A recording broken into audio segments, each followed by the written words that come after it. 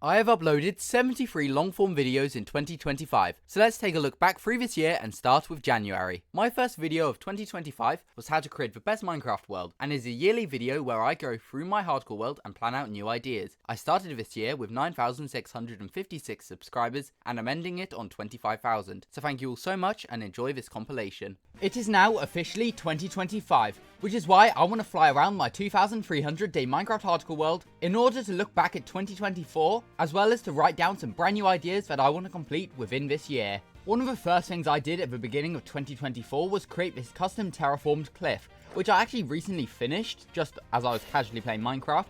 I've added in things like grass, mossy cobblestone, andesite tuff, and even some newer blocks, such as pale moss, as it adds a really nice variant towards the otherwise just sort of plain stone textures. I also created this whole area, but we'll look at that later on. Because something else I think I did at the beginning of 2024, this was sort of an end of 2023 project, moving on to the new year, but I planted 2,000 beetroot. I actually do want to come back here at some point and sort of finish off this area, so we can actually write that down in the 2025 projects book. So we can do finish/improve beetroot village. I also began the year by reaching 5,000 subscribers and 1,500 days within this hardcore world, now being on 2,349.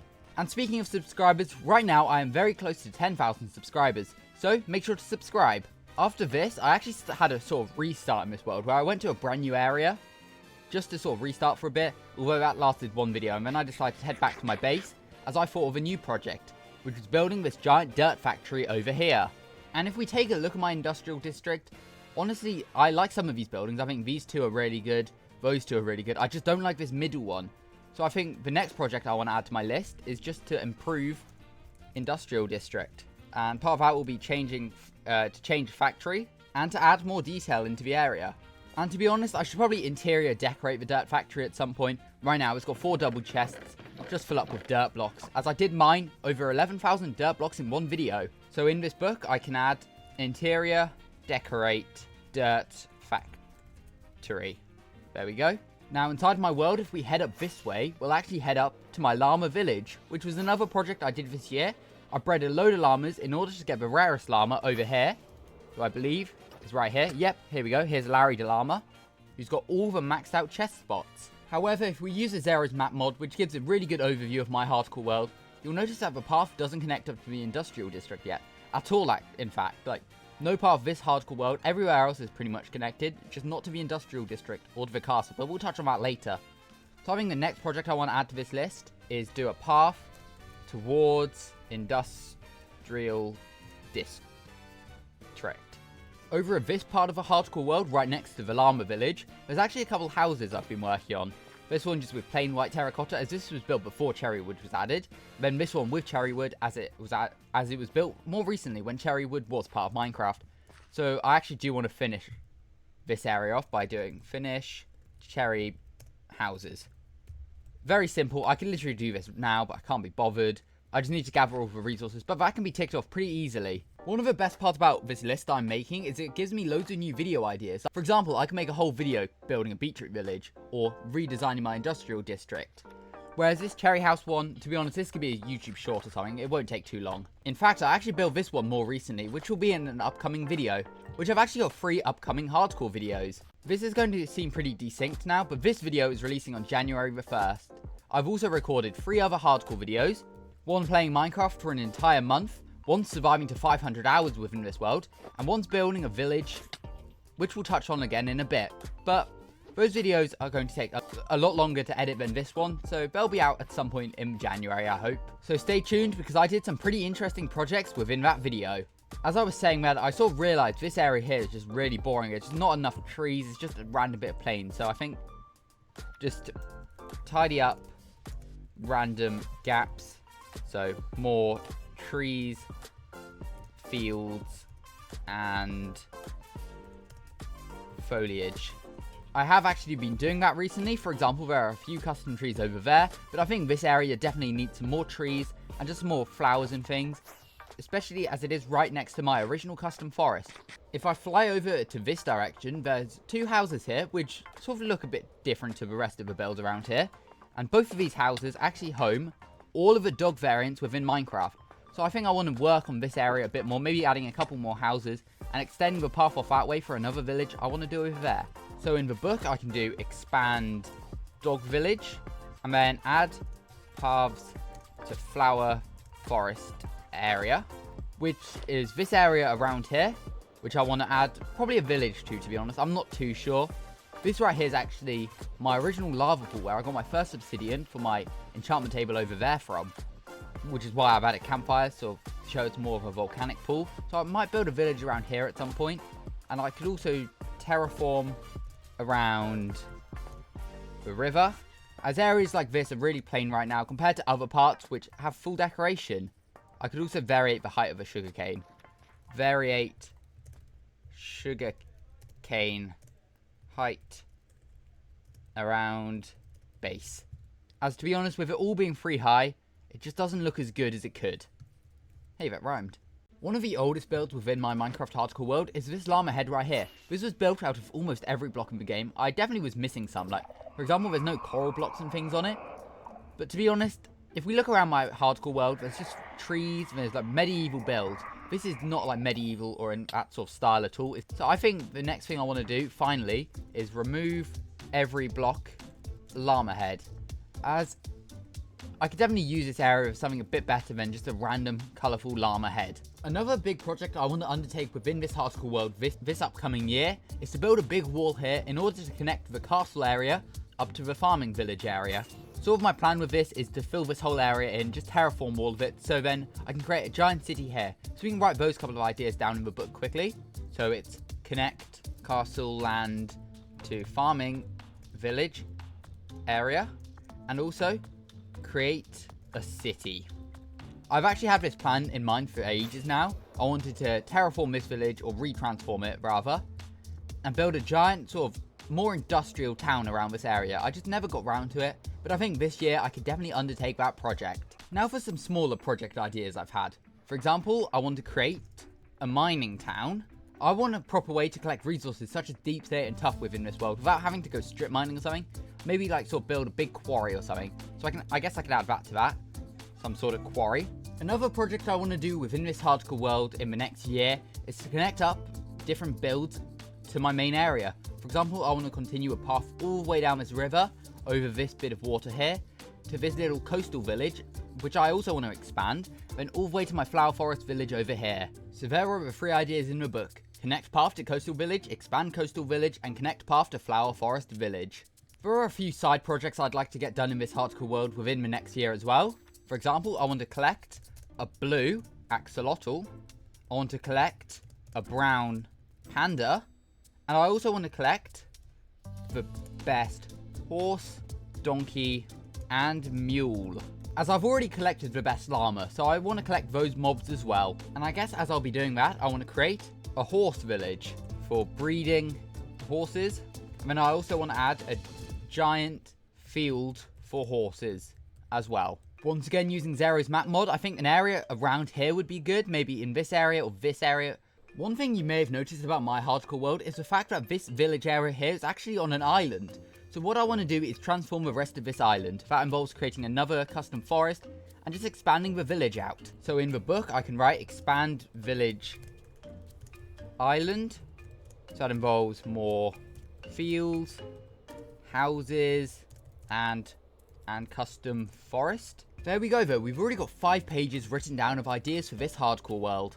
But I'm definitely not done yet. As in my Minecraft hardcore world, I've collected a lot of random items. For example, this is my original set of iron armor.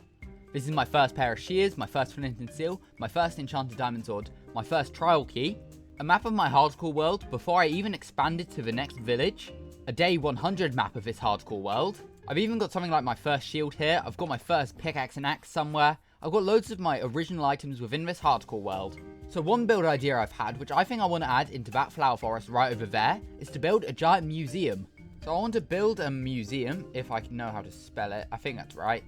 Build a museum for old items. That way I don't actually have to leave them around my house, and it can free up a little bit of space in here, although I don't use this house too often anymore. and it gives them one central place to be collected in. Throughout my hardcore world, you may also notice that I've got loads of these mini blocks. This was actually part of a data pack from Vanilla Tweaks that I used to have on this world. I actually recently got rid of it though because I updated to a newer version, which didn't allow support for these mini blocks anymore. However, I think I want to re-add that. I believe with Vanilla Tweaks now, you can just use a stone cutter, which is a lot easier. And it's a video similar to what I've seen Ors do before, but I want to collect every mini block. That way, I have a collection of every mini block inside of Minecraft just to add extra detail into my world. For example, these ones here, I'm a massive fan of. I like just the random melons and like pumpkins and even honeycomb near this old beehive, which I doubt has any bees left inside anymore. As, yeah, seems like this island's almost completely empty with mobs. I got my cat in there. I believe my chicken friend Pablo's somewhere around here, but other than that, like this whole survival island area is just, yeah, there's Pablo. This whole hardcore sort of starter island sort of empty now. Another simpler project I want to get done this year is just to create some villager crop farms. That way I can have an automatic source of loads of like, crops such as potatoes and carrots. So it's much easier to add more fields into this hardcore world. As if we use this map, it's quite obvious to tell I love adding fields. Another project I've actually meant to do for almost 3 years now is to terraform around my castle area. So I can add that to a book as well. As to be honest, it's sitting on a grass block hill just doesn't look very good in my opinion. Especially because there's a massive gap here, which I do occasionally use for different farms. I've got like a glow lichen farm here, a crop nano farm here, my snow golem there. Do you even have a name? I don't think he does. He's just a random snow golem, which I used to get a bit of snow once. But I did have the idea for this castle to just add a big wall sort of around it. I don't know, maybe something like that would work. If we now head away from my castle, on my giant snowy mountains behind the world, there's actually a sniffer. This is my original sniffer, Lord Sniffington the First. He's all the way over here now. He used to live in the castle, so he's travelled a long way. So I think it would only make sense to move Lord Sniffington the First to the museum. Once I build it, that is. That way he's not freezing cold at the top of this mountain. I mean, it's not actually at the top yet. He's got quite far to go, but he may get there eventually. Just looking at this goat in a boat, which I'm pretty sure I got the advancement for. I just want to create like a goat area. Like some sort of goat village. I think something like that would be cool. Maybe in the snowy mountains. I don't know yet. I think something like that would be quite cool though. But as I am writing down a load of different ideas for this hardcore world, if you have any ideas of your own that you think would be a good fit within my Minecraft hardcore world, let me know down in the comments and I'll definitely pick some to do. Something else I've just actually noticed is this is my original spawn village and it's always kept the same. Like it's just missing bits of wool, like all the crops are trampled. In fact, there are no villagers left or anything now. So what I want to do is redesign spawn village. As just taking a look at it, it could definitely do with some work. And to be honest, it's going to be quite an interesting project to tackle as I'm not sure I've ever built sort of on a mountain face before. Something else I'd like to get done is building something around the iron farm. As I've had this iron golem farm for years now and it just doesn't look very nice to look at. Like I'd much rather sort of a custom mountain around it or something. I don't know. Also, if we look into this hole here, this is actually my original chest with all my starter things. Such as my wooden axe and pickaxe, my stone axe, some original just saplings I picked up, even some leather trousers for some reason. Honestly, some things in my Minecraft hardcore world just have to change. These auto smelters have been here for such a long time. I was always saving them up because I know they have a lot of XP inside them. But to be honest, they're just sat here and they're just going to look ugly. And the longer I leave them, the less likely I am to remove them in the future. So what I want to do is just mine away, starting with the hoppers and the chests. Because I've got an auto smelter anyway. Down there in my industrial district, there's a much bigger one. I use it much more often. So we can just get rid of all of this. It does have a fair amount of items still left in it, to be honest. Lots of mutton and brick for some reason. But also, we're going to gain a lot of XP from this. So I'm quite interested to see how many levels I gain. I'm on 150 right now, so we may not gain too many. So I guess we'll start with this one. Yeah, that's a decent amount of XP. Just mine the rest of them. Oh, wow. Yeah, that's a lot of XP we're getting. Okay. Also, luckily I carry around a couple of shulker boxes on me. So I can just break these chests. And chuck loads of items back in them. Is that all of the XP? So we gained 1 level. Oh, no. We're gaining more. Oh, we literally gained 1 level. That's kind of a shame. Because I've been waiting for the day to break this for such a long time. And to gain 1 level is a bit disappointing. To be fair, I'm on 151 levels now. I can't really complain. And for now, I can just dump all of these items in this random chest here. Maybe that could be another project I add to the list, which is obviously to sort out storage system. One other thing I need to do is to sleep, so that I wake up on day 2351. Also, as this is the first video of the year, I want to make some predictions. I want to know how many days I'll be on by the end of the year. So if I went from 1,500 days to 2,300 days within a year, I reckon in this next year, I could be on 3,500 days. I have faith in myself that I'll be playing this world a lot. So I guess I can write that down in the list.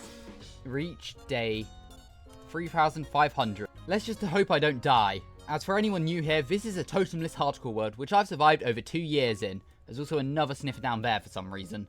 As I mentioned earlier on in the video, I've got 3 videos already planned and sort of recorded. This is the third one of them. This is a giant fishing village that I built over December as I took on the challenge of catching 5 fish for every brand new subscriber. And I gained like almost 1,000 subscribers in a month, so I've got a lot of fishing to do. So I guess I can add that to the list. Go fishing a lot. And to be honest, throughout January, if I have time, I might do some live streams of just fishing from this area, because I'm going to have to catch over 5,000 fish. And it's going to get a bit boring. But to be honest, I think that's all of the project. Why is my hardcore world now lagging? That's really bad. Okay. Okay, all the terrain has loaded in. I'll just stand on the ground. But so far, they're all the project ideas that I can come up with. If you have any more, let me know in the comments, and make sure to subscribe, as I reckon 2025 will be the best year on my channel so far.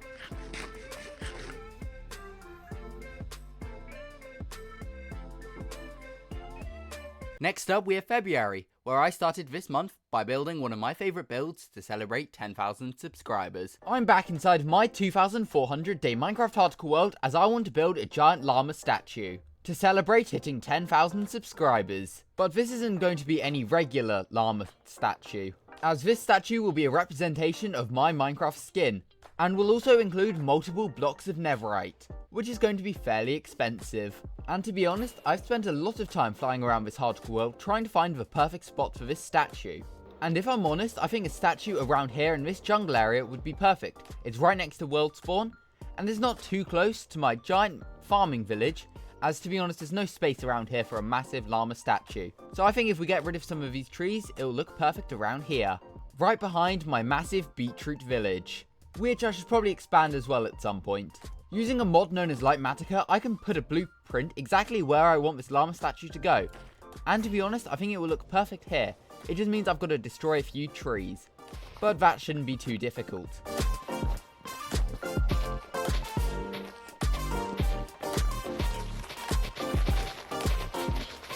Now that all of those trees have been destroyed and my inventory is now full of random junk that I don't really need, I need to grab some grass blocks in order to terraform this area for the platform of a statue to go on. And to be honest, it's been such a long time since I've been to this beetroot village that I've completely forgotten I've actually got an automatic composting system, which is going to be very useful for getting rid of lots of these items that I won't actually need.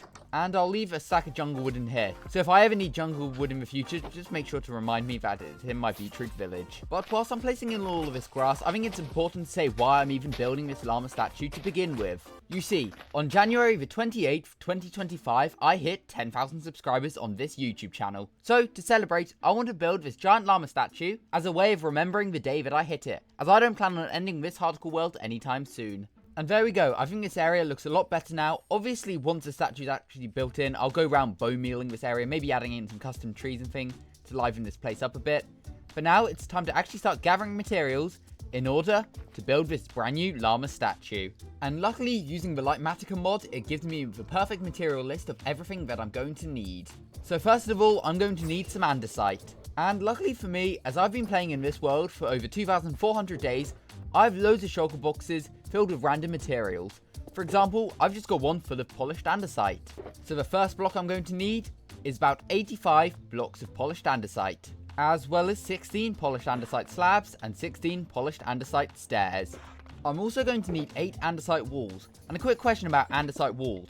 Why don't we have polished andesite walls? We've got polished deep slate walls, we've got polished tough walls.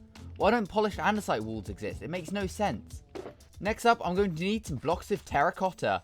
And do I have some in my auto smelter? Yes, I do. That's 2 extra stacks. Perfect. So there we go. That's a stack of light grey terracotta. 38 light blue terracotta, 28 blue terracotta, 11 brown terracotta, and 5 lime terracotta. I'm also going to need 56 blocks of smooth sandstone. Luckily, I can just use my auto smelter for that. In fact, I'm going to need 57 as I'll need some smooth sandstone slabs as well. And I'm going to need 20 blocks of regular sandstone as well. Next, I'm going to need a total of 23 mangrove wood blocks, not the logs. And I'm going to check my storage room quickly. But to be honest, I doubt I have much mangrove as it's such a pain to obtain. Hey, that rhymed. No, it looks like I have no mangrove logs anywhere other than those two. I'm going to need to chop down some mangrove trees. I hate chopping down mangrove trees. Luckily, though, I do have some propagules, and if I go down here, under my industrial district, I have a moss farm which should have a load of bone meal. Perfect. So I can now grow some mangrove trees. There we go, that's over a stack of mangrove wood collected, but I'm only going to need 23 bits of wood, and that's only 18 because the way you craft it is really annoying. And you know what, now that I'm back in my auto smelter, has all of the sandstone smelted? It looks like it has, perfect. Where's the nearest stone cutter? It should be right here, right? Yeah.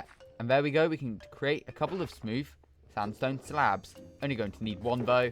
And there we go. There, the next few materials collected. Next up, I'm going to need some jungle wood. And luckily, I chopped some down earlier. Whilst I'm gathering a bit more wood, I might as well head over to my jungle fishing village and grab out some spruce logs and some dark oak logs that I had left over from building this whole village. There's the spruce wood now gathered up.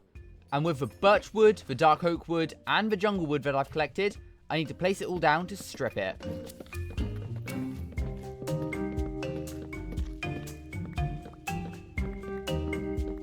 The next material is very simple. It's 21 jungle planks. And now I need 18 blocks of tuff, which, yeah, I have. I'm actually running quite low on tuff, which is quite annoying.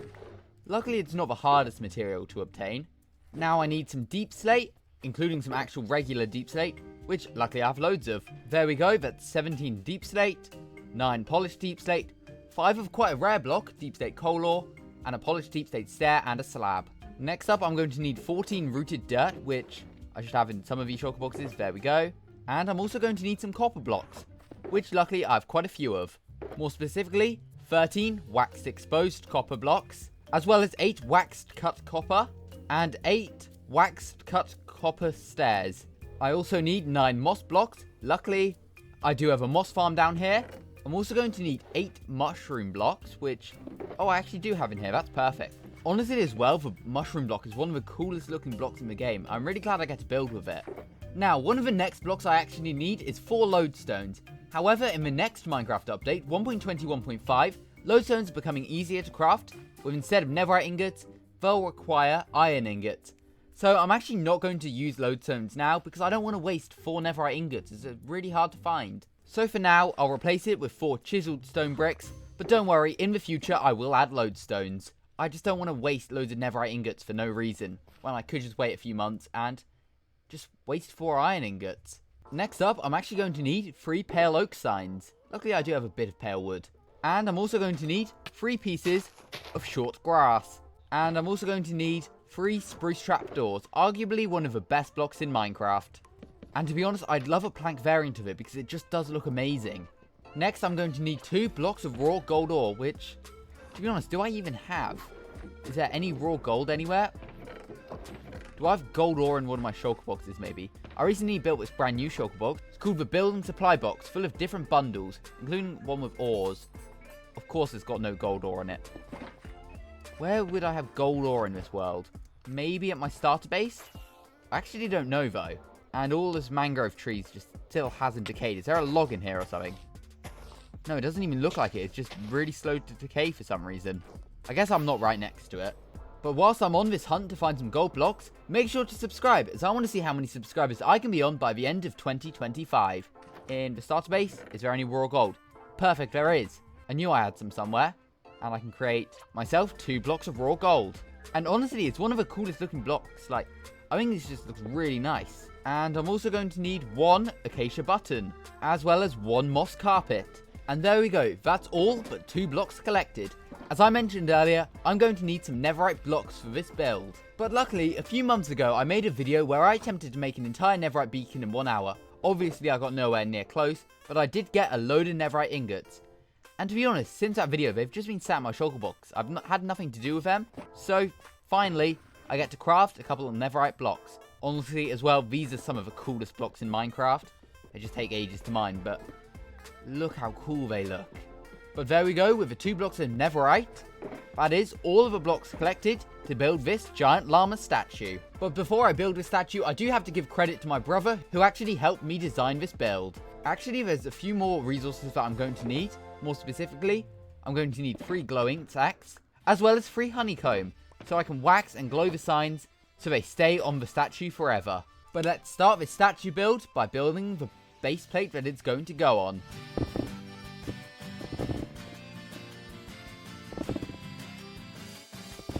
And there we go, that's the base built in. And obviously, as I mentioned, lodestones will eventually go here, but for now they can be replaced with these chiseled stone bricks. But now that this stand has been built, it's time to actually build this giant llama statue.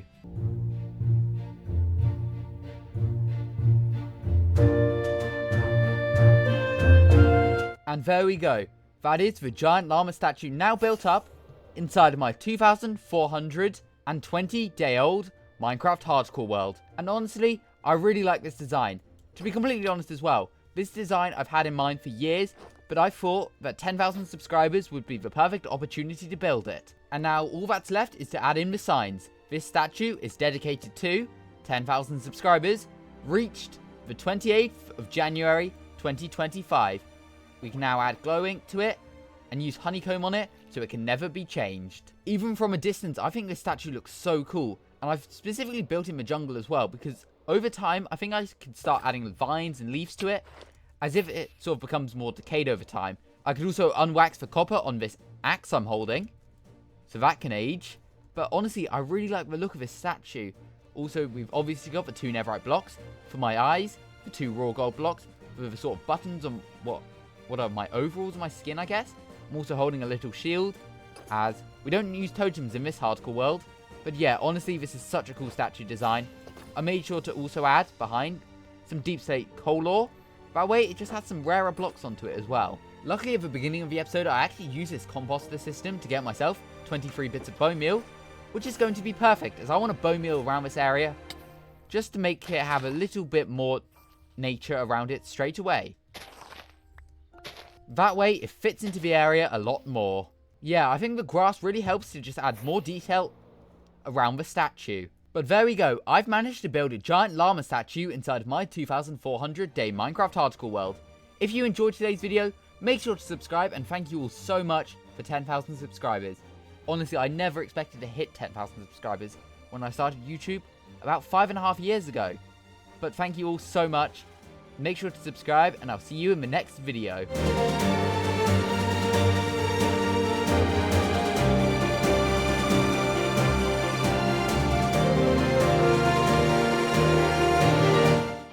We now have March, which was the month that Minecraft's best update, Spring to Life, released. So let's explore it now. Minecraft's Spring to Life update is out right now, so it's time to head into my 2-year-old Minecraft hardcore world in order to collect every new block and item. And I'll be honest, this is the first time I'm actually logging into my hardcore world with the new update, and I did prepare a bit. For example, I got some cactuses placed out in order to hopefully grow some cactus flowers, and I also added some leaves into the furnaces, which should now be smelting for our first brand new item, the leaf litter, which we have right here.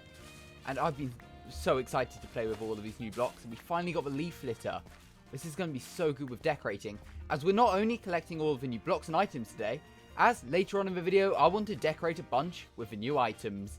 Whilst now I do have access to all of this leaf litter, as I am smelting loads of stacks of leaves, I will go out and explore my hardcore world later on to find some more of these in the wild as well. But I'm very glad we've managed to get leaf litter. Can't wait to decorate with them. And that can be the first item we add to my brand new shulker box, the Spring to Life box. But there's a few more things we need to do before I can go off exploring. First of all, I filled this shulker box up with loads of different things.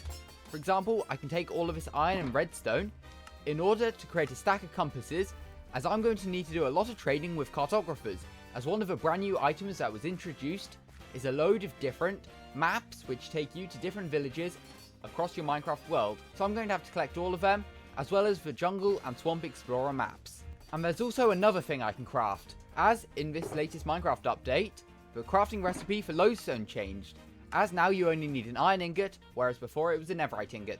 So finally I can craft a stack of lodestones. This is so cool, like just not having to waste netherite. And I've just got an infinite amount of lodestones now, which is so good, as honestly they just look amazing as decoration. I can't wait to start decorating with them more, especially because I really don't want to waste netherite, and now I no longer have to.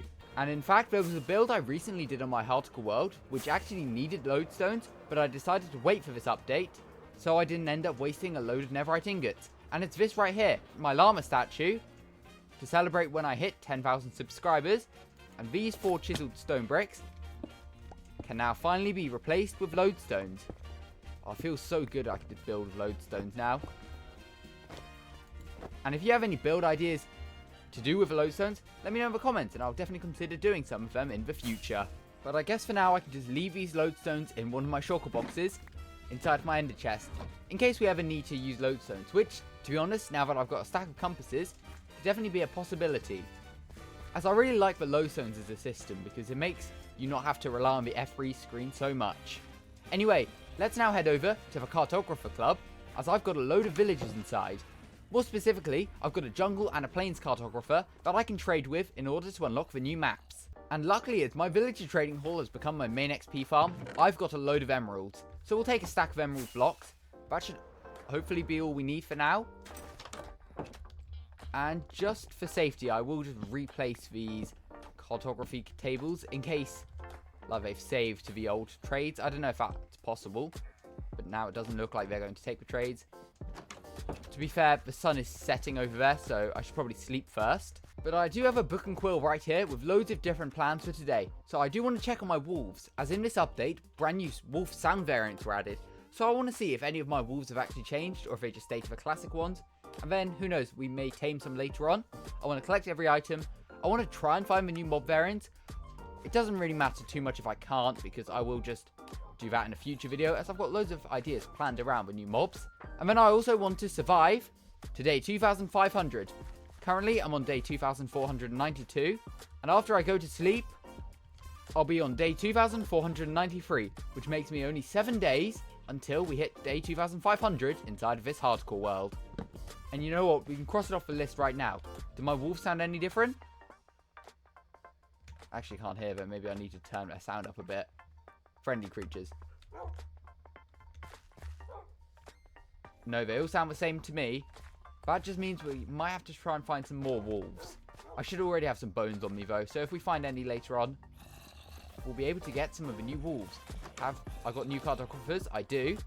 Let's create some emeralds, and I guess I'll just start buying maps of the plains villager, and we'll do the same with the cartographer from the jungle. And they've updated. Do they finally have? They do. So these are some of the new items we can get. A tiger village map and a savannah village map from the plains villager. Now, I'm quite curious, where do these lead? Wow, these are miles away. What about the savannah one? Wow, I've got a long way to travel, which, to be fair, we probably could do in order to get to these biomes, as they will have the new mob variants. Maybe we do that. And then, which ones does the jungle villager sell? Desert, not too bad, and a savannah again. I don't really need another savannah, but yeah, it looks like that desert one's far away. It's really hard to see as well, but that desert village icon looks really nice. In fact, I'll add all of these explorer maps to my map shulker box, as we may use them later on to locate some of the new biomes, as I will need to trade with a load more villagers. I'll be completely honest, I don't know if this cactus will even grow the cactus flowers, but for now I want to fly over to the swamp biome, as I did reset a few chunks in between videos, so hopefully we get some of the new items that have been added, such as the firefly bush, which I know spawns in the swamp biome. Did I remove this birch forest? I can't remember. I feel like I might have... Oh, I did! Perfect! We get another new block straight away, the wildflower, which is why I'm really glad I did delete some chunks, as it makes all of these new items spawn much closer to my base, as my base is just over that hill. There we go, though. We've managed to get the brand new wildflowers. Oh, these are so cool. I can't wait to decorate with these, which once again we'll do later. Oh, that's another cool feature, the falling leaves from trees. Oh yeah, you can see where I cut it off, the chunk border. That's a bit annoying. Oh well. At least we can gather loads of wildflowers. Perfect. And we'll be able to bone meal them, and who knows, maybe I'll build a farm for them later. And it looks like we've got another brand new item right here for bush, one of my other favourite parts of this update. And it looks like we can still touch it, which is perfect. So we might as well collect a few bushes, as we just need bone meal them, which we can do later on. Let's just grab a few more wildflowers. Luckily, loads of them spawn.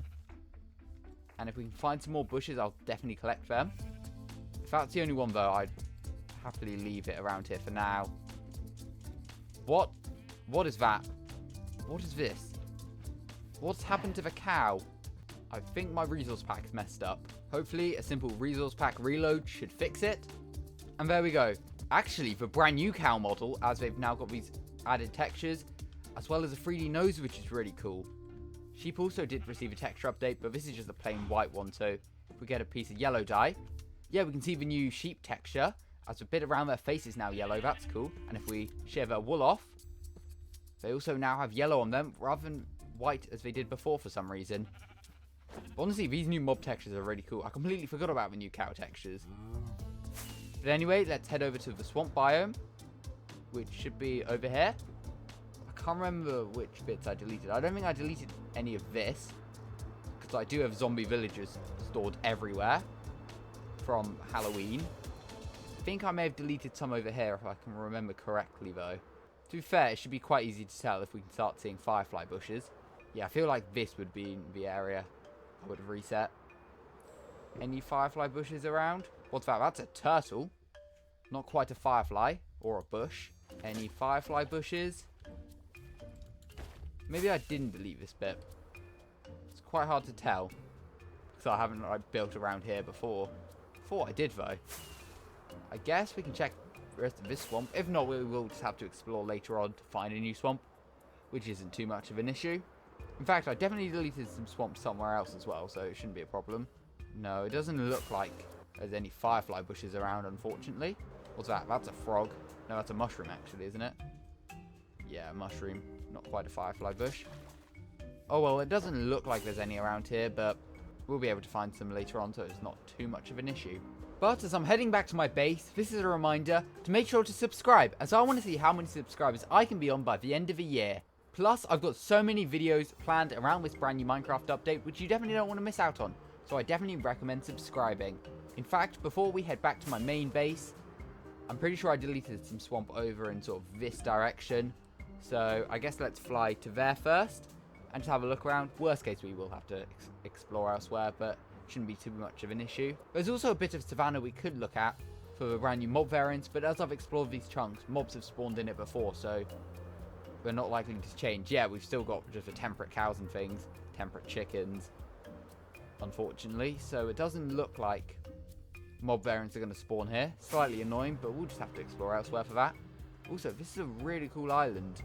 Wonder what that sign means on it. I guess you'll have to subscribe so you can watch one of my next videos. Will there be any in this savannah biome? I highly doubt it. Nope, just plain cows and plain pigs everywhere. That's quite obvious though, as I obviously explored this whole place before. Now, have I explored this swamp, or did I delete the chunks rather? Yeah, it looks like it's brand new generation here. Is that a pink sheep? Did I dye this sheep, or is it naturally spawning? I can't tell, but it'd be pretty cool if we did find a wild pink sheep. Here, you stay around here, buddy. Maybe I'll use you one day. Now, did I delete chunks around here? Yes, I did. Oh, in fact, you can definitely tell I've deleted some chunks. Wow, that's a harsh border.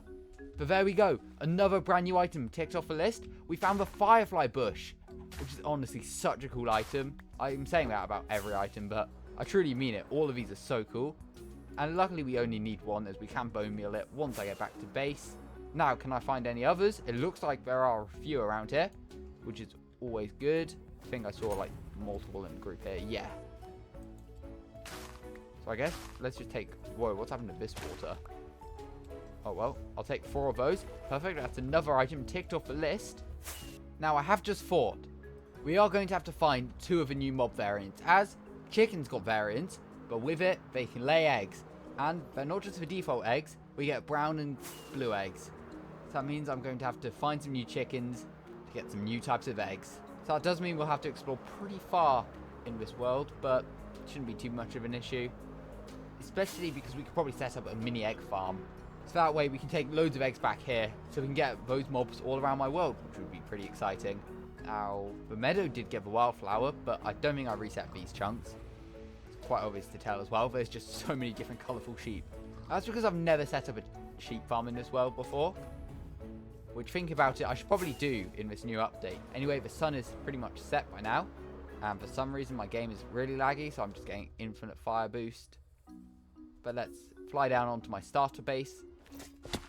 And I guess we can go to sleep to wake up on day 2494. Now, before I begin exploring more of my hardcore world, I do just want to play around with some of these new items. Mainly the bush and the firefly bush, as we are able to bone meal them. Perfect. So now we can get an infinite amount, which is going to be so useful, as these are going to be so important for decorating across my hardcore world. And we can do the same with the firefly bush. And obviously, later on in the video, we will go throughout my world and just add these in, as they're going to help so much with just adding detail. Both of these look so good. But there we go, that's already a total of 7 brand new items collected in this hardcore world. And in fact, I can head back over to my smelting system, as loads more leaf litters should be done smelting, which is good. So I can take them and add them to the shulker box, just so I have like around a stack. I'm not really going to use them straight away, but yeah, these are going to look really good around here even. Like, not even necessarily as bits of leaves, just like piles of rubbish, like to be placed around there. Yeah, that's going to look good. Wow. Yeah, I've been waiting for these items for such a long time. I just can't wait to start decorating with them. I guess. Let's... Yeah, that looks good. Okay, I'm going to stop getting distracted now with decorating, as we'll do that later on. As now, it's time to fly under all of this terrain in my hardcore world. Oh, wow! I did not realise my cactus farm would grow some of these. Oh, it got deleted. Oh, so annoying. Can I get this one before it gets deleted, though? There we go! A cactus flower. Another amazing new item. This is going to look so good with decorating. Unfortunately, though, we can't bone meal this to get more, which is very annoying. So we are going to have to just wait for cactus to grow, or to make a farm for it eventually. And you know what? As this is a really cool new item, I'm just going to name this first cactus flower. And we're going to have to be very careful not to place it down, as that can go in an item frame or like some sort of museum build eventually. I'm very happy I managed to get the cactus flower. And I guess we'll have to collect some more at some point. But to be fair, what I was trying to say before I got distracted by those brand new cactus flowers is I want to head through to the nether in order to go to the desert, as I also reset some chunks there. However, I cannot see a thing in the nether. For some reason, there's just fog everywhere. I need to turn that off in the mod quickly, as I use a mod called Simple Fog Control, which completely gets rid of a fog in the nether, if you know how to work it out. I'm pretty sure if I do something like that, it should completely get rid of a fog. Yeah, perfect. It looks like it. Now, the next question. Where is my desert? That portal? I actually don't know. Maybe it's this one, because it's actually not leading straight to the desert. It leads to a Badlands biome first. Also, I don't think my gold farm works anymore for XP. I'm pretty sure that was fixed in the update, but we'll take a look at that later on. I'm pretty sure this is the Badlands, though, which is where I wanted to be. No, this is my stronghold. So, by my complete lack of calculations, this should be the Badlands. Hopefully. I really need to sort out my nether, because I don't know my way around. To be fair, we've got lodestones now. Maybe we could use those at some point. There we go. There's the Badlands. Although I didn't reset chunks in here, I don't think. But I want to head off in sort of this direction to where the desert biome is located, as we should find some brand new items. Let's try and find my desert biome, as there are a few brand new items that we need to collect from it, including the cactus flower, which obviously we've already found. Now just a case of finding the bits of desert I reset. I feel like it's around here, though. This would make sense, and it'll be very obvious to tell once we found reset terrain, which we have. There's a cactus flower, and there's also another brand new... Wow, there's a camel. That's another brand new feature of this update. Camels can now spawn in the desert biome. Did not expect to see that around here. That's really cool. There we go, though. Oh, there's multiple. There's another camel up there. That's really cool. There we go, though. We can collect a few cactus flowers, which I'll definitely not say no to. And we found our next new item. The short dry grass and the tall dry grass. And I definitely will take a lot of this, as I don't think you can bone meal it. If I'm not mistaken, the wandering trader can trade it, I think. But You can't bone meal the sand for it, unfortunately, so I'm just going to collect most of it here because, once again, this will be a great decoration. Hello, Mr. Camel. Completely forgot camels would spawn. They already come tamed, which I always feel a bit weird. It's quite nice that camels now spawn in the desert, though. And it looks like, right down there, found some more cactus flowers, which is perfect. Did I pick it up? I think I did. Oh, that's so annoying. They just get deleted half the time. To be fair, I should probably just break the cactus to pick it up. That's probably better. At least we can collect a load of cactus flowers, as I do have a build in mind for these later on. There we go. And I'm happy with that amount of dried grass. In fact, we can just chuck it in the shulker box for now. Are we any closer to that desert village? Doesn't look like it. What about the savannah one? Nope, doesn't really look like it. And I'm not even heading north anyway. Now, it's probably worth exploring this biome a bit. Oh, another new thing. Not like an item or a block or anything. It's a fallen tree, though. That's cool. Don't really know what to do with it, though. In fact, I do have one idea. First fallen tree discovered on 26th of March 2025. Now, let's hope I don't ever delete the terrain around here, as that would be a bit awkward. But that's our first ever fallen tree. That's pretty cool. And if I'm not mistaken, we found our first brand new mob variant, the warm pig. What are these cows doing? And oh, there's firefly bushes. I'm getting too distracted. We just found our first mob variant though, the warm pig. I'm not going to bring them back to my base today. Who knows, maybe I'll do it eventually. That's really cool. We found the new warm pig. Hello, buddy. Definitely take some screenshots of it if I can. Probably one with the coordinates, that would help. And these are actually the savannah sheep. Why is there beef? As in the savannas and warmer biomes now in Minecraft, brown sheep will be the most common one, which is pretty cool. But let's collect some of these. What biome is this? Is this just a massive river that's... Is this all just river biome? I think it might be, you know. Yeah, it looks like it. That's weird. I don't know if that existed before I deleted the chunks.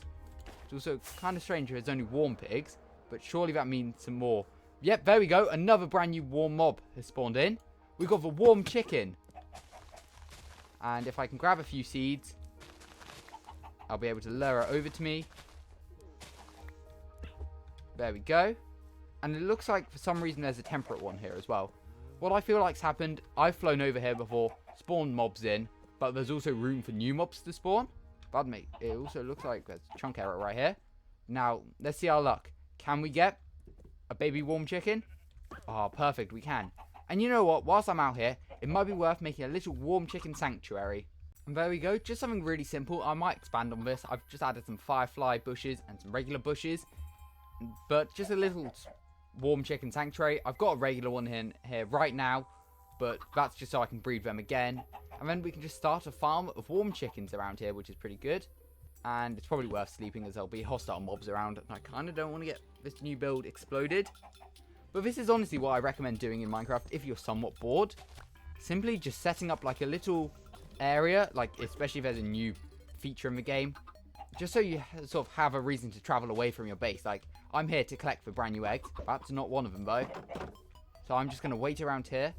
And hopefully they'll lay some eggs, as that's one of the new items we'll need.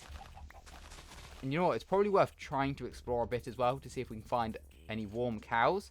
And yeah, you can definitely tell where chunks have been deleted, as this is just like a straight cut off now, which is a bit unfortunate. But that is just one of the things you'll have to expect to see, especially if you have a long-term Minecraft world. Now, can I see any of the brand new warm cows? Let's hope so. Is there the only warm mob we've got left to see? We don't really need to collect them today or anything. It was mainly the chicken I was concerned about. But it'd be nice to find one. No, they're all just regular ones, unfortunately. They're also just regular ones. It's very annoying. Surely there'll be some warm cows spawning somewhere over here, right? Another fallen tree. And we've got a load of warm chickens. That's cool, although not really after them anymore. I've managed to get a collection. I'll breed them though, why not? Just give them another little baby. Managed to find some more warm pigs. That's quite cool, but not what I'm after right now. It's a really cool area though. Not that I really plan on building. Loads of fallen trees it looks like. And there we go. We found the final warm mob we needed to find. The warm cow. It looks like he's alone, but Wow, he looks cool. I really like his horns. Hey, buddy. I'm not really going to do anything with you right now. Who knows, maybe I will take you back to my base eventually. I'll take a screenshot just in case. But, yeah, you look really cool. The more I see this mob, the more I realise it's definitely one of my favourite new designs. Really like those horns. And as I return to my chicken area, it looks like we've got one of our next brand new items. A brown egg, which has a chance of spawning these brown baby chickens, but I'm not going to do that for now. Looks like they can't breed as well for now, which is annoying, but I'm going to keep that, as that is another item ticked off our list. Just got to find the blue one now, and a few more types of maps. It looks like there's a savannah village right here, which is perfect, as it means that I can get some new cartographers in order to trade with them and see what new maps they offer. To be honest, I haven't learned all of the new maps from the different cartographers yet, but we'll probably trade some new ones, which will be useful. And hey, I might as well, literally, and hey, I might as well gather some hay bales. As they're always good for decorating or just carrying a load of wheat in your Minecraft world. And it does look like this village is packed full of hay bales, which I definitely cannot complain about. And it looks like, no, never mind, that's a leather worker. But we found something really cool, a bundle in a chest, as bundles can actually now spawn as loot in the villages, which is really cool. So I'll definitely keep that on me. Bundles, once again, going to be a very useful item. Now let's see if we can find a cartographer around here. If not, I've got a load of cartography tables in my ender chest, so it shouldn't be too much of an issue. Is there another bundle in here? There's not, but there's a saddle which I'll take, as we did see a mob earlier on, which might be worth collecting. And it does look like there's a few more hay bales here. In fact, there's another village chest, so it'd be rude not to. What did we get? Ah, just a couple of emeralds. I'll take the seeds in case it's happening as well, though. And you know what? I'll have a bit of bread. And then a pork chop. Anyway, it looks like we've got a farmer who turns into another farmer straight away.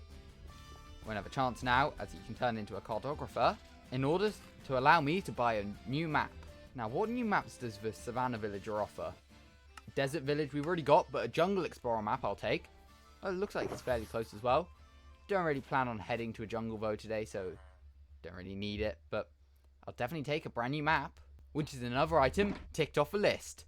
Now I'll carry on with what I was actually doing, which was literally just trying to find some brown sheep, as I have another build idea. But now we've got that saddle, it's probably worth just collecting a camel. That's just a cool mob to have around our sort of research area. Honestly, I'm not really going to use that area much, but waiting around to get some more brown eggs might be useful just to have as a location. And I'll definitely take some more dried grass. Hello, Mr. Camel. How fast are you going to be? To be fair, he's not very slow, so it's not too bad. Do they get damage on cactus? Oh, they do. I didn't mind that they didn't. So now I feel a bit bad. Oh well. Another cactus flower. It'd be very cool if you could feed a camel cactus flowers as well. Doesn't look like that's the case. Oh, we do have a warm cow right here. Now, where's my sort of research area? Is what I'm calling it.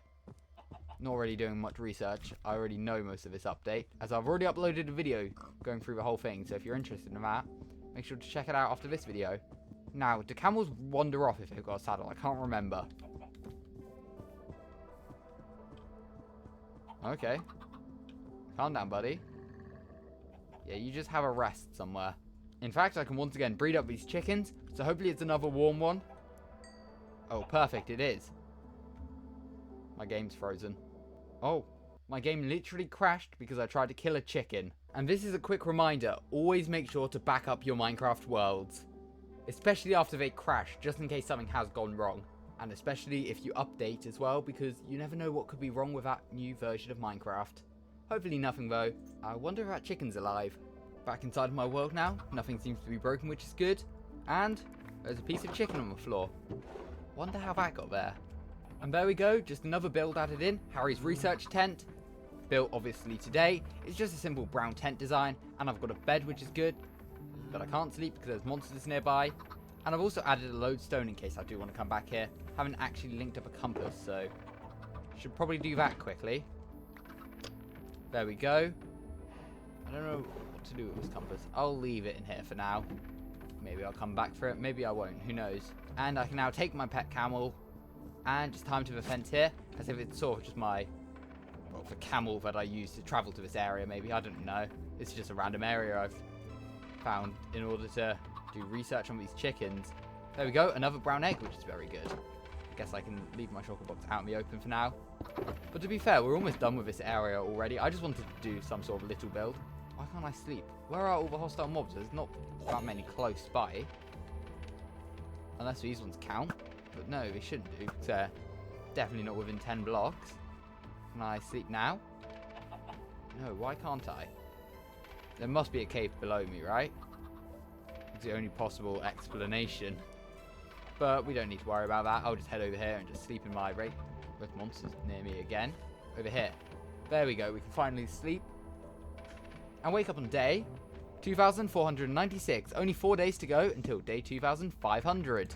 But to be honest, with now the warm chickens collected, I've got a couple of eggs, which is good. And most of the items that I need from sort of the desert and savannah area is done. Although I may need a desert villager, but we can come back for that later. I think it's time to head home. But to do that, I simply want to just make a nether portal. Although it won't link me back to the nether roof. But I can take the coordinates, so I know exactly where to go through to the nether next time I want to come here. And we can just simply do that by building a simple speedrunning portal like this. We'll clean up the mess as well. And now I need to find my flint and steel. Luckily, I should have one in my toolbox. Inside my ender chest. There we go. Take those coordinates. And I'll probably link it in between videos. I've managed to grab the coordinates, so it shouldn't be too much of an issue. But I guess I need to sort of head back over that direction now. Once again, need to get the ender chest out so I can get some more fireworks for that. But I guess I'll head back to my main base. And then we need to head off to colder climates so we can get the blue egg. As well as finding a tiger and a snowy villager. And I might need a desert one. Hopefully we don't. What maps are we missing? That's probably the next thing to look at. So we've got savannah, tiger, desert, and jungle. We need plains, snowy, and swamp. I think that's all the ones we need. But as I'm heading back, I might as well grab any cactus flowers that I see, as I do have a build in mind that I want to do with them. I think I've mentioned that already though. But I'm going to need a lot, and to be fair, all the ones I've got so far will definitely not be enough. Is this a chunk border here? It looks so weird. I feel like it is. It feels like it's so cut off, but maybe that's just how the biomes generate. That all looks like chunks. That's the only issue with deleting chunks in your world. Sometimes it does not look amazing, but oh well. To be fair, it doesn't look too bad. Oh, a minecart chest. Now, what are the chances we get a god apple? I don't know. Let's check. Iron. I'll take a name tag. Do I really want... I don't really want any of that. I'll make it look like I've looted it before. Now, can we see any other minecarts on the surface? No. Oh, wait. There's another one right here. Wait. What? Why are there two? How did I duplicate this minecart? What did I do? I'm so confused. Hey, we've got a desert village here. To be fair, it's probably worth just trading with a cartographer now that I'm here. Luckily, I've got some emeralds. And I can take out... I'll take 2 compasses just in case. I really don't need lots of this stuff, to be honest. I don't really need 14 torches. Hey, Mr. Cartographer. I almost don't trust his trades, because he feels like he's being pre-generated, so they may have different trades.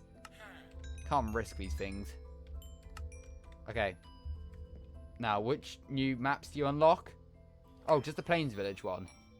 Perfect, though. That's a new map, which is our next item now collected. Interesting. So, we do need to find a snowy and a tiger still. But then we're pretty much done. Have I looted this one before? Whoa. That's a completely new loot. But I haven't reset these chunks, and I've definitely been here. There's some sort of minecart chest bug. But, like, generates more loot. Like, I've definitely looted ones around here. I must have done, right? I don't know now. I'll make sure it's all stacked. Leave this cursed Badlands before something bad does happen. And you know what? Whilst I'm in the nether, my elytra is getting fairly low. So I'm quite interested to see if my gold farm still works. Because apparently in the newest release, 1.21.5, zombified piglins no longer drop player-specific loot if they're not killed by the player. So I'm quite interested to see if they will drop XP in this new update. That's just XP that's already existed. Do they not drop XP anymore? Oh, they don't. Oh my god, so this farm's finally... Oh, wait, no. Are they? They don't. That must have been leftover XP. Wow, it looks like zombified piglins in a gold farm no longer drop XP. So that means they won't drop like swords or golden ingots as well, but... Wow. Yeah, I can't believe that. This farm's finally been patched. It makes sense, it's very overpowered and it does sort of exploit a bug. Also, I had another idea about the wolves. That obviously all the wolves have remained the classic ones, but I want to see what happens if I breed one. And luckily, I do have some wolves in my industrial district that we can take a look at. Here are my wolves. And also, if you have any name suggestions for these wolves, leave them in the comments down below. I guess we'll just breed these two. Now, will it create a dog with a new sound or not? Oh, it does. I'll take him over here quickly. Hey, puppy. You make a new noise? I actually can't tell because he's not being loud at the minute. You know what? We will dye him quickly. And actually, we've got some wildflowers which we can create into a bit of yellow dye. But I don't know which one he is. Also, gone to sleep. Day 2497 now. One thing I did write down in this book is the exact coordinates to a tiger village. So I wanted to take these coordinates quickly and head over to that village in order to trade with a cartographer. I'll make sure to bring this box with me, but first, head into my ender chest. That's a wrong shulker box. Grab out this one, and I'll grab out a few cartography tables in order to just make cartographers straight away. And who knows, if we can get lucky in the tiger biome, we may be able to find a chicken, which will lay us a blue egg, which should be one of the final items we need, as we only need a snowy tiger and a swamp map now. Maybe we can get them from tiger villages, I don't really know. Also, it's very apparent where I've deleted the chunks because of all the wildflowers. We finally got the birch forest update in this game with all of these cool flowers, which I'm definitely happy with. I don't think I deleted any chunks in the dark oak forest, otherwise there'd be leaf litter. Anyway, I think I'm heading the right way up. So I guess let's head over to the tiger village. There we go, that's a tiger village below us here. I haven't actually managed to see any of the new mobs yet, so I don't know if they've even spawned in around here. To be fair, I've definitely explored around here before, so I wouldn't be surprised if we can't find the new chicken. But what we can do is set up a area for a new cartographer. Are you going to take the job? No, you don't look like you are. Oh, of course you are, the villager furthest away. There you go. Don't really care about all the empty maps. I could get them so easily if I really wanted them. Now you're going to unlock. There you go. A snowy village. That's the next map we needed, which is perfect. So I guess it's probably now worth trying to find a snowy biome, which we could use this map for, to be fair, but I know exactly where one is. In order to try and find the swamp map, I assume you can get the swamp map from the snowy villages, although I'm not 100% sure. There's a cat stuck in that trapdoor. Pretty interesting. Now, just a... Ooh. A ruined portal. I must have looted it. Yep. If we're lucky, we may be able to spot one of the new chickens.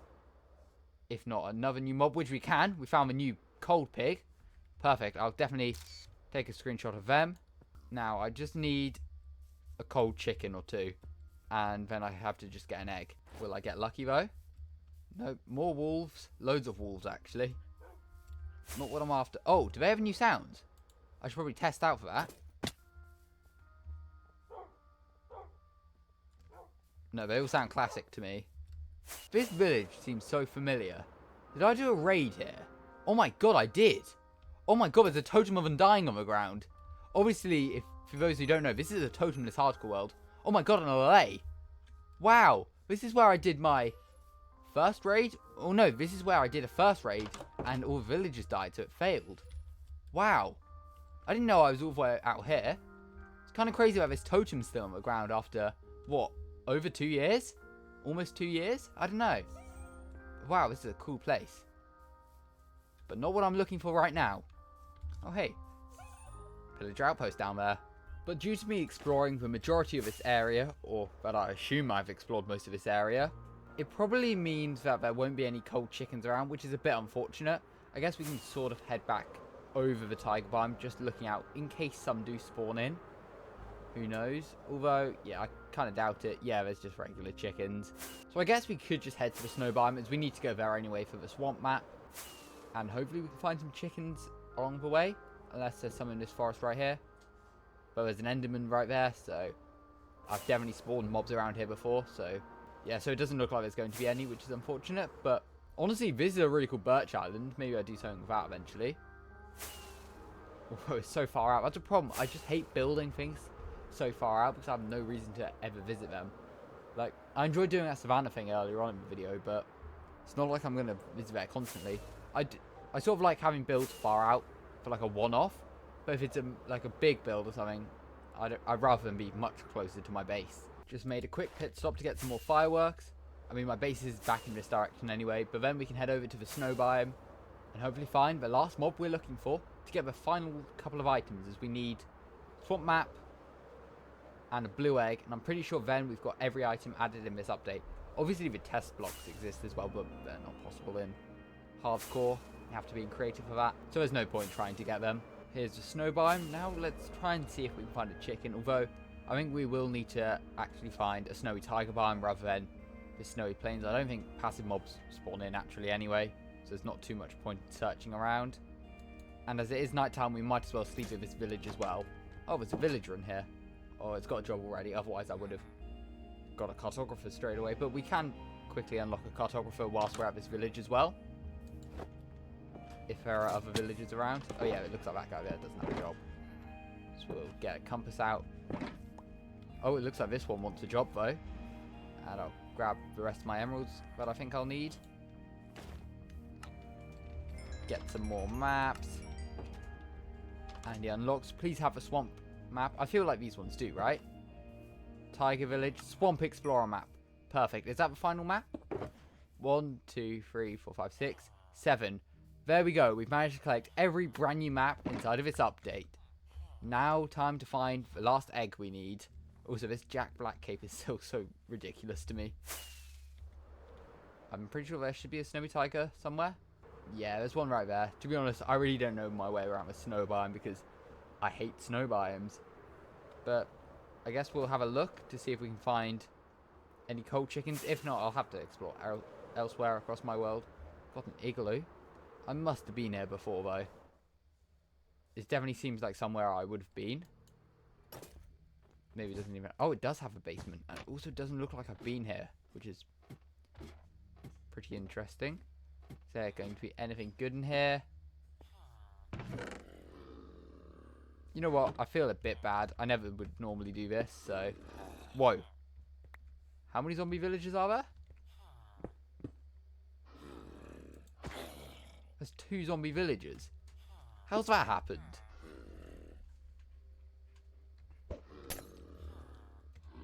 Should I be concerned? I'll just kill them both and no doubt never come back here, but that's so weird. Unless one's randomly spawned. I don't know how that would have happened. It's quite cool to see though. One other thing I realised I haven't actually seen in today's video is a brand new forest biome with all the leaf litter. Is that one? No, it doesn't look like it. But to be fair, I haven't really explored far enough out in this world today. I've sort of been around areas I've been in before. What is that? Oh, it's literally just a cave. I thought my world was more corrupted. Got a village here. Not what I'm after though. Now, I don't think there are going to be any chickens in a snowy tiger, to be honest.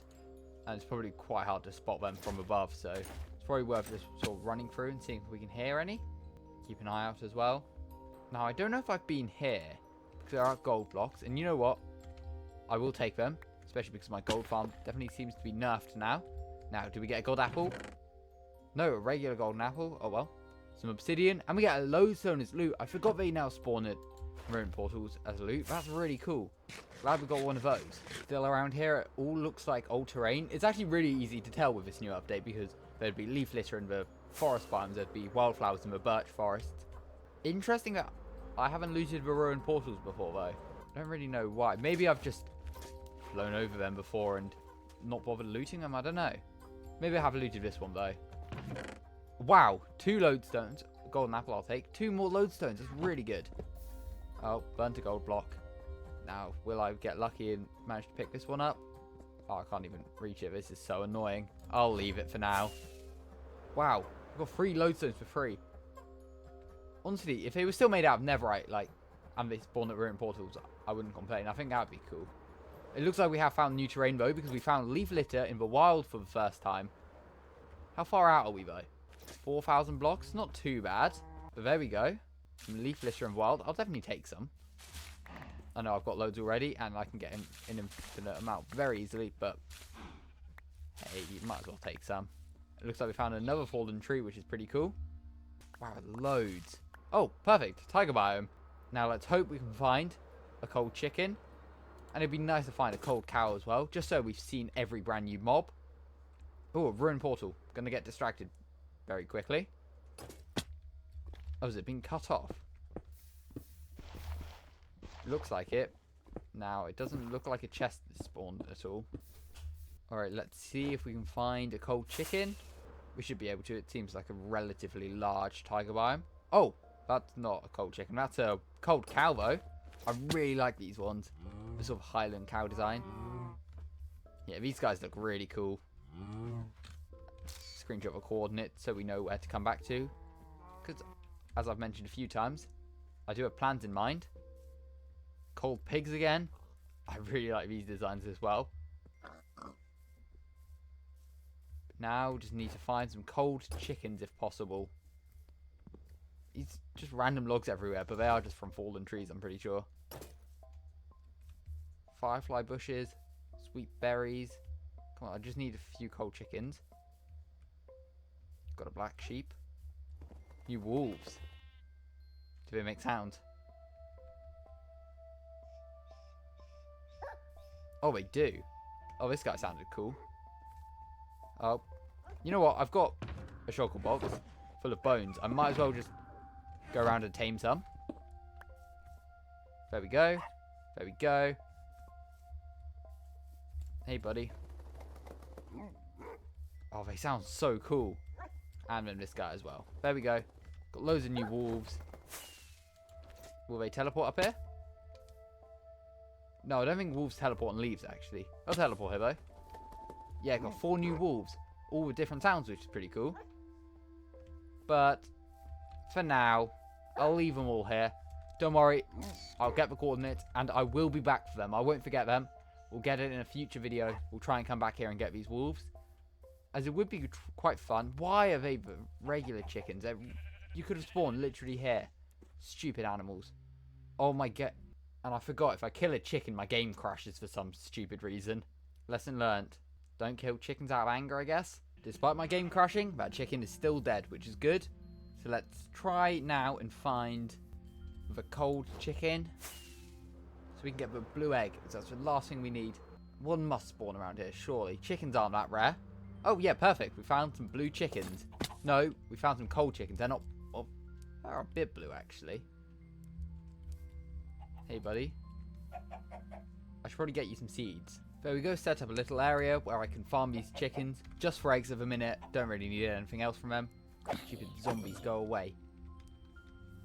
And I guess we can sleep, as it's now time to wake up on day 2,499. So only 1 day left now until day 2,500. So these guys really need to hurry up and lay an egg.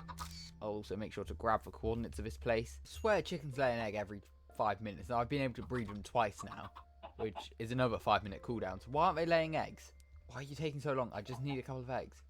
Unless eggs is longer than 5 minutes, but I thought it was 5 minutes. Come on, just lay some eggs. I just need 1 egg, and then I'll leave you lot alone. Oh, wait, there's an egg. Perfect. There we go. We've managed to collect every brand new item from the Minecraft 1.20 1.5 Spring to Life drop. I'm pretty sure that's all of them.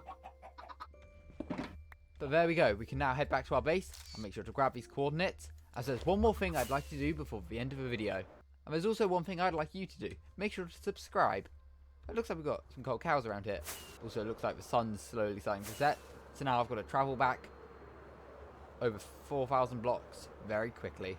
I've just encountered a village with a nether portal, and I'm pretty sure this nether portal takes me back on the bedrock roof, which would drastically speed up me getting back to my base. I've got some cats here for some reason. Oh, I remember, this is a village I like spawned in and there was like hundreds of villagers. Well, not hundreds, there's lots of villagers here. It's not really relevant for now. Don't know why I've got a couple of tamed cats. Maybe it's for an achievement. Okay, we're on the nether route. Why is there a villager in a boat? But there we go. We're now back at my base on day 2499. And that is every brand new item collected. My original plan was to actually build a cactus flower field, but I've only got 9 cactus flowers, so we're not going to be able to do that today, unfortunately. However, got a load of wildflowers, and I've actually got loads of bones left over as well. So what I was thinking about doing is just placing these down, spamming it with bone meal to get a load of wildflowers, and then just building a quick wildflower field as our first field of the brand new update, as well as to celebrate day 2500. A stack of 29 should be fine, to be fair.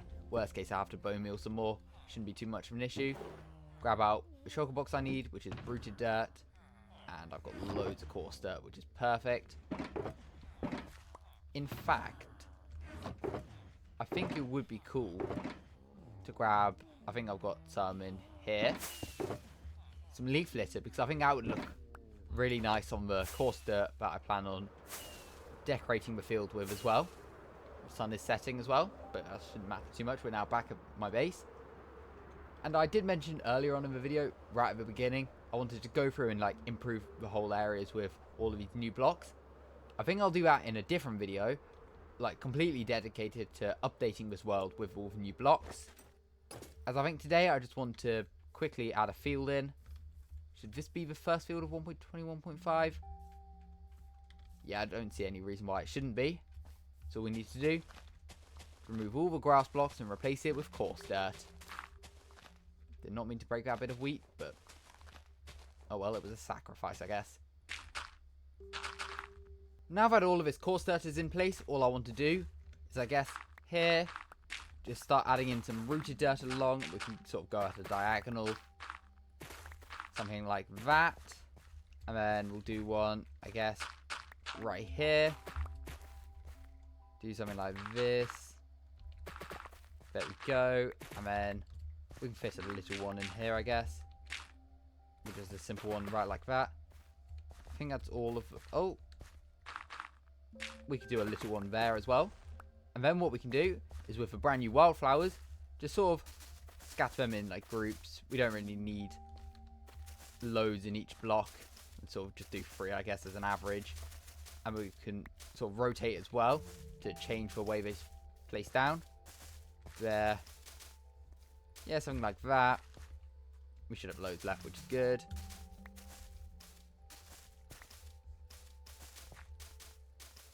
There. Grab some more. Perfect. Although it's a very simple and sort of plain looking field, I guess. I'm happy with it being our first field. And then we can also simply add in some leaf litter, although very hard to see. It's a decent looking decoration. Annoying we can't place it on leaf blocks. I will say that. There, we can just scatter some around. There we go. I think for a first field of 1.21.5, it's not too bad. And we can also now sleep, so we can officially wake up on day 2500, which is quite a big milestone in this hardcore world. We've now survived 2500 days in Minecraft hardcore without using a single totem of undying. We're also getting quite close to the 3-year anniversary of this world now, which I'm pretty happy with. It's not too bad. And there we go. Field built for 1.21.5 and day 2500 achieved on the 26th of March 2025. So, if you enjoyed today's video, make sure to subscribe and let me know what you'd like to see me do next in this 2500 day Minecraft hardcore world. I've got loads of ideas already about this new update, but if you want to see any specific ones, let me know. Also, in a couple of weeks, I do plan on releasing a 2500 day movie, which recaps the last 500 days of my Minecraft hardcore world, which I think is from about September onwards, maybe from August. I can't really remember when I hit day 2000, but sort of from then on to this video. And then I'll do another movie at day 3000, as otherwise one video is going to be like 8 hours long, which probably isn't as enjoyable as a video which is like 4 hours. I don't know how long it will actually add up to yet. I haven't edited it, obviously. This video is not even finished filming, but That'll be out at some point too, so make sure to check it out. But once again, I really appreciate all the recent support. And if you enjoyed today's video, make sure to subscribe. Time for April, where I show you how to improve your Minecraft world. To this day, this is still my most viewed Hardcore World video. Welcome back to my Minecraft Hardcore World. It's currently nighttime, but I've actually got a visitor right here. As the Wandering Trader has spawned, and as I'm in the brand new Spring to Life drop, we've got a bunch of brand new trades that we can do with this guy. But first, I do want to sleep. Here we are on day 2505, and I want to grab some emeralds quickly, and just some other things as well, to trade with this brand new Wandering... Wait, there's two of them. How has that happened? What does this guy trade? So he wants a water bottle and some jacket potatoes. What does this guy want? Milk, jacket potatoes, and he trades loads of cool things as well. Hopefully these two traders haven't gone anywhere. No, it doesn't look like they have. Hello, first Wandering Trader. I'll trade you your milk bucket. Oh, I could trade him multiple. And I'll trade him some potatoes as well. And then this guy over here, as he tramples through my wheat field, it's very rude of you. I can buy some more. And then how many water bottles can I sell him? 1, 2. Okay, only 2. But at least I can buy some brand new stuff. So it looks like I can buy up to 4 gunpowder, which I'll definitely take. I'll take some hanging moss, that will be useful. I guess I'll take the lily pads and red mushrooms. Don't really care about spruce saplings or glowstone. I'll take some cherry logs though, as honestly that's my new favourite trade. Just the fact of, okay, stop trampling my crops. It's not very nice. I love the fact that I can just trade logs. Wow, they've made a mess. This guy trades me some acacia and some pale oak ones, which I definitely can't complain about. Anything else? I'm not buying a seed for an emerald. I guess I'll buy some black dye, why not? Do I want anything else? I'd kind of like you to leave the area, as you're sort of destroying the natural environment around here. It's definitely naturally spawning wheat. But anyway, welcome back to my Minecraft Hardcore World, currently on day 2505. As today, I just simply want to build around this world with all the brand new features we got in the Spring to Life drop. We got firefly bushes, wildflowers, all of that sort of stuff to decorate with today. Also, I recently got the Yearn cape from the Minecraft Bedrock Edition server event. I think the event itself is really fun, and this cape looks amazing. It just looks a bit strange with the elytra on. It's literally just Jack Black's face, but I'm going to be using this cape for now, as I spent ages trying to get it, and honestly, the cape itself is quite a nice design. And to be honest, I barely keep my elytra on anyway. I sort of run around with a chest plate, just to be even more safe. I currently have quite a lot of leaf litter, as it's very easy to obtain. I've barely got any wildflowers though, and same with the cactus flowers and things. Annoyingly, I can't get the cactus flowers very easily, although I might create a farm for them later on. I've actually got some cactuses growing somewhere below here, although they're not growing the cactus flowers very quickly. Same with ones up here. Luckily, in my industrial auto smelter over here, I actually started smelting a load of leaf litter, which will be perfect for decoration, and I just need bone meal for the rest of them. Although I will be creating some farms for these later on as well. But to be honest, I think a lot of this will be a good start, although I do want to grab a bit more bone meal for things like the wildflowers first. And actually, there should be some bone meal down here from one of 2 places. First of all, the moss farm. Nope, there's 4 bits. That's not good. What about where my composter composts and I've fallen? That's so annoying. Yeah, this is why I don't wear my elytra very often. Okay, I'll take 2 stacks. That will be fine to get started with. As for something like the wildflower, all you need to do is place it in a group of 4 and then just start spamming it with bone meal to get an infinite supply. And yes, it's that simple. I will be making an automatic farm for it later on, although I probably won't really need one. But there we go, an instant extra stack of wildflowers. And then for new blocks such as the bush, firefly bush and tall dry grass, all you need to do is simply grab out some bone meal and then just bone meal the block and it will start expanding. Same with a firefly bush. And with a tall dry grass, it will just bone meal to grow the small dry grass, which you can then bone meal to bone meal some more short ones, which you can then turn tall and then keep repeating the cycle.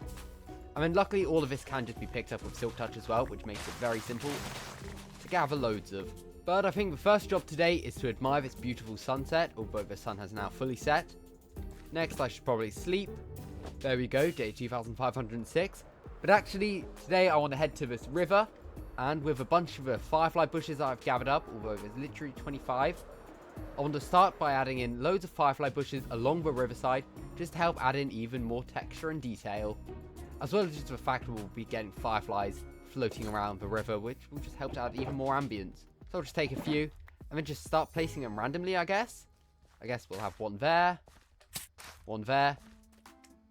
one there maybe. Yeah, there's really no like sort of plan for doing this. I'll just add them in sort of where necessary. Plus these also give off a little bit of light, which definitely can't complain about, as I love spawn proofing my hardcore world, as I really don't like hostile mobs, as they're just an unnecessary risk. And honestly, I love decorating around rivers in my hardcore world. It's something I've done everywhere with the mud, coarse dirt, muddy mangrove root combo, adding in some sugarcane, mangrove and oak leaves and the peonies. And honestly, I think firefly bushes may become a part of this now as well, as I think, especially at night, these are just going to help so much with ambience. And although these are going to be very subtle, and to be honest, I'll probably never notice them as I'm flying by, I think the firefly particles especially are just going to help so much with the ambience around this area. Just to sort of add in more sort of animation even, and some light, I guess. Yeah, it's just going to work really well, I reckon. Although I did just sleep, so we probably won't be experiencing night for a while. Okay, I thought I was running out of river space. I've got loads of this left. Where can I add a firefly bush? There. And then I guess one there. And I'll obviously need to get some more firefly bushes, but we'll create a farm for that. And then we can come back along at night and just see how many fireflies will begin to spawn. And then maybe I'll reduce them if there is too many fireflies actually spawning in. Next up, I simply want to start decorating with the wildflowers. And I think this little plains area right here, which really doesn't serve a purpose. It's sort of just a random area. I've got a couple sort of castle ruins in place. I've got a mud house, and then just some little crops growing and some sort of different decorations with like the nether roots as grass. I think some wildflowers would fit in around here, so we can just create little groups of them. Especially because the main flower I use for decoration in my hardcore world is dandelions. As when I build in plains, I just tend to have one flower, and I've just chosen dandelions. Whereas if I have a forest biome, sort of from one of my 2 custom forests I've got, I'll choose to have poppies instead. But to be honest, in future builds, I think I will be using wildflowers alongside the dandelions for extra detail, as they just look amazing. Even if I just add, why is that grass block there? I think an enderman would have placed it. Even if I just add in like one in some spots, it just helps to add even more little details. Honestly, really wish we got some more types of wildflowers as well. Like not just the yellow ones, maybe if we had some reds or some blues or something, then it would be even more useful. I guess we've got the pink petal, but I'd definitely love to see more added in the future. But I guess these are a really good start. There we go. And a couple by the wheat. And if we fly up, how much the difference does it make? Okay, you can't really see it from really high up. But yeah, to be honest, as we're sort of flying in, you can definitely notice the difference. I think these are really cool. And you know what? We can grab out the shulker box once again. And I'll grab out a couple of stacks of leaf litter. Yeah, I think that's going to help with detail as well. Especially because there are a few trees around here. I guess there's a big forest there and there. So maybe the leaves are sort of blown over to this area. I don't know, just an excuse for me to add in leaf litter, I guess. But yeah, this is going to help so much with decoration as well. Quite hard to notice on the coarse dirt, but it still looks really good. Place them underneath. Just sort of dying leaves. I think this is going to be really good. Similar with the wildflowers, I sort of wish we had a green variant of this as well, just for even more detail. I mean, I guess it's sort of biome tinted, although you don't get a green one, as far as I'm aware. You can get a grey one of a pale garden, which I think is quite cool. You can't place it on top of leaf blocks, which is annoying. Pretty sure you can place it on any other block, though. Or even on azalea. That's quite cool, actually. There we go. Just even adding in, like, one little bit really helps to add more detail to the area. Especially because this is such an overgrown area to begin with. It doesn't really matter what it really looks like. It sort of just needs to look overgrown. And sort of just nature everywhere. There we go. Just add in some more. And then I guess we can even just add in some along the path as well. Wherever there's space, really. Along the bridge, maybe, as well. There we go. And you know what? I'll continue to add some leaf litter. Especially into my animal pens as well. As if they're sort of bits of mud or leaves. But yeah, I think this is just going to help with more detail. We'll just add in like little spots of it. Add some maybe more in the corner. Yeah, that's going to look good, actually. Although I don't really like the grid it's got there. Yeah, something like that. I think that's good. Just add some sort of there. We sort of got to get the placement right. Yeah, there we go. Just some extra detail into the pig pen. I think that actually looks really nice. You can sort of tell this update was made for me as I'm obsessed with placing all these new blocks. I'm literally dedicating an entire video to just building with new blocks. Why is there a bit of gravel on top of that tree? Do you have anything to do with that, Mr. Cat? What about you, Ash the dog? Nope, not even going to look at me, are you? Oh, there you go. Genuinely, I think the bush might be one of my favourite additions, as it's just an extra variant of grass, and I think it's going to work so well just alongside the paths, or even on top of them even, like there. Yep, that's good for a bush. That just looks so cool. Yep, one there. Add one there. We can also sort of replace the short grass in some places. Like around here. Yeah, that looks really good. One thing I sort of do across my hardcore world is sort of have a rule that I don't like to replace things. For example, I've got a couple of builds through the trees over there. The original one was built with just white terracotta, whereas the others are built with cherry. That one was built without cherry wood being in the game. I don't really like to replace builds with newer blocks. However, I think for something like this, there's such small features like and sort of ambient features, I don't really mind doing it. It's sort of a bigger build, which I wouldn't really do. Yeah, I guess we could just add some bushes along here as well. I guess sort of just anywhere we can add bushes. Like there. We'll add one there. Oh, I just think this block is so cool. Just wish I could make a farm out of it. And trust me, if there is a way, I will be building a bush farm as... Oh, they just look so good, don't they? They're a better version of short grass. And we'll add one there. Yeah, I think that looks really nice. But before I continue adding these new blocks across my hardcore world, make sure to subscribe, as I want to see how many subscribers I can be on by the end of the year. Honestly though, out of all the new blocks, I think the only one that I won't be using as much around here is the new dry grass. I think that sort of works much better in a desert area. Same with the cactus flower, I guess, as well. Although I do want to create some fields later on. Maybe we could do a dry grass one. In the last video where we explored the new update, I created this first one of the brand new update with the wildflowers. So maybe we could do the same later on. Although I'd love to do one with cactus flowers, but they just take so long to collect. Like I've literally got whatever was back in that shulker box, like 12 of them from this whole update so far, which is slightly annoying. But before I continue with any more building, I want to dedicate this building right here. I almost punched a bee. That could have been bad. I want to dedicate this build here, though, to a couple of brand new farms in order to get the new resources. I don't know how many will fit. Maybe just the wildflower one. And rule number one of having a build, make sure to place light source, such as a lantern inside, just so mobs don't spawn. And it is actually becoming night. The sun is setting over there. The moon is rising somewhere. So I want to fly by the river quickly and just take a look at the fireflies and see how far away we can actually see them from. I've only added it to this side of the river so far.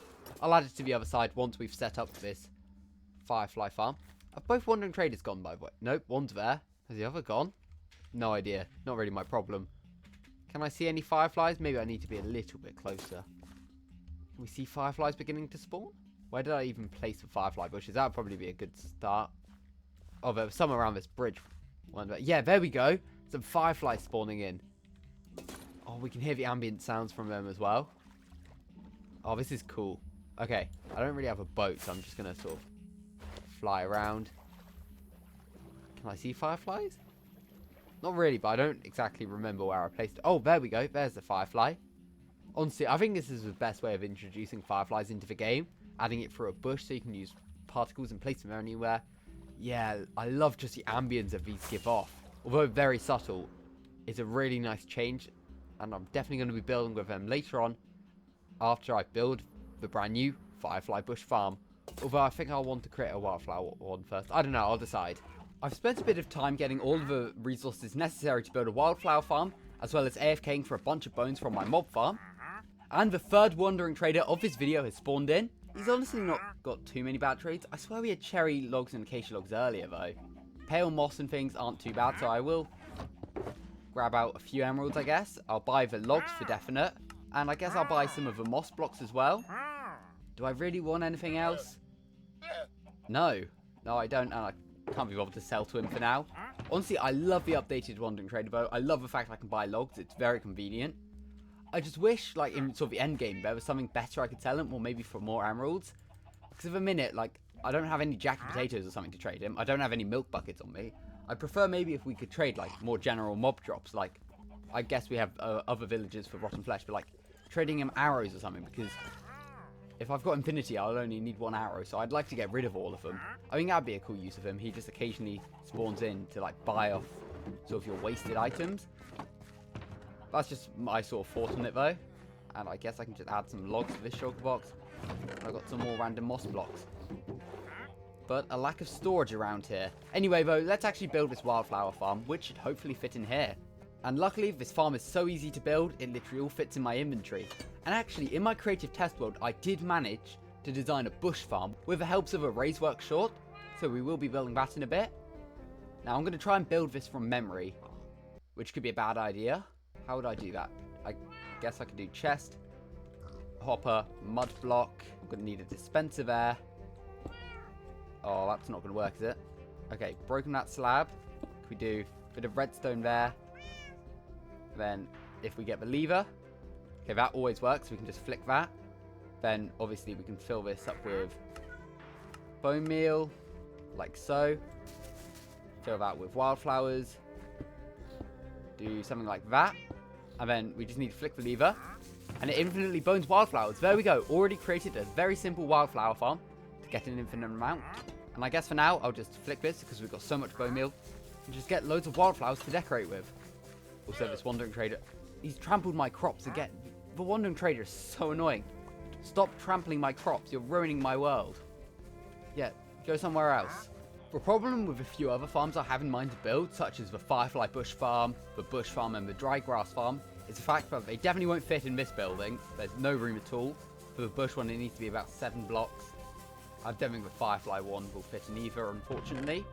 There we go, loads of wildflowers, that'll be perfect. So either I build them underground, or let's check out these houses, which were built years ago at this point. This is the pink petal one. It could do with a door and interior eventually. This one's probably long enough for a bush, right? 1, 2, 3, 4, 5, 6, 7. Yeah, just about. I think... Okay, this could fit a bush or a dry grass. Now, do I have any other available buildings? This one's available, right? Okay, that's 7, but it's not going to really fit in here, I don't think. To be fair, we could fit a 5 bush one in there as well, I guess. But at least we've got loads of wildflowers now, which we could definitely start decorating more. He's trampled my crops again. This wandering trader and his llamas are so annoying. Annoying wandering traders aside, I actually did start decorating a bit with the wildflowers. I also added in some bushes and some leaf litter around. And I think it improves this little patch of grass a lot more. There is also just bushes scattered around. Loads of wildflowers. They just look so good. I'm going to say that a million times. Have they just trampled more crops? Of course they have. But then I've added loads more around here, where the wildflower farm actually is, with a decent amount of wildflowers in. Obviously, I just need to fill that up with bone meal. I also planned out a couple of animal pens right here, as I want to create a goat pen, and I can't remember which animal. Oh, just a plain pig pen right here. Just so I have more farms in my world, as I've got a few off in this direction. I've got like a pig one, a sheep, and a cow. There's a chicken one like there, and there's a little cow one. But I'd like to make a couple more, and I think a goat pen would be quite cool. It will involve actually finding some goats. And although it's not necessarily to do with the brand new update, I still think just a little bit of building, just to add more life to my world, is definitely needed. And now I'm going to replant my beetroot crops, as the wandering trader has definitely destroyed more of them, hasn't it? And so have I.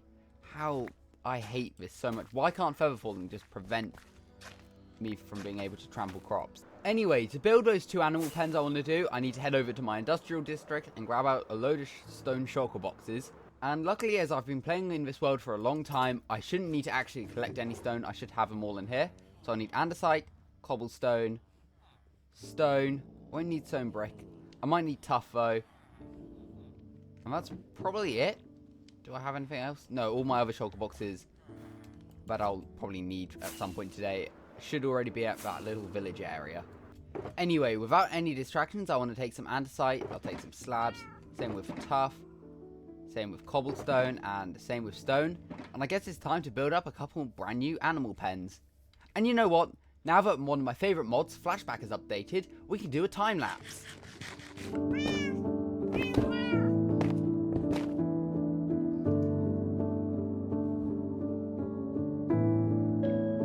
And there we go, 2 brand new animal pens added in. I actually really like the design I go for. It's simply just on old sort of cobblestone walls. I think they end up looking really good. I just need to add some fence gates. And I guess I could also interior decorate as well. For this goat one specifically, I'm actually going to have to add in some fences underground to tie them up, as goats jump really high, so they're definitely going to be able to escape. So I'll sort of give the look that they're sort of in there by just tying them up with a lead, I guess. Wow, there's loads of mobs around here. This is sort of just... I How did I accidentally kill that wolf? I feel so bad.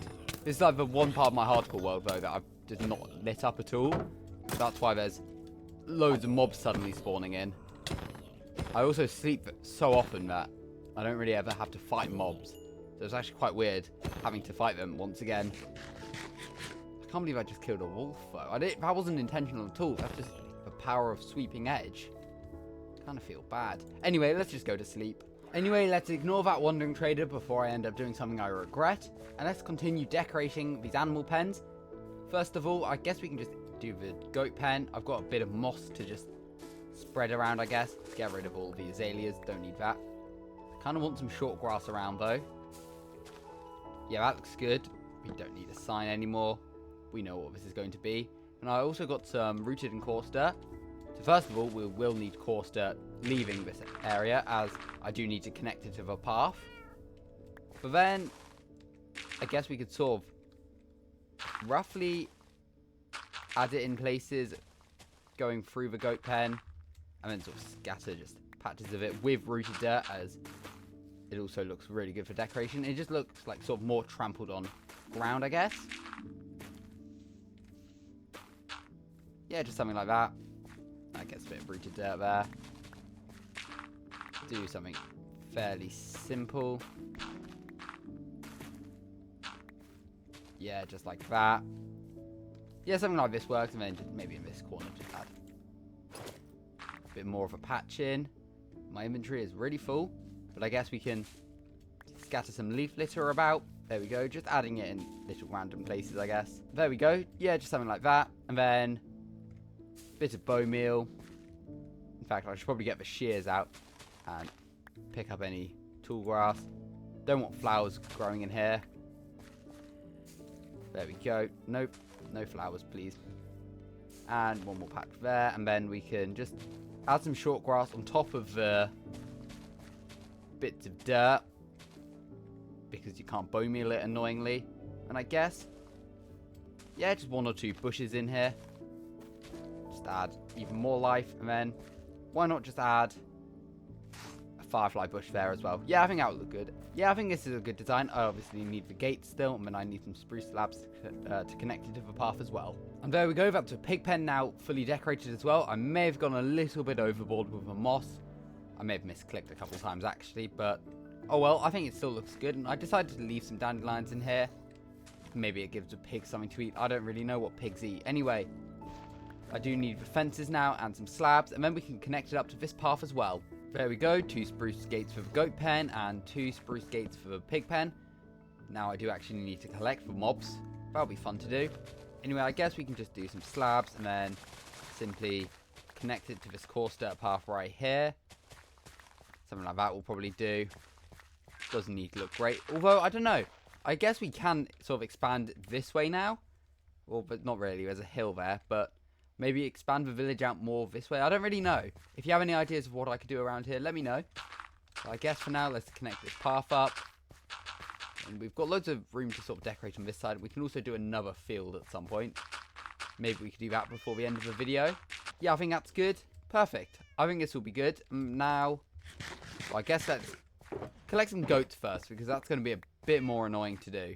And if by some miracle, first of all my crops are now trampled.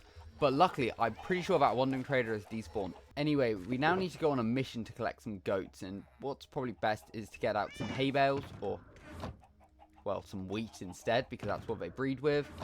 I'll grab out 4 leads in case I need that many. Hopefully it won't, though. Then I can get some fences going for the goats. Anyway, let's go on a hunt for some goats. And to be honest, there should be some goats, like, pretty much straight in this direction, as I've got a big snowy mountain, which I'm pretty sure is where goats spawn. To be honest, I don't really know exactly where goats spawn. I feel like this giant icy mountain, though, will be the prime location for at least a couple of goats. Can we see any? No, that's a horse. That's another. Oh, there's a goat, though. Perfect. We found, well, a unicorn. It looks a bit like. Hello, Mr. Goat. I'll definitely take you with me. Looks like there's another one down there, which I'm pretty sure is the goat I got the advancement, whatever floats your goat, for putting a goat in a boat. So that's the first ever, like, sort of advancement goat. So I may try and find a different one instead. But at least we've got this unicorn one. And hopefully there's some others around. In fact, I'll time up to of a fence right here, as we do look for another one. And that's exactly why we need to actually tie them up to a fence once I put them in the goat pen, as they can jump really high. And he looks like he's about to ram me as well. Oh, and perfect, there's actually another unicorn right here. Now, also a quick test. Do goats take full damage? Welcome to Testing with Harry. I'm your host, Harry, and today we're testing if a goat takes full damage. So I'll spawn a goat up here, and I'll push it off this giant glass platform. Does it take full damage? Okay, and the answer is, goats do take full damage. Make sure to subscribe if you want to see Testing with Harry return. Alright, so now I know, goats do take full damage. So first of all, I do want to sleep. Never mind, I can't, there's a monster nearby apparently. I can sleep here though. Now, how's going to be the easiest way to get these goats? Maybe it is just flying with the elytra and we can risk them. You know what? No, let's not breed them first, actually. Because then we can just get a baby straight away with a new pen. Come this way, Mr. Goats. What if we just glide? We're going to follow. I hate doing this. Come on. Oh, they do. Okay. I've got to be very careful. Shame this entire world is very mountainous. So I'll probably crash into something before I get there. Okay, we're picking up a bit of speed and they are surviving. It's just the lag that might kill them now. No, they are somehow keeping up, which is pretty good. I'm sure they love having a massive tour of this world. It's okay, Mr. and Mrs. Goat. Almost there. I don't want to use a firework, as I think the momentum may just end up killing them. Let's all float down this way. Let's hope they don't take full damage. Oh, perfect. They didn't take any full damage at all. And I got the leads. So let's continue dragging these. Honestly, I wish we had more types of goats in the game. I love the mountain goat, but they don't really make sense in the plains biome. I'd much rather some like grey or black or brown goats for this sort of plains biome. And maybe they could even have a drop, like some mutton or some string or something. That way they're slightly more useful. Anyway, we can bring these two goats into the goat pen. And I know they can definitely jump out, so we've got to be very careful of that. First of all, though, let's get some wheat to breed them. There we go, a little baby goat. Funny that one doesn't have horns, but I assume they grow up to have horns. And how do I get out this hole quickly? Firework, I guess. They're already trying to escape, it looks like. So what I can do is we'll tie this one up. Place the lead like that. I guess we'll go here. And we'll place a fence post. Yep, that's exactly why we need fences. Look how easy that guy just tried to escape. There we go. Lead to there. And we'll take a little baby goat. And I guess, yeah, we'll just go here. There we go. Perfect. Block that off. And yeah, it just looks like the goats are living here now. And you know what? Have a little bit of wheat. But if we look from above, surely it doesn't look too weird, right? No, it just looks like a nice little goat pen. Maybe I could breed some more in the future as well. Anyway, let's get some pigs. Then I want to create a couple of automatic farms. Maybe build a couple of fields. And that's pretty much it. Now, how many pigs even exist in my pig pen? Probably not many, right? No, a fair amount. But you know what? There are probably some more pigs sort of in this plains biome. In fact, yeah, there's one right here. That'll make it a lot easier. Especially if there are a few others. Obviously, I could have some cold and warm pigs, but I've got a future video planned for that. And also, I'm not traveling thousands of blocks to just get a pig in this random pen in the middle of my hardcore world. There we go, though. Pig number 1 already collected. And he's literally already escaped. I need to make sure he's in here properly. And I should probably also shut the gates. I'm going to check up on the goats quickly. Oh, he's already trying to escape because he can jump on that wall, apparently. No, you've got to stay down. There you go. Stay down. They're all going to escape, aren't they? Maybe it was a bad idea building a goat pen. Anyway, let's look for a pig, and I hope there's some in this forest. Yep, there's one. Now, am I actually going to be using these pigs for anything? Why do they keep getting stuck on blocks? Am I going to be using these pigs for anything, though? No, they're literally just sort of for decoration, which seems weird to talk about a pig that way, but I'm not going to be, like, not harvesting them. I'm not going to be, like, farming them or anything. because I've got a hoglin farm to get me pork chops. I don't really need them for anything. I think it's just a nice detail to add in my world. And why is this goat trying to escape again? Get down. Oh my god, I just murdered a goat. Whoops. Is that my first goat I've killed in this world? Oh, it's the first goat I've ever killed. Whoops. Did not mean to do that. Oh well, at least I've still got 2 goats left alive in here. And you know what? We can just feed this baby goat some wheat to speed it up. And also because I don't really want half a sack of wheat on me. For some reason that didn't grow him up. Honestly though, the baby goat, that's such a cool looking mob. You're still quite cool, Mr. Unicorn, as well. I didn't realise that goat would be so low. I didn't mean to kill it, I swear. Goat murdering aside, it's time to focus on other projects, as I want to create a couple of automatic farms. Mainly I want to create a firefly bush farm, so I can continue decorating with them. And then I'd also like to create a bush farm. I would create a dried grass farm as well, but I don't think there's actually room in any of the buildings nearby. And also, I'm going to be decorating with bushes way more often than dried grass. Maybe I'll build a dried grass one in the future. Or maybe I can just swap out the bush and dried grass. I don't know. But I think I want to build those 2 automatic farms next. I've now gathered up all of the materials that we're going to need for the 2 farms. I want to do the firefly bush one as well as the bush one. I think we'll start with a bush farm. Just need to find a building we can add it to. I think this one will probably do, right? If this is 7 blocks wide. 2, 3, 4, 5, 6, 7. Yep, this one should be perfect. So let's quickly just build. Oh, I broke a bit of stone. But let's oh, I've misplaced it. But let's quickly build a bush farm.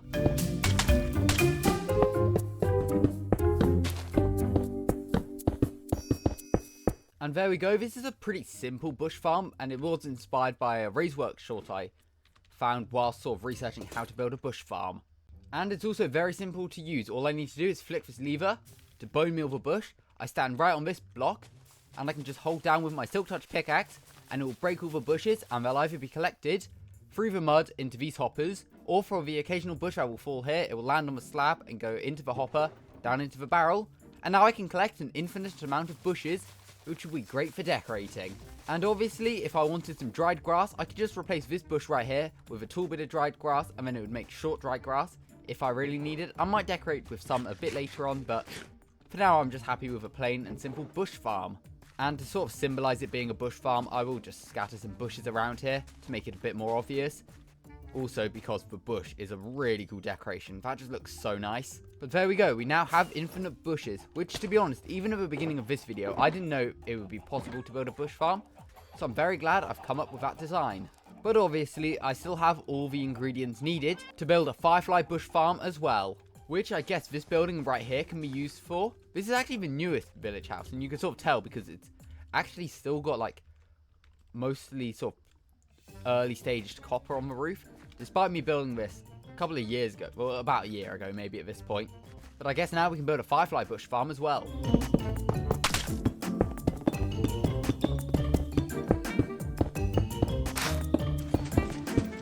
And there we go, that is the firefly bush farm done. It's quite compact in here, but shout out to Mortings, who actually came up with this design. It's really simple. All I do is flick this lever, it bone meals the firefly bushes, and the piston breaks it, so I can collect an infinite amount. And for now, I did just display a couple out the front and add a sign so I know exactly what this building is for. Similar to how I displayed a sign for bushes right there, and then there's also the pink petals one all the way back there. But now that I've got a bunch of firefly bushes, I actually want to build with them a little bit. And by that, I want to plant a firefly bush field.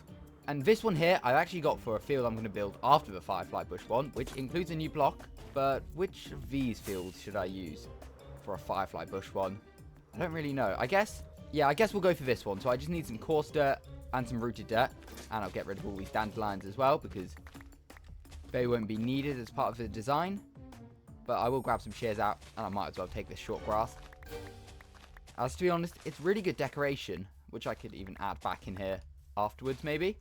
Alright, I've grabbed a bunch of coarse dirt and rooted dirt, and I sort of wanted to just replicate all these fields I have with the flowers, but this time with firefly bushes. So all I need to do to begin is just get rid of all of the grass blocks around here, and then we can replace all of the dirt with coarse dirt. And now that all of this coarse dirt's in, I want to simply start with some rooted dirt. I guess we'll sort of go along like this. And then I can just add firefly bushes on top of all of these.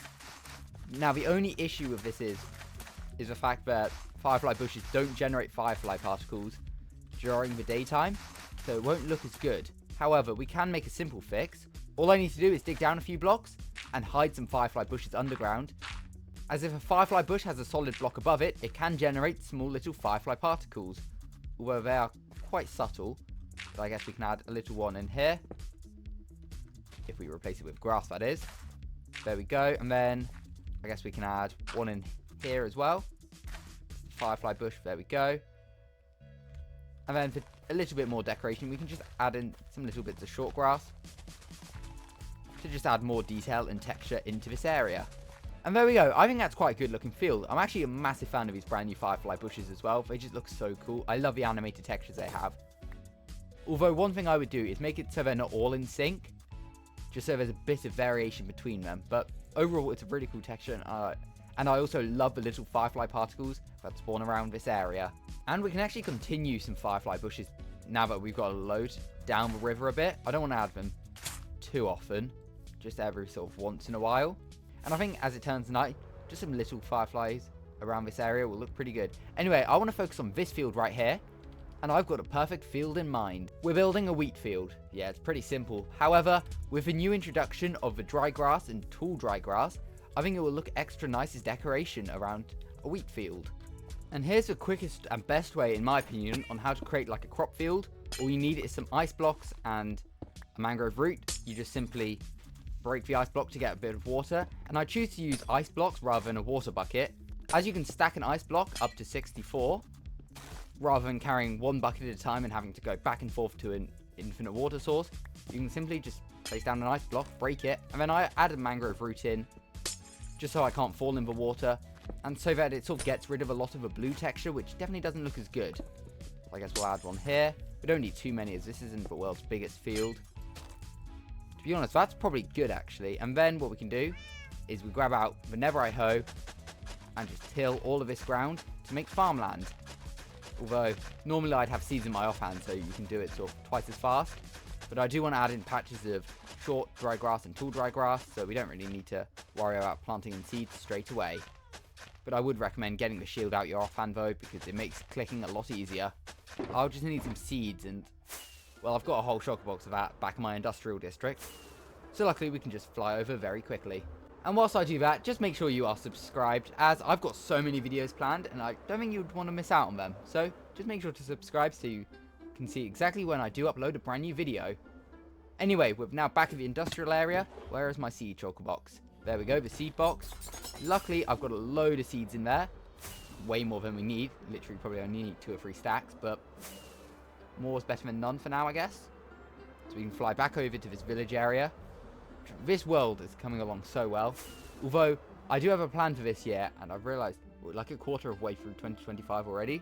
But I wanted to transform this entire island, so I'm sort of going to have to pick up the pace a little bit. I might want to continue this custom forest over as well, because it looks so good. It's just a massive project to do. There we go though, this is what's going to become the wheat field. And I'll grab out some seeds. But I guess first let's just add, and I think I want to do patches of this dried grass. Maybe something like that, and then some taller ones. Yeah, honestly, that's going to look good. And some little tall ones, and then just add some short ones around. We'll do the same over here. Yeah, something like that. We don't really want loads around. Yeah, I think something like that will be good. And then I can just fill in the rest with seeds. Although they are green right now, they'll soon grow up to be the golden colour to match with this area. And there we go, that's a full wheat field planted in. Once it's grown up, I reckon it will look pretty good actually. And why is that goat there? You know, I'm not even risking punching a goat at this point. It'll probably just end badly, and I'll look like a bad, horrible llama again. But there we go. I'm very happy with the progress that we've got done today. We've created some brand new farms to collect all of the brand new 1.20, 1.5 items. And honestly, we've transformed my hardcore world a little bit. Especially by adding in just a couple of fields. We've decorated some of the interiors of these buildings. And we've just decorated with all of the brand new blocks. Obviously, there is so much more we can do. I can just fly around and just add bushes and wildflowers in. But to be honest, I can sort of do that off camera or for YouTube shorts or for different videos. As I do have a video planned in the near future, probably one of the next hardcore episodes. I want to transform a giant area of the hardcore world, more specifically this area. But that'll be a future video, and in that I'll definitely be using some of these brand new blocks. as well as probably just transforming my world in general, as I've got loads I want to get done this year, and I'm definitely not stopping anytime soon. So if you enjoyed today's video, make sure to subscribe and let me know what you'd like to see me build next in this world. And to be honest, it should probably be a big storage room, as I've got a load of shulker boxes I now need to clear up. But don't forget to subscribe.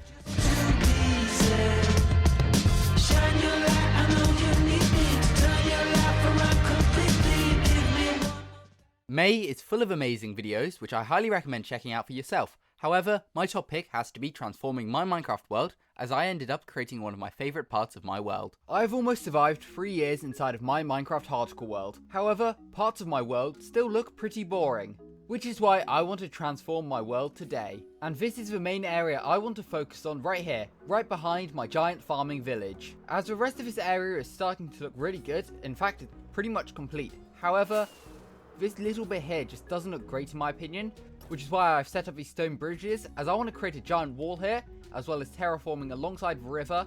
And then I'd also love to add some custom trees around here, just to help add more detail to my hardcore world. And we'll be starting right here with a giant wall. But I am going to need to grab some resources to begin with. But luckily, as I have survived almost 3 years, I should have all the materials. So I'll definitely need some andesite, some cobblestone, some stone, probably some stone brick, some tuff, and I'll probably need some white stones like diorite and calcite as well. I'm also going to need a lot of moss, which is lucky that I have a moss farm right here. And it doesn't actually have enough right now, so I will have to activate it for a few minutes.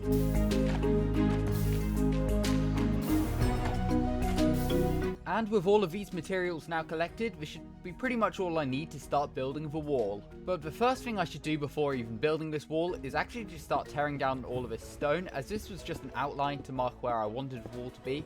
And I don't think it exactly matches up with the wall I have in mind, as I did actually plan the majority of today's build in creative mode first, just so I can get some exact details, and just so I can make it look really nice before adding it into my hardcore world. But with all of that stone now teared down, I think it's time to start building a brand new wall. So it's now time for a time lapse, which feels weird to say, as I haven't properly recorded a video in about 2 weeks.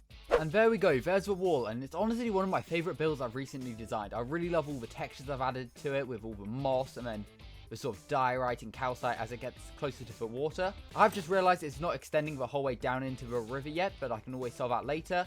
And there's also a couple of holes there, which I think need some stairs added to them. And also here I wanted to add some walls and chains, which I can do quickly. And there we go, whilst very subtle, there have been a few more details added onto this wall, such as these walls with chains, as well as a few holes in the wall with these stair blocks. And there is still more I want to add to this wall. I want to add some glow lichen, but that can be done later on. As it's time now to move on to the next part, which one of them is going to be to add loads of grass around this area. As you can see, I've got a couple of grass blocks already, as I want to turn this whole area here into more of a plains biome to flatten it out a bit, just for more builds in the future, as well as that for a way so I can connect my farming village right here up to the giant castle up there, as well as to my industrial district over in that direction. However, there is something I want to do first, which is simply to transform this area here, as to be honest, this is just a really ugly piece of land which was naturally generated almost 3 years ago. It just looked like sort of too round and really hard to detail, especially around the river. So I want to get rid of a lot of this area now. And whilst I do this, don't forget to subscribe. And there we go, that looks so ugly, and that's because I was using like Matica to know exactly what blocks to break, and lots of these will be now replaced with granite, dripstone, rooted dirt, coarse dirt. And then right along the river I want to add loads of like mud, coarse dirt, and also some leaves. I've now collected myself up a load of the blocks we're going to need, including like the dirt, rooted dirt, dripstone, so I can start adding more detail to the new terrain. There we go, we're now on day 2561, and it still does look a little bit messy, but that's only because what's missing there is mud and muddy mangrove root blocks, and as well as that I'll need to add loads of different foliage blocks such as grass, ferns and bushes in, as well as loads of custom trees that I've planned for over there, as well as where I'm standing right now. And just as a reminder, this is what it looked like at the beginning of the video. And here it is now. But taking a look from above, we can still see how much we've got to do, as I want to fill this entire area up with grass blocks, so it is at a similar level to the savanna biome, although I don't really know what I want to do with this area just yet. I know I want to connect it up, and I know roughly what I want to build around here, but I don't exactly know how it's all going to connect up yet, from like this village up to the castle, through to the industrial district. I don't really know how everything's going to connect up yet, but that's something I can worry about in the future.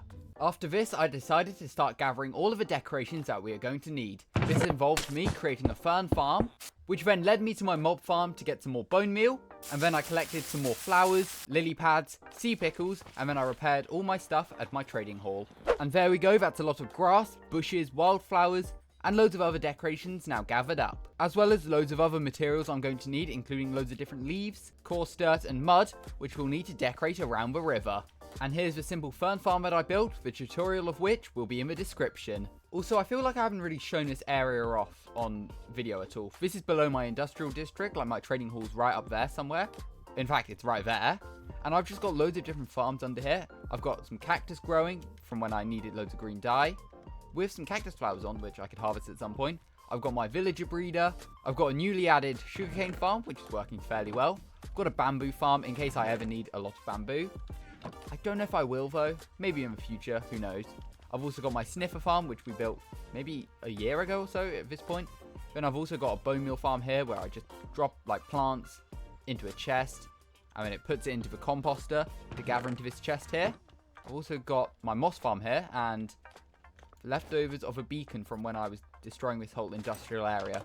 And to be honest, I feel like I should probably rework this industrial district area in the future, as I just don't think it looks amazing. I think I could definitely improve the builds. Like, I want to get rid of this factory. Also, I've got the plan of building a giant city around here. There's so much more I could do with this area. And I also don't really like this wall anymore. I feel like I could change the shape of it slightly. I think it looks good. I really like the texturing I did on it, but I think it could be changed a bit, like maybe so it's not so flat. But if you have any ideas of that, just let me know in the comments. And in general, I really do like this new wall. I just really like the shape I've done with it and all the texturing on it. And if you can see down below in the river, I've started adding mud blocks. As instead of building the wall all the way down to the bottom of the river, which goes down to like level 40, I think instead it's just best to build up the riverbed. So I want to do it at sort of this level and just have like a muddy riverbed and then merge it into some coarse dirt as it gets closer to the riverbank. Then I guess we could do it all in this area as well. I think honestly that would just look a lot better. And also in the future, I should probably do something with this cave opening. Although I don't really know what I could do. I think it does look really cool, but also, yeah, I don't know what I could do with it unless we build like some sort of hidden base in it or something. I don't know. Once again, if you have any ideas, let me know in the comments. But I think now it's time to start adding more detail to the riverbank.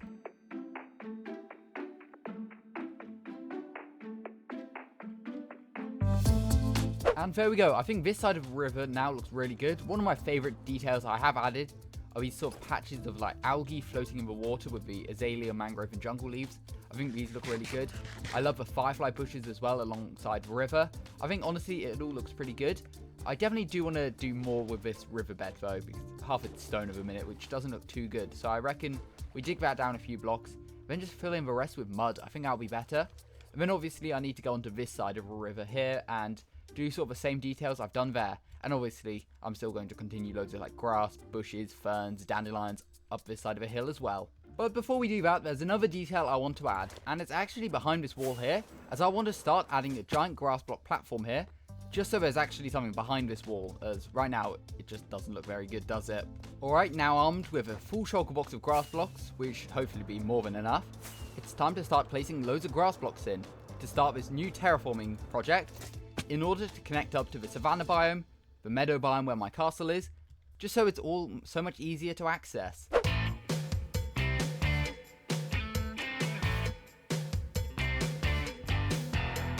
Here we are now on day 2568, and I've made a bit of a mistake with this grass area, as I originally planned this build out in creative mode in my super flat world, which means it's all plains biome, and I sort of just completely forgot that there'd be a whole bit of river going through the middle. So a lot of it in my actual hardcore world is now river biome, which is slightly annoying. Then again, it doesn't matter too much. It depends really what I add here. If it's just buildings, it shouldn't matter. And worst case, if I do leave it as grass, I could always replace it with moss. But to be honest, having another look at it, it doesn't look too bad. It'd be worse if it was like snowy biome or something like that. Whereas river, it's a bit darker, but honestly, it's not too bad. And don't worry, I am aware of all of these holes in the ground, and that's just because I need to place some frog light in them. So there's some hidden lighting, so no mobs spawn in that grass plains area, as otherwise it will become very deadly. As Actually, most of my hardcore world is lit up like underground, so anytime I add a new building, I've got to make sure it's lit up, otherwise mobs will start spawning and probably start to destroy my builds, especially if there's creepers involved. But luckily I have loads of frog light to prevent that from happening. With that problem now solved, I should probably solve the next problem by just getting rid of all of this cobblestone, which was actually where I was originally going to build a wall. Then I realised it was quite high up and also so much further back, and it just didn't look as good, so I think the way I've done it now is a lot better. The next project that I want to take on is adding all of this mud to the riverbed. However, it is underwater, which will cause me to drown, and whilst I could make some water breathing potions, I want to do something a little bit different. And it's actually using an item I'm pretty sure I've never made on this world. So I should probably head to my starter base to check all the materials I do have, as I want to create a conduit, as it will allow me to break blocks slightly quicker underwater, allow me to see better, as well as just giving me permanent water breathing. Plus, I don't think I've added one into my hardcore world yet, so it'd be fun to do. Now, do I even have a Heart of the Sea? I do. 4 Nautilus shells. Have I crafted one before? I can't even remember. I don't think I have. Maybe it's in my valuable shulker box? No, okay, so it doesn't look like I've ever made one. Unless a leather backpack. Maybe it has a oh, it does have a conduit. Oh, there we go. Now, I don't know if I've ever actually made one. I should also probably get some prismarine. Also, don't know if I have any prismarine because I don't really build with prismarine that often. That's sort of how, like, not very useful a conduit is. I just have no need to ever use one. I kind of wish I did. Then again, if I do decide to do, like, an ocean monument project in the future, I'll probably end up using a conduit, but I'm surprised I've never properly built one. And will there be a prismarine over here? No, it doesn't really look like it. Now, I'll check my storage room quickly. And if not, we may need to head to an ocean monument to get a load of prismarine. That sort of makes sense, though, because I feel like I've not really collected much before. No, it doesn't look like in any of these chests there's prismarine. Oh, there we go. I don't think 20 is going to be enough, though, unfortunately. I mean, I have used it before, haven't I? It's on... yeah, it's on the roof of a dirt factory, as well as the trading hall. Well, it looks like we have to head to an ocean monument, and using Zero's map mod, we can tell exactly where loads of ocean monuments are. Sort of. There's 2 there. Oh, there's one sort of just off the coast of that Flower Forest village. There's also one right by this. There's also one right by this Mushroom Island, which is probably the best one to go for. So I better start flying. I just really hope there's no Elder Guardians, actually, otherwise I'm going to need milk, because I'll just get mining fatigue otherwise. Alright, here's the ocean monument, which I'm actually pretty sure is the first ocean monument I've visited. Or at least it's the one I visited to get an armor trim, I'm pretty sure, all the way back in 1.20. Okay, so I guess we just start mining prismarine. Is there any... okay, so we're already at the bottom. You know what, it's probably best if we can somehow find... yeah, one of these, the leg pillar things. And just dig up through it. That's probably easiest. I always forget how much we need for a conduit, so I'll just grab like around a stack. That's probably good. And we've already found the exit, so I might as well just dig out a few of these legs.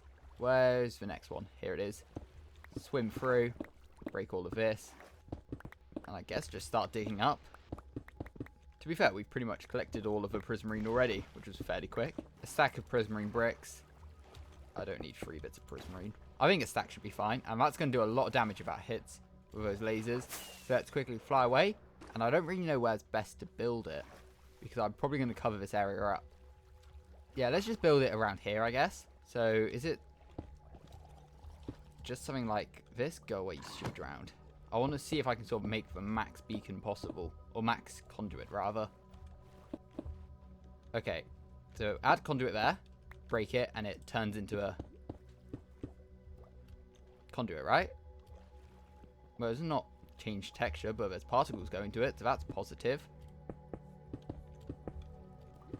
It's such a weird configuration you have to do for a conduit. And I'm sort of just basing this off memory. It's got a really cool sound to it, though. Yeah, something like this looks fairly accurate, I think.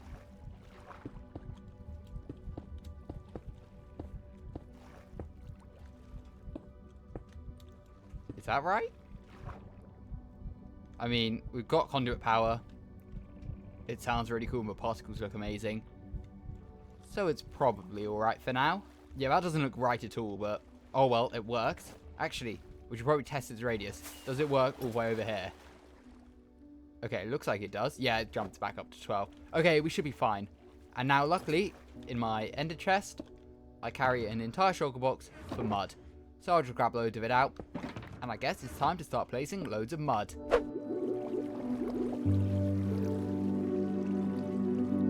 And there we go, that's a bunch of mud now added in. And honestly, I really like the look of this area now. I think, yeah, it just works so well. Obviously, I will now need to grab some bone meal so we can add some seagrass to it. I've also grabbed some kelp and some sea pickles as well to add extra detail to the bottom of the river. But first of all, I'll start by bone mealing everywhere, just so we get loads of this nice looking seagrass. Just really helps to add more texture. I don't want to add it every single block, but we'll add it in sort of patches, I guess. Coming up here as well. Yeah, that already looks a lot better. And then I can sort of create these small patches of kelp. And we can use our shears as well, because I've got a vanilla tweak resource pack, which shows you at age 25 kelp, so that means it won't grow. And if we shear it, it just helps add even more detail, as it looks sort of like a flowery sort of design. I think it looks quite good. Add another patch here, although, to be honest, it won't grow very high over there, so I guess let's add it around here. Spamming it in a little bit. There we go, and 2 more bits there. And we'll shear that one. And then now we can also just add a few sea pickles, just for slightly darker spots, just so it's more spawn-proofed in case droughts decide to spawn.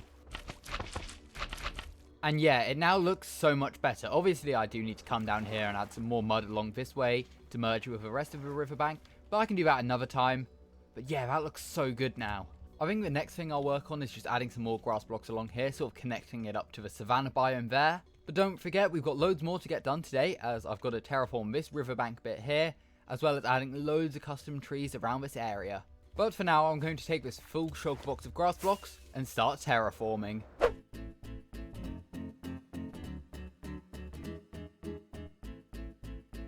After placing all the grass blocks in, I decided to light up the underneath, just to prevent any mobs from spawning, as otherwise it'd be incredibly dangerous. Honestly, now that grass looks really good there.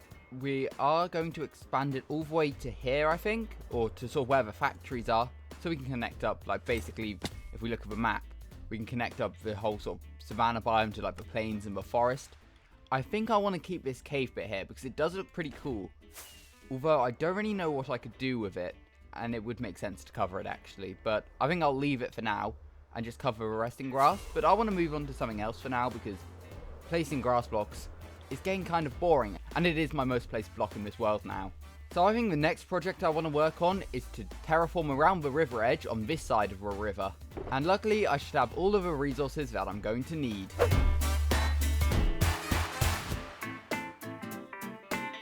And there we go, that's the first part of the riverbed now done. I've added in the mud, muddy mangrove roots, and the patches of algae and some leaves.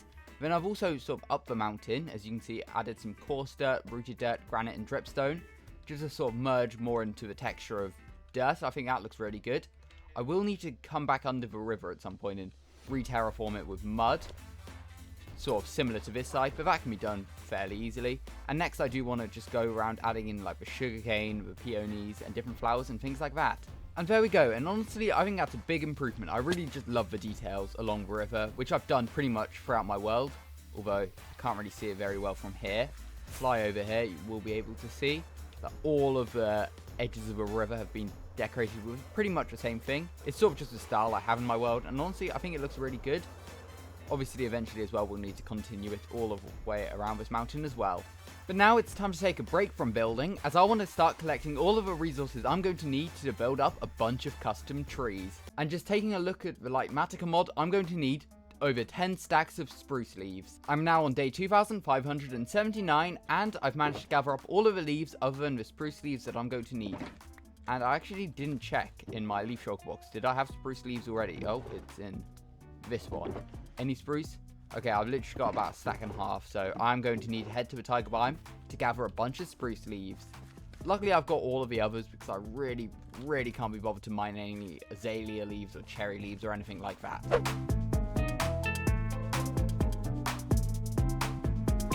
And there we go, that's the 10 stacks and 27 spruce leaves that we needed. And for these custom trees, another thing I will need is loads of spruce fences, as well as loads of other fences to be fair. So it's probably worth cutting down a couple of big spruce trees now. Although I've already got quite a few spruce logs on me, so after this tree it should probably be enough. And I'm now pretty certain all 6 of these shulker boxes should be all of the resources that we are going to need to finish off this project. And yeah, there's a lot. That's all trees, as is a lot of that box. Obviously I've got some other decorations which actually we could probably just quickly add to the wall now.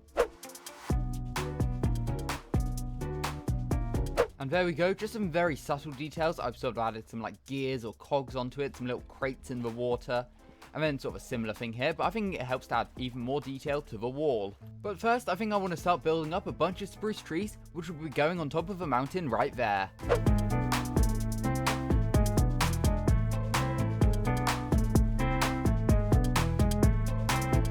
And there we go, in the middle of a thunderstorm, all of these spruce trees have now been added in, and I honestly think these look really good at the side of a mountain. I think over time I will want to add in more going around as well. I should probably also spawn proof it, as there are a lot of hostile mobs spawning. But yeah, I think that looks really nice. And obviously there's going to be a load more trees added on later on as well. But first I must sleep to wake up on day 2582. I then decided it was worth building up a brand new stone pillar, as I just really like these added details in my world. And then I spent over 4 shulker boxes full of grass blocks in order to do loads more terraforming. And now on day 2590, this is what the area looks like, and honestly it looks so good. I can't wait to start properly building on this area. Now that I can actually start expanding out my like farming village more, we can go all the way around here. Still not 100% sure what to do with this little cave area here, but if you have any suggestions, let me know in the comments. And I also think I'll continue this course dirt around the industrial district out into this general area, as I want to create like a giant city here eventually. I mean, I also want to get rid of these big hills and continue this terraforming, but that can all be done in the future, as honestly I've kind of forgotten how much more work I've got to do around this area first, as there's a load of custom trees I have to build in. However, first I do want to go underneath this terraforming and light it all up, as I already know there'll be a lot of hostile mobs spawning, which is not a good thing. So let's just get the bow out and just take a look. And you know what, I'm going to use the mini HUD mod so we can toggle the light levels on so we know exactly where to light up. And it's crazy how this is just part of the natural terrain in my hardcore world, and now look how high up I've made it. So these are like naturally generated trees, and there's a creeper right there. Luckily we can one-shot that with my bow, and I'll just place some torches in. I've also got some more froglight and moss we can add onto the top of it later on. And there we go, that should be the entire underneath of this area now lit up properly, which is good. And I'm going to kill this enderman as well, because otherwise it will just cause lag eventually with just hostile mobs roaming around everywhere. Plus they'll never despawn if they're holding a grass block, so I might as well just get rid of it. And now there's a lot of lighting up to do on the surface. But luckily all I need to do is grab out a froglight and a moss carpet, and it actually covers such a large area, which is really nice. And there we go, that's an entire stack of froglight now used, but it means that pretty much this whole area is now spawn proofed, other than the savanna biome. As you can tell, a lot of hostile mobs are spawning around here, which isn't great, but honestly that can be a future Harry problem, as I sleep most nights anyway, just like what I can do right now. Anyway, let's get back to the actual project of today's video by transforming the rest of this area. And I think now I want to continue by adding some more custom trees around this area here.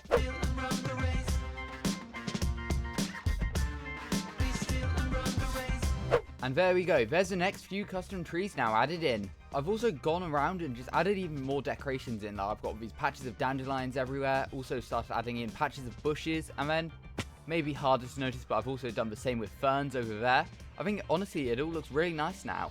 Anyway, it's time to continue building some more custom trees. Here we are, I'm now on day 2599, and we're pretty much done with this project now. All I want to do is actually add some little rocks up there, and a few more custom trees around here. But honestly, I just love how this whole area is now turned out, especially just all of this grass I've managed to place in. It's going to make building around this savanna area so much nicer. I've now grabbed up a bunch of stone materials, as it's time to build some of the final decorations around this area.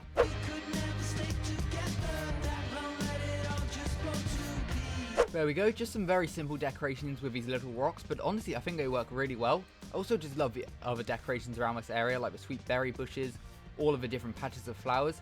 And I've made it so as the mountain goes up, we have cornflowers. Instead of the dandelions I use elsewhere in my world. And I've also done a few patches of bushes and ferns, as well as some little patches of moss around this area. And now there is only one thing left to do, and it's to build some more custom trees on this bit of land right here.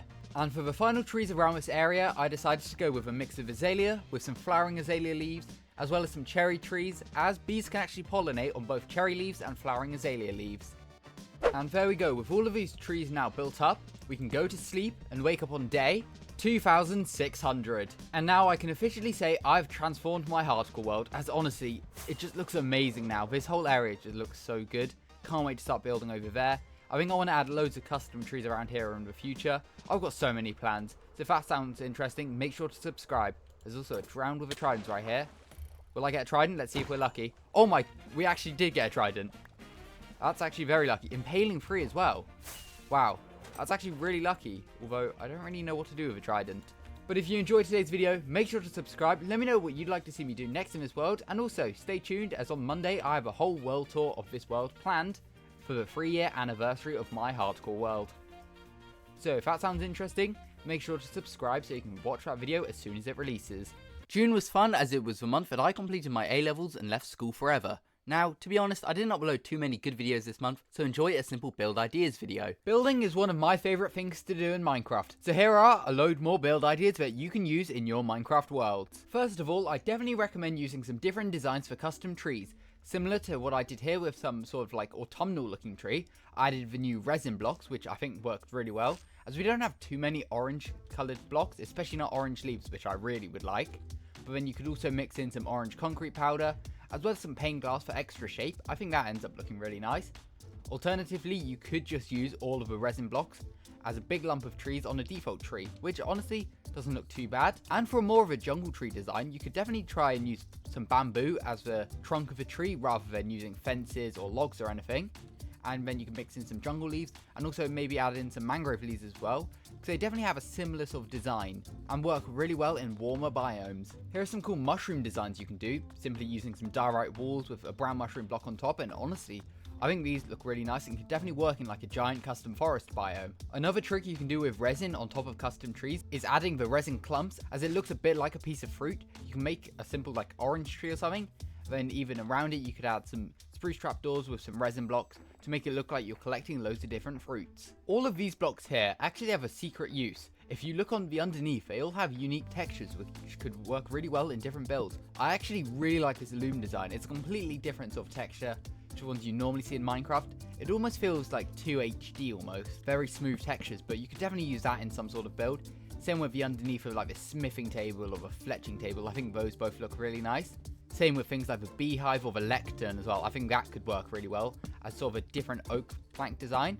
Plus you're actually able to rotate it as well, which looks really nice. And here's more of a loom roof, and honestly, it just looks so good. I'm surprised I've never actually used this texture before, because it just does look really good. Another trick you can actually do with looms is placing them on their side to get this texture, which I guess could look like an empty bookshelf, although now we do have chiseled bookshelves, but it still works, and honestly, it's a really cool wall design anyway.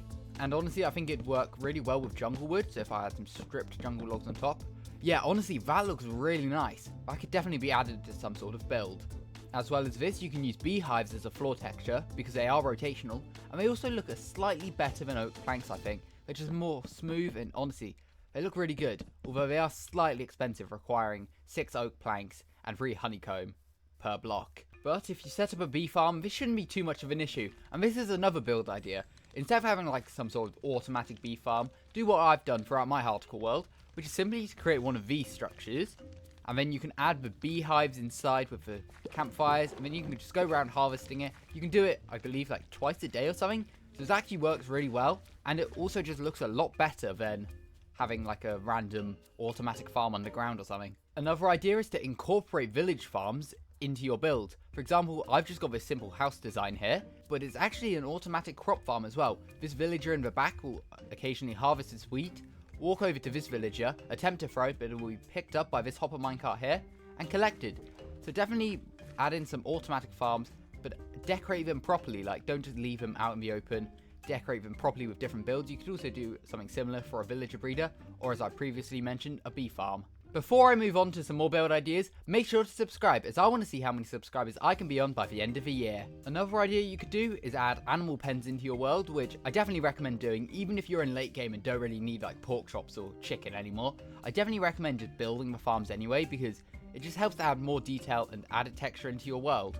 Another idea you could attempt is to redesign the look of a Minecraft shipwreck by sort of just repairing it, adding in like sails and things. Honestly, I think it looks much nicer. This is actually a boat I've added to my Harticle world, and it's literally just a redesigned shipwreck, and honestly, I think it looks really good and it saves you having to design your own boat. Another build idea is just this in general. Just have a whole creative flat world which you can fly around with different build ideas.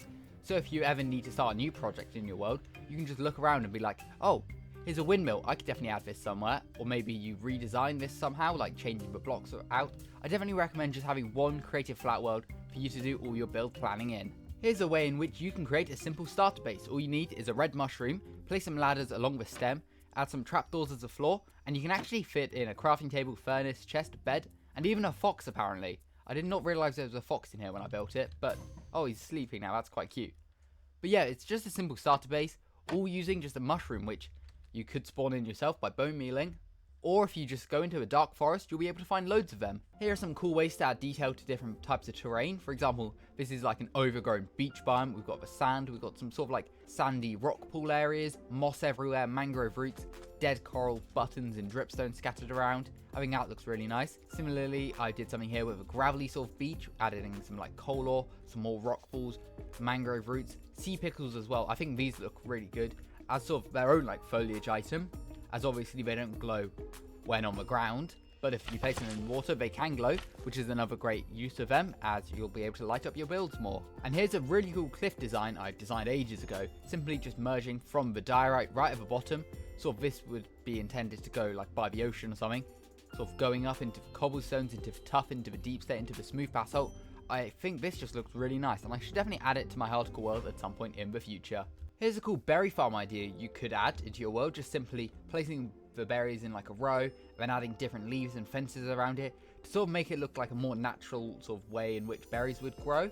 I believe foxes have probably been around here harvesting all these berries. Here I've got loads of different path designs you could use. Simply here we've got some stone, cobblestone, andesite and mossy cobblestone. Here's some sort of like a dirtier path with packed mud, brown mushroom blocks, mud brick, coarse dirt. I think that looks really nice. Here's one I use throughout my Harticle world. It's a bit boring, but it is just coarse dirt, and honestly, it doesn't look too bad. Here's a really cool sort of, this would work more in like an industrial area with a deep state road, and you could also occasionally add bits of water, I guess, into the stairs, as if there's sort of rainfall or something, and then you can mix in the two types of deep state, cobbled and regular deep state, because they have two different textures, both look really good. Here's a cool moss one you could do, or actually it's not even moss, it's actually azalea plants, with a flowering ones to go along the side. I think this looks really cool, because the azalea bush just has a really cool texture on its own. Here's another cool one. This would work more in like a warmer biome, I reckon, with some oak, some stripped oak logs, as well as some mud bricks. Here's more of like a village path with a dirt path block, coarse dirt, and planks going through. Here's another sort of deserty one you could do with some sandstone, birch, stripped mushroom blocks, which I wish were easier to obtain, but you need to place a regular mushroom block, surround it with more mushroom blocks, and break it to get this really cool spore design, which I really wish you could just like strip off with an axe or something, because that block just looks amazing. Here's another road idea you could do if you're building more of a city, just some black concrete as well as the yellow lines that go throughout. Here's some nether designs, just with the crimson nylium and nether warp blocks, as well as warped nylium and warped warp blocks. Here's another sort of dirt path design with all the types of dirt, which all look really good. An endstone path here, as well as this path design, which is coarse dirt, packed mud, and granite. As you can see, I've used a lot of these sort of similar designs, as honestly, these are some of the best blocks within the game. Here's another cool starter base idea you could do, simply just digging into a hill. You can create your own hobbit hole design, which is what I did on my Bedrock Hardcore series, and honestly, it looks really nice, simply using the stairs to trapdoors, stairs, more trapdoors and slabs around it. Then you can use different strip logs as sort of a wall design, and go in and just interior decorate it. And honestly, it works really well as a starter base. Here is another mini mushroom design, this time using pale oak fences with the red mushroom blocks on top. Then you can scatter some red mushrooms around. I think these work really well as well. I mean, I guess you could also switch some out with end rods to make them glow, as in Minecraft, mushroom blocks actually emit a tiny bit of light. Here's another sort of berry bush design you could use. This is more of like a vineyard design. And then you could also add some coral blocks in barrels around it to look like you've sort of harvested for berries. You will need to make sure there's water below the coral blocks, otherwise it will die. You could do a similar thing here with glowberries and hang them up. I think that looks really nice. And then also add in some resin clumps on the ground to make it look like the berries have fallen and been crushed over time. Here is a simple workshed design you could add into your world, and every build in your world does not have to look incredibly impressive. It could just be something so small and simple like this build here. But honestly, it can still work. And here there is room inside for a villager, which is good. Who's called Villager Spawn Egg, apparently. But honestly, it's a really cool design you could use. And you could use iron bars as windows, adding fences to it.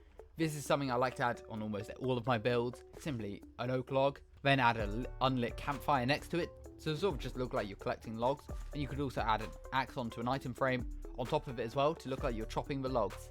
Here's a cool like sort of water trough design you could use as well. And you could also add soul sand to the bottom because it sort of looks like a muddy texture. And also it will start summoning bubbles in, which just adds extra detail to your pools of water. This is another industrial build I've done, if I can actually fly over the fence. And it's just scattered with loads of different things. We've got some more crates. We've got mob crates with some pigs for sale if you want them. Some lodestone, some bulbs, different note blocks, another water pool, this sort of like drill design almost. And if you surround it with iron bars, you can actually just put pale fences and you'll be able to walk out, but other mobs won't be able to. Just as a way to not add a door, I guess. You could also add light grey candles on top to just add sort of like extra spikes on top of your iron bars, which I think looks really nice. If you've watched my recent Hardcore World video, you would have seen this area before, and if you haven't, make sure to check out that video after this one. But another build idea is to take part of your Minecraft world, add them into creative, and start redesigning it. Before, this was just like an ugly river area, so I decided to redesign it by adding a wall, adding custom trees everywhere, and honestly it's such an improvement and it looks so much nicer now. Another design you could add along the river is just patches of algae like I've done here with some jungle, mangrove and azalea leaves with some moss blocks scattered in. I think that looks really nice.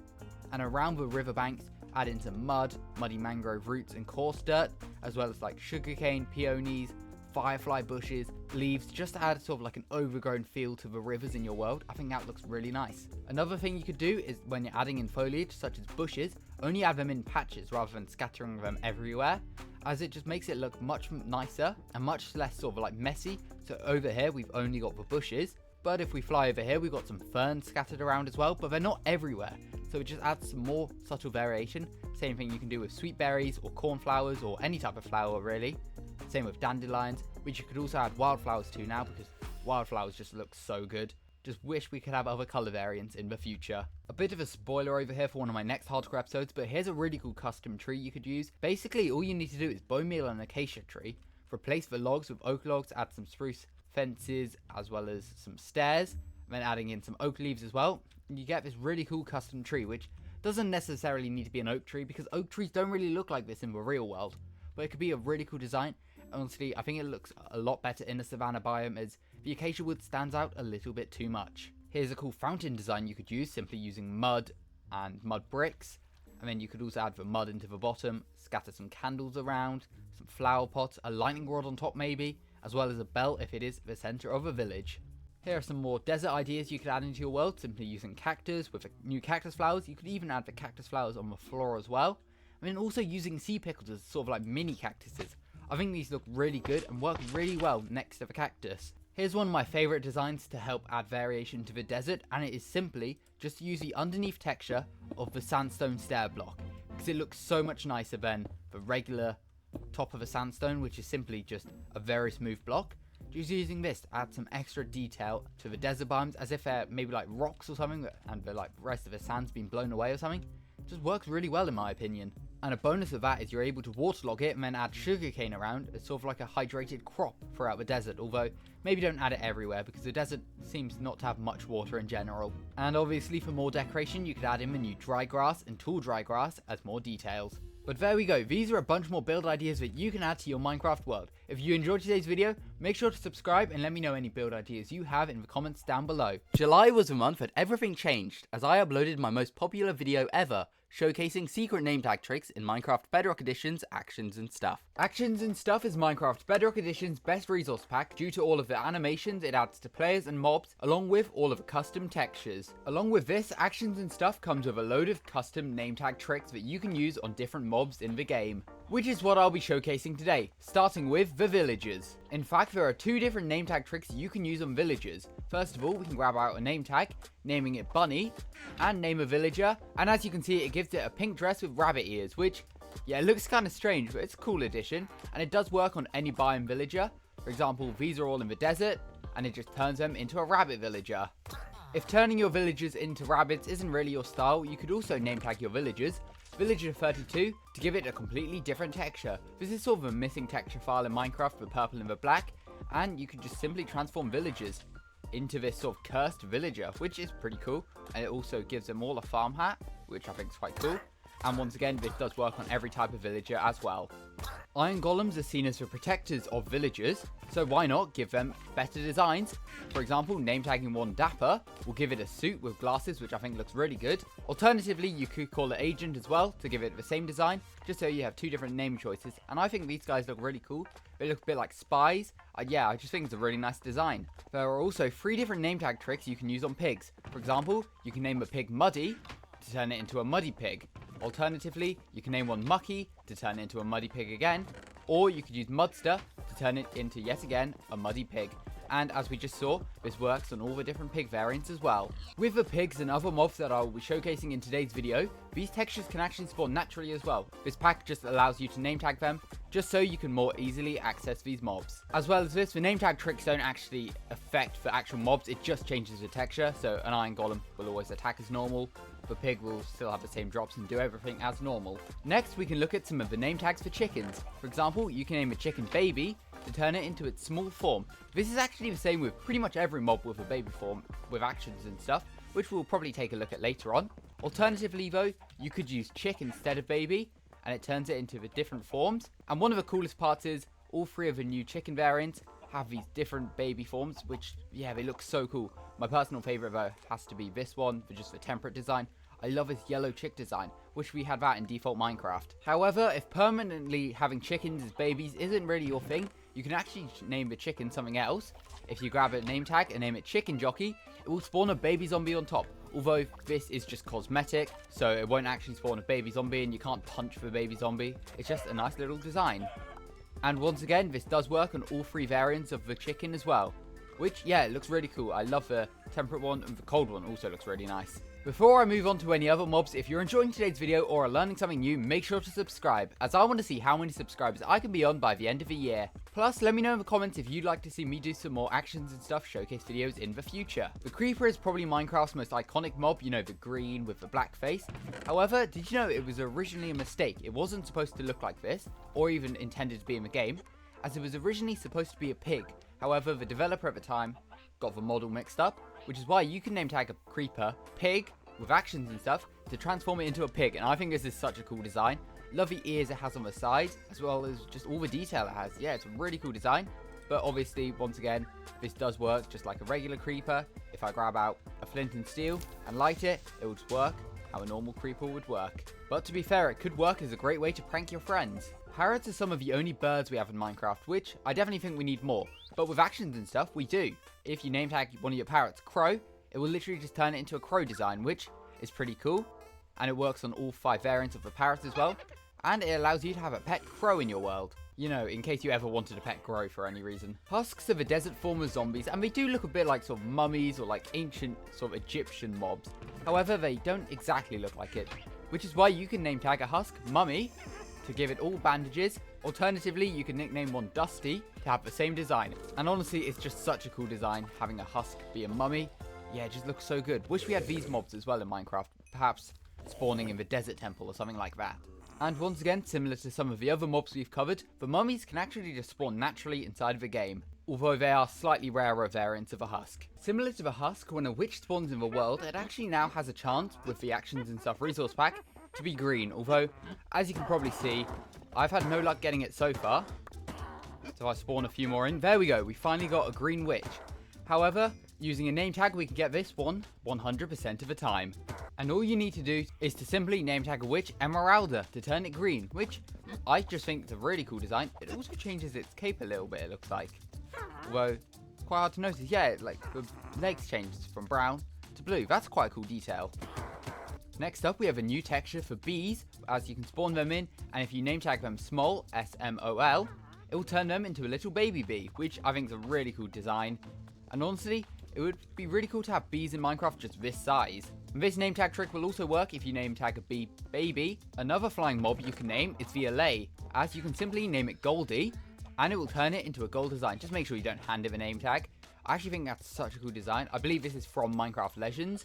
Wish we had gold allays in Minecraft as well, and as part of actions and stuff, it will have this really cool golden trail behind it, which just looks so good. Another name tag trick which exists is actually on the Warden, although be careful if you do attempt this in your survival world, as you will likely die because the Warden is very dangerous. But you can make it look more friendly by name tagging it William. It will give it a little bow tie as well as a little cane, and I'm going to kill it quickly before it goes too close to all of my other mobs. But honestly, it's a really cool looking design, and it's definitely a challenge to try and get one in survival mode, so maybe I do recommend it. The Ghast also gets a custom name tag texture. If you name tag it Boo, it will turn it into this smaller Ghast design, which I think looks really cool. It's sort of more pixelated, but yeah, it's a really nice design. And as we're now in survival, we can see what it looks like when it's angry. And it does a lot of damage, although we are quite far away from it now. There it is. It's quite hard to see, actually. And it's not just the regular Ghast we can give name tags to, as you can actually name tag the Happy Ghast as well. And it comes with 4 different names. You can nickname it Enderman Balloon to turn it into a giant Enderman, Creeper Balloon to turn it into a giant Creeper, Pig Balloon to turn it into a pig, or Pumpkin to turn it into a giant pumpkin. As it sort of works like a hot air balloon if you attach a boat to below it, so it's just a different design for a Happy Ghast. Although it functions no differently, you can just fly around a floating pumpkin if you really want. There's actually an additional name for a Happy Ghast.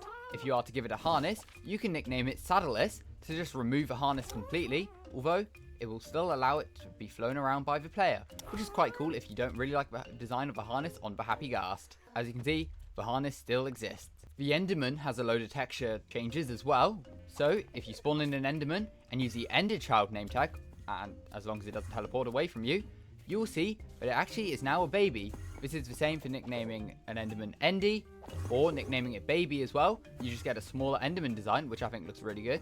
Now it's going to be a pain to try and kill all of these, as they're very small, and they teleport very quickly. There we go. Alternatively, you could name tag an Enderman, wherever it's gone, Beanie, to give it green eyes. As I'm pretty sure the original Enderman design did actually have green eyes. As far as I can remember, it did at least. And it's very hard to even look at because it's teleporting so fast. Actually, there's probably an easier way to showcase this. And that is to simply trap an Enderman in a boat. Oh, he's teleported as well. We'll try this one. Oh, there we go. Beanie. And as you can see, this guy has green eyes, which look really cool. They also blink with actions and stuff, which is another great detail. Zombies also have some different textures with name tags, although we will need to set it for night to check them out. So we can spawn them down here. We can nickname it Brian. And as you can see, it will slowly start to get glowing eyes. This is the same if you name tag it Glare as well. Honestly, I think it's such a cool detail. And it's obviously like a reference to Hero Brian, which I think is really cool. These ones can actually also spawn in the wild, although very rare. The dolphin also has a name tag trick, as if you simply nickname it Bubblegum, it will turn it into a pink dolphin, which can also rarely spawn in the wild. But honestly, this is such a cool design for the dolphin. I wish we had pink dolphins in Minecraft because they do just look really nice. I've got a giant cluster of mobs over here. As I mentioned earlier, you can name tag a mob Baby to turn it into its baby form. And this is the case for most mobs, so we can get a baby strider, baby sheep, baby mushroom, llama, cat, fox, panda, turtle, armadillo. These just look so cool. And obviously, Actions and Stuff's texture pack has these really cool custom baby textures, which look so nice. I really like the baby mushroom. That's one of my favorites. Just looks so good. And these are baby mobs. Well, sort of the look of them are baby mobs, but if you kill a baby mushroom, it will still have a drop, and they'll all drop XP, which is pretty cool. But yeah, these are such cool designs. I really like the look of them. You can also ride a baby llama, which, yeah, that doesn't look right at all, actually. And I've saved for best till last, as you can name tag a cat, O-I-I-A, O-I-I-A, and it will literally remove their legs and just give you infinite spinning cats, which is a very weird thing, and I think it's a reference to this video. But it's still quite a cool thing to have in actions and stuff, and yeah, they just look really crazy. We've now got a spinning cat in Minecraft. Obviously, this is all part of the actions and stuff resource pack, but if you don't like the actual textures that exist within this, you can always go to the actions and stuff part of your texture pack, click the little cog button to access the settings, and set it to 32x to remove the custom textures. And if you toggle off this texture pack, a lot of these name tag tricks will work as well. For example, we've got the spinning cats here.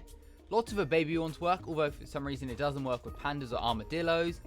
It doesn't work with pink dolphin, unfortunately. It does work with emeralda, the mummies, the crows, pig creeper, the chicken jockeys, the baby chickens, all of the muddy pigs, the really cool looking iron golems, as well as the 2 villager variants. But if you enjoyed today's video, make sure to subscribe and let me know what your favourite of these textures are in the comments down below. Also, let me know if you want to see me do some more actions and stuff videos in the future.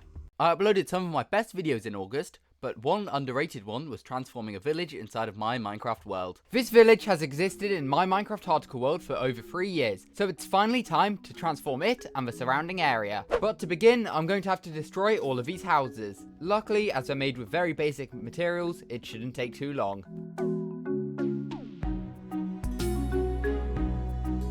That is definitely not what you want to see when destroying a village. Pillagers.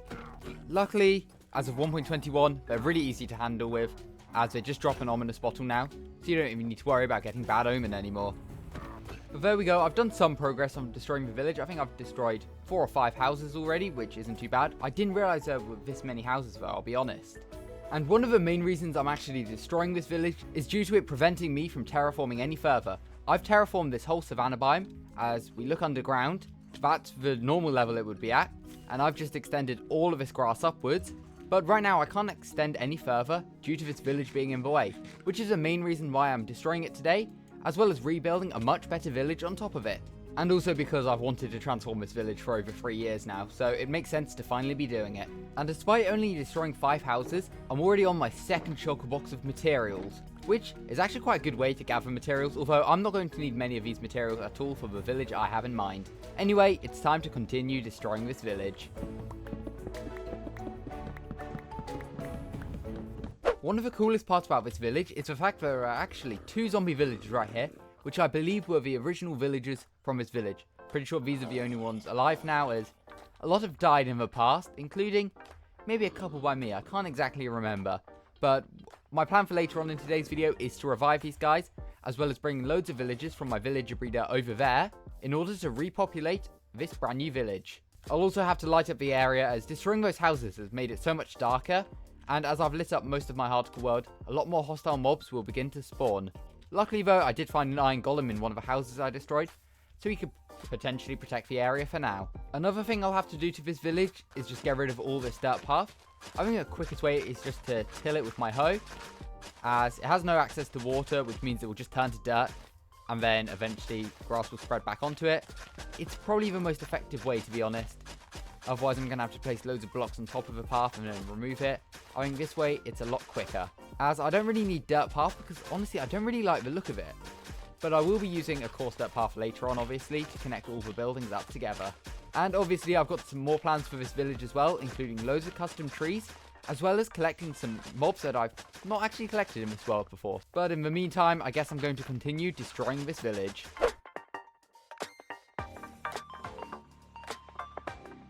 I would continue turning all of the dirt path into farmland, however it started to rain, which means all of the farmland can begin to hydrate, meaning it won't go away unless it stops raining. So we could try and sleep, I guess. Nope, can't do that. That means all of it's going to turn back into farmland, which is really annoying. So I guess we can leave that for now, and I guess we might as well destroy a few more village houses. One thing I will do though is just empty the shulker boxes back into my storage room, as I don't really want to be carrying 2 full shulker boxes. And to be fair, we got a decent amount of wood from it. It's time once again to destroy this village, and if you're enjoying today's video, make sure to subscribe, as I've got a lot more to do. Something I've just discovered about this village house I've just destroyed is the fact that it's got an original loot chest in it. I've, for some reason, never taken these 3 oak saplings, these 2 bits of bread, or this feather, but I guess now I have. Wow, I can't believe I never looted that, especially because when I started this world, I spawned up on that mountain, went down and explored the village over there, mined some iron, slept, and then went to this village right here, and for some reason just didn't collect all the loot for some reason. Or the bell. The bell is still here. And actually, I'm not going to be removing this well. In fact, I'm going to be redesigning it later on in today's video as the center of my village. I can't believe that. The zombie villagers have just been killed by the Iron Golem. I didn't even realize the Iron Golem would go out its way to kill the zombie villagers. That is so annoying. I wanted to have like the original villagers left in the world. I guess I can't anymore thanks to this stupid Iron Golem. Oh well, it's not like I'm running low on villagers or anything. I literally have so many villagers in that villager breeder, if I look in the area, it becomes significantly more laggy compared to anywhere else I look. Still very annoying that I can't keep the 2 original villagers anymore. Unless maybe there are some in the building? I highly doubt it. Nope. Oh wow, some more original stuff. Some leather armor. In case I need that. I really don't. I've got full netherite armor.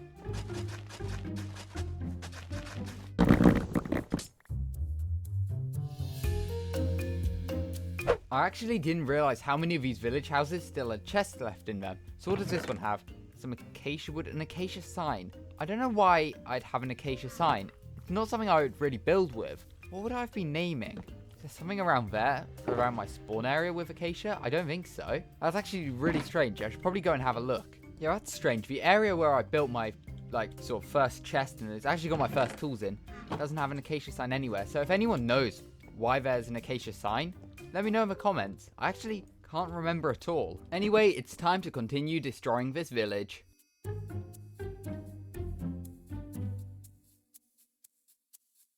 And there we go, the whole village has now been destroyed, and honestly, it looks so strange just there not being any village houses here at all. I'm just so used to it over the 3 years that I've played in this world. However, it has left loads of really bad looking terrain, like there's random pits in the ground, and also it has allowed me to continue terraforming up to over that area, so I can be done with this giant terraforming project. So that's the next thing I have to get done, placing loads of grass blocks, and then we can start working on the brand new village. And I'll also remove these village lamps as, honestly, they don't look very good. It's now once again time to start placing in loads more grass blocks. That's over a shulker box of grass blocks now placed in, and whilst it does look good, there are a lot of areas, specifically like this bit, which don't look amazing. So I think now I want to go through and just flatten lots of this out and just make it look a whole lot nicer.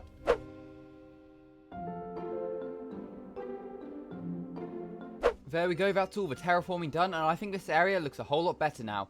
And it seems like we've got another pillager patrol, which is definitely annoying, especially because I plan to build a village right here.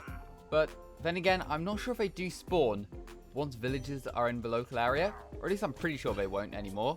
I should probably also light the area up. That would probably help a lot. I'm also very glad I did all of that terraforming, as I basically gained all the grass blocks and dirt blocks back that I had already used. I'm now back at my starter base, as I quickly want to go under my bed and grab out a couple of stacks of frog light, just to spawn proof the area, as I really hate dealing with hostile mobs. Plus, it will make sure no zombies spawn for when I repopulate the village later on. This still looks so strange without a village as well. Can't wait to actually start building up the brand new village. I think it's going to end up looking so good. I definitely need to light up under the terraforming as well, otherwise there's going to be a lot of hostile mobs. Which are probably... oh no, it doesn't look like there are any at the minute, which is very good. Luckily, I can use a mini hut mod to see exactly where I do need to spawn proof. After I lit up the entire area, I decided to do a bit more terraforming, such as raising this grass up a level, as well as terraforming what was a hill here, just to flatten it as it looks a lot nicer, and also just leaves loads more space we could do some building on later on. I've also planned out where the first few village houses are going to be with these dirt path plans on the ground, and I think we need to start building. And luckily, I've gathered all the resources needed for the first build, which is going to be our water fountain for the center of this village. And luckily, this is going to be a very easy build. I'll take the bell away from it, and I just need to get rid of these torches. And it's actually really simple. I just need to start by adding some mud stairs along like this. There we go. And then I can add some packed mud in places. We'll also do a bit more variation by adding in some mud bricks as well. Add the bell here. I want to add a flower pot with a flowering azalea right here. 3 candles here, 2 candles there. And then we can fill in this bottom bit with some mud and muddy mangrove roots. We can get rid of this cobblestone and gravel and replace it with a mud brick, packed mud, 2 mud brick walls, a lightning rod, and then we can waterlog it simply like that. And then we can get some buttons and add them on the outside for a little bit more detail. as well as the fact you can press a button and it will ring the bell. And then we can add a little bit of seagrass in, although these aren't actually water sources right here, as you can see. So we can do just something like this with the ice. That should make it all water sources.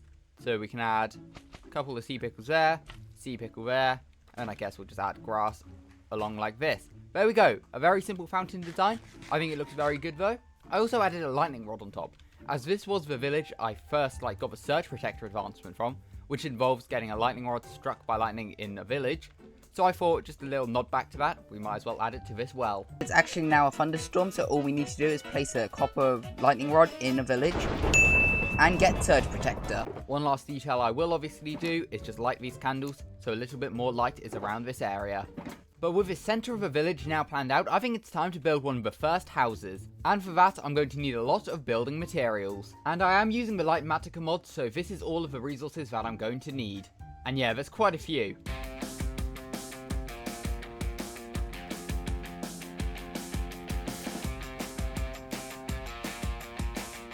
And there we go, that's 2 shulker boxes now filled up with materials, as it's time to build up the first house of this brand new village. And honestly, this is one of my favourite block palettes that I've used for a village.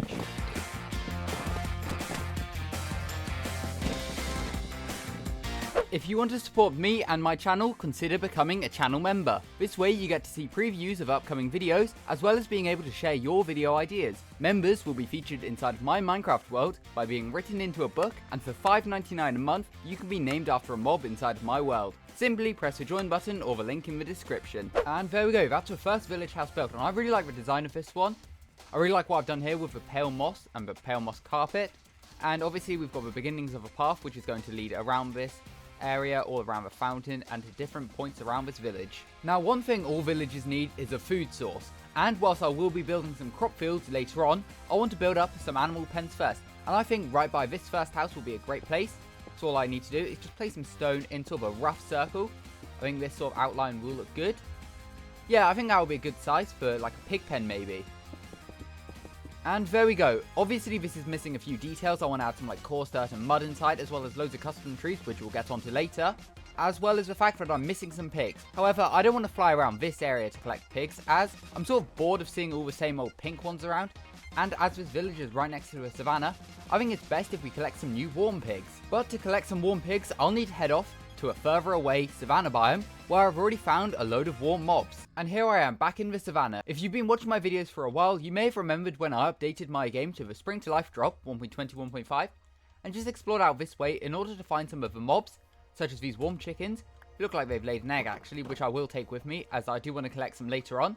And I created this little research area just to sort of collect some new items. But I'm here for the warm pigs, and I did just see one right there. Hopefully there'll be a few more around though. So luckily I've got some leads on me. We'll grab this guy and we can just see if there's any more around.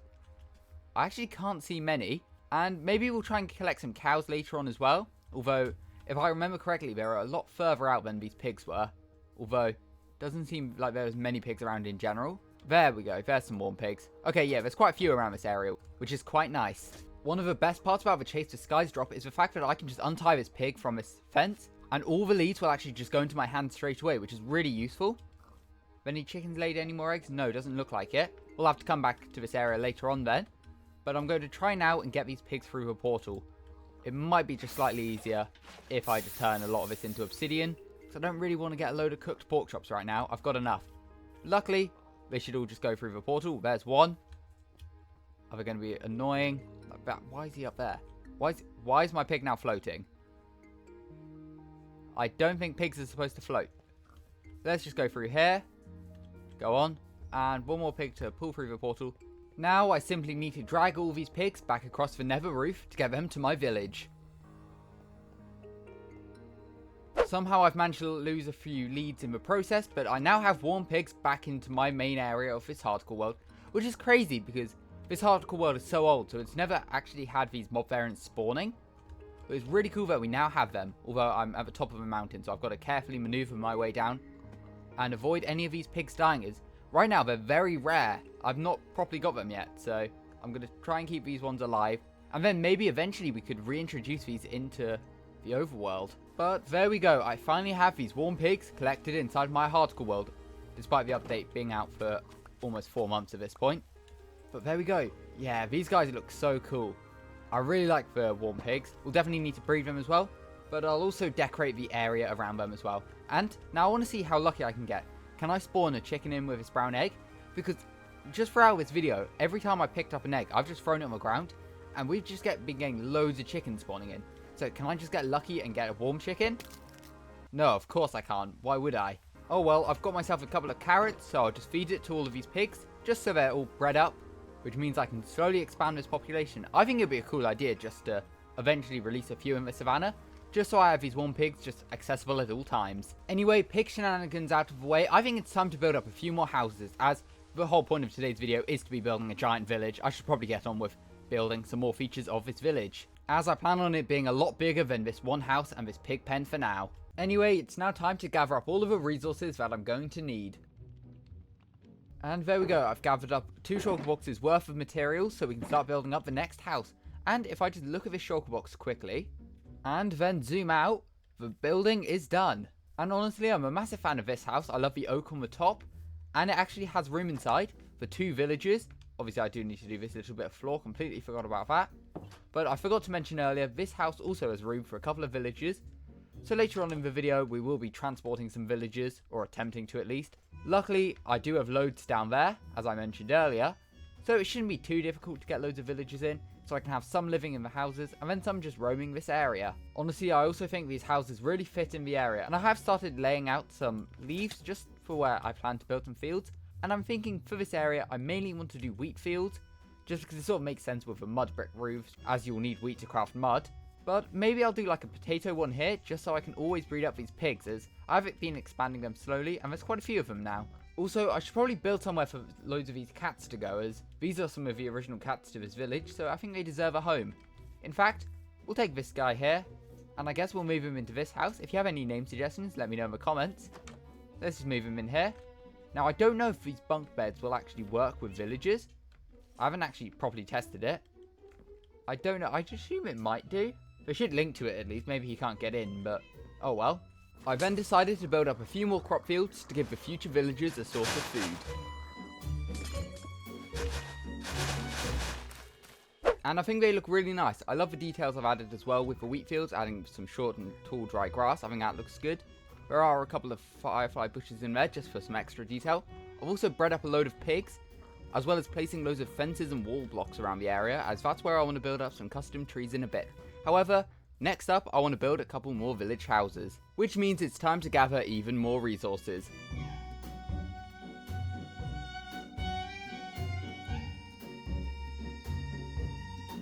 And there we go, that's 3 shulker boxes full of all the materials that we need.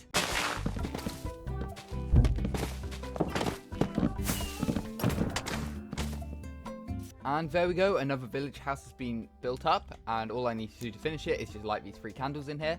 I really like the look of this one. I love the interior I've done. It has room for 2 villagers, and the best part is villagers can't escape because you have to crouch to get out of the door. But despite that house now being built up, we're still nowhere near done. I've still got 3 houses to build, as well as loads of custom trees and animal pens, as well as connecting all of these village houses together with paths, as well as actually adding villagers to this area. As you just saw, I did build up a few more animal pens. We've got this one here for cows, that one over there for sheep, and I also added in some trapdoors just past this fountain here, up against what's going to be one of the next houses I built, as this will be a little chicken coop area. As a fun fact about trapdoors, chickens won't actually be able to jump over these. And we can see that in this part of my Minecraft article world, as I've got a chicken coop here, and they can't escape, which is very good. However, I could just take these eggs and use them, but I need some warm chickens instead. But I'll be collecting the warm chickens as well as the warm cows in a bit, as I think I want to build some more around this area first, and then start collecting all the mobs we need. So now it's time to build some more custom trees, and actually I'm introducing a new species of tree into my world using some tough walls, as well as mangrove and acacia leaves. There we go, that's lots of the new custom trees built in, and I really like the look of them. I also built a few in the plains, although they are mainly for the savannah area. But now I filled my inventory up with loads of andesite walls and oak fences, as it's time to build even more custom trees. That's all the oak trees now built in, and I really like the look of them. They just make this area now feel much more complete, despite missing 3 houses and a path still. but we'll get to that, don't worry. And now it's time to build loads of andesite trees. But first, this dandelion looks really nice. I love this sort of yellow texture on it. That looks really cool. I mean, that orange pixel just looks so cool. And oh, the trees are done. Okay, you really can't see many here, but there's one there. Got one there. We can fly up. We've got a few more in the back, but honestly, this area just looks so much better with all of these custom trees now added in. But now it's time to actually expand the village by adding in some more houses. After spending almost half an hour collecting resources, I could finally build up the next house. And I'm now on day 2700, and we're actually in the savannah biome, as I was just waiting around for these chickens to lay some eggs, so I can more easily, oh perfect, another egg. So I can more easily add some of these chickens into the area, as I don't really want to have to drag them back across the nether, like I'll have to do with these cows I've just collected. Don't ask where the other cow went, but I've got 2 warm cows now which I'll be able to transport back. I'm not going to bother with sheep, just because I can just get them from a nearby meadow, and all I would need to do is dye them anyway. So I guess I'll wait around a bit just for these chickens to lay a few more eggs, so we can hopefully just spawn a couple of warm chickens back at base, without having to transport chickens as well as these cows. After a while of just sitting around waiting for these chickens, I've managed to get a total of 16 eggs, which hopefully will be enough, as it's now time to drag these 2 cows back to my base to populate the village even further. And here we are, back in the village with some warm cows, which is great to finally have in this part of the world, as I had to travel pretty far to get these guys, but I'm glad I can just now get them and breed them infinitely right by my base. And now it's time to see if I get lucky with these eggs. Hopefully we spawn at least a couple of chickens in them and I can just continue breeding them. 1, 2, 3, 4, 5, 6, 7, 8. There we go, 1 chicken. Oh, 2. Can we get 1 more? Or 4 from 1 egg, that would be nice. Okay, 2 chickens. I can't really complain about that. That's all we really needed. One thing I definitely don't need is any more pigs, as I've bred them up a lot just as I've been making this video, and it feels like they're sort of starting to make my world lag a little bit, so maybe we'll have to release these guys at some point. But distractions aside, I should probably build the final 2 houses for this village. However, first I will just grab a couple of these sheep from a mountain, so I can populate the final animal pen. And there we go, the 2 sheep added into the sheep pen, which means I've now have all the animals for this village. Except the actual villagers, although they don't really count as animals, but we'll sort that out later on. One thing I definitely will be doing as well is just breeding up all these mobs in the background, as for the sheep it's a great way to get wool, and also for warm cows it's just nice to have a new sort of mob roaming my world. So I'll definitely breed these guys up. Also they do look really cool, I love the horn design these cows have. But instead of getting distracted, let's build another house.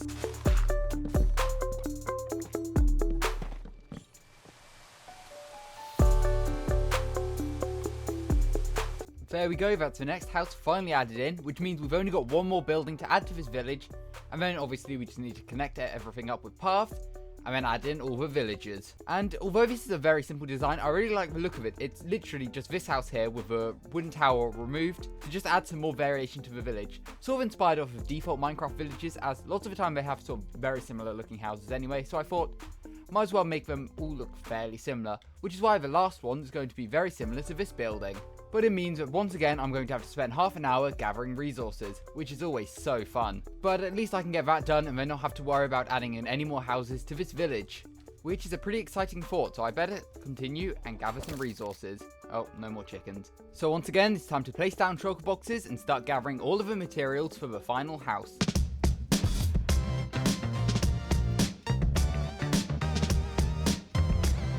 And there we go, with 3 shulker boxes full of all the resources I'm going to need, I can finally build the final house for this village.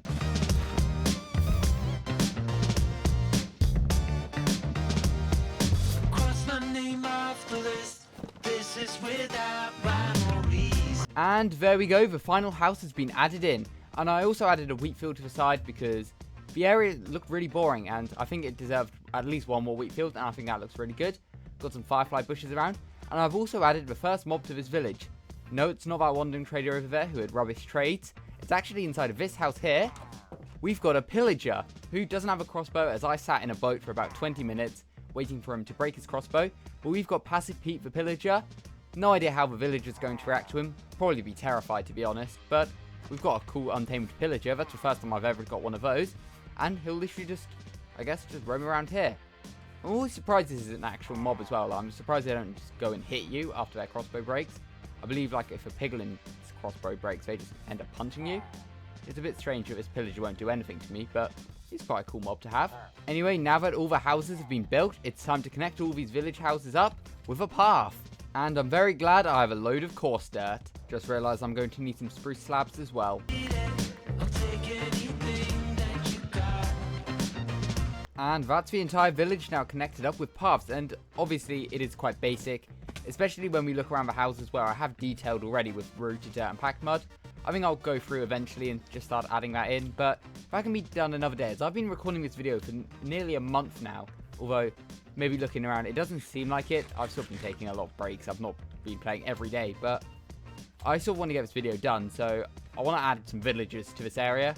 So we can do all of the proper detailing at some other point, or I'll just do it off camera or something. So I think now it's time to collect some villagers. And to actually transform the villagers, I'm going to be using my Happy Ghast, as it's the newest mob in the game, and its sort of whole purpose is to transport mobs around. Although it's very slow, so it'll take me a while to get there, but I'm just going to attach a load of boats to this Happy Ghast to take them over to the village. And we can actually see the village come into view after we pass this sort of windmill area. And yeah, this looks so cool from a distance. Yeah, I really like the look of this village. Love the way it turned out. Alright, I should be somewhere near the villager breeder with his Happy Ghast at this point, so I'll just hop off him and fly down here, as I did gather a shulker box full of boats to actually put some villagers in, although we probably won't need that many. I'll make sure to grab some leads out of my shulker box quickly, which also we won't need that many of. Yeah, 12 should probably be fine. And now I can finally start letting villagers out my villager breeder. If you notice, as we get down here, it becomes so laggy. And that is because there are so many villagers trapped in here. So I guess we just let them out. That's probably best, right? Let's start by adding some boats around, just so they can just immediately start getting in. Okay, let's just see what happens when we break this one dirt block. Look how many villagers there are in there. Like, just looking, there may be like over 100. Ready? Okay, yeah, they've all started to shoot out, so we'll just start placing boats around and just see how many I can pick up. And any that do just escape will probably just end up dying eventually, I guess. Alright, so what I'll do is just lower this Happy Ghast down this hole, and then just lead up all the boats, I guess, attach it to the Happy Ghast and fly out of here. I really hope this works. There we go. So we have a Happy Ghast hot air balloon. That looks so crazy. And it's flying off away from me. Alright, I just need to jump on top of it. Drag all of these villagers. No idea how many there are. And remember, if you do want to name one of these villagers, consider becoming a channel member. Anyway, let's fly out of this hole. Up we go with all of these villagers who have been trapped in the villager breeder for months. These guys have probably not seen the sky. Probably before, to be honest. Do we get them all out? We do. Wow, we've got a Happy Ghast hot air balloon. I'm going to zoom my FOV all the way out so we can actually see. This is quite cool. Wow. And hopefully that should help fix the lag in the world. Let's just get above this village. There's definitely not enough beds in this area for the villagers, so half of them will just be wandering around forever. Half of them will probably end up dead, but oh well. Let's just lower ourselves.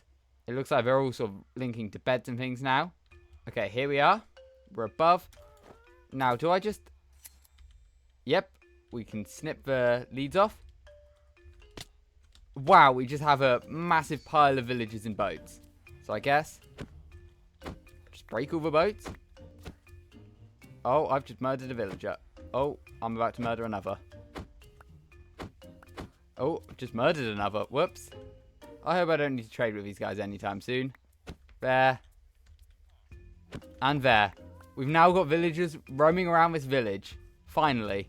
Yeah, hopefully they will find themselves some workstations. I'll probably just end up decorating it off camera. Just like adding some grass in, adding some different workstations, maybe some market stands. And also letting them in some of the houses. Like, that one is not accessible to villagers. Nor is that one where Passive Pete lives. But maybe that one's for the best. And I guess for all the other villagers around this area, we can just let them despawn for now. If I need more, I can once again activate the villager breeder.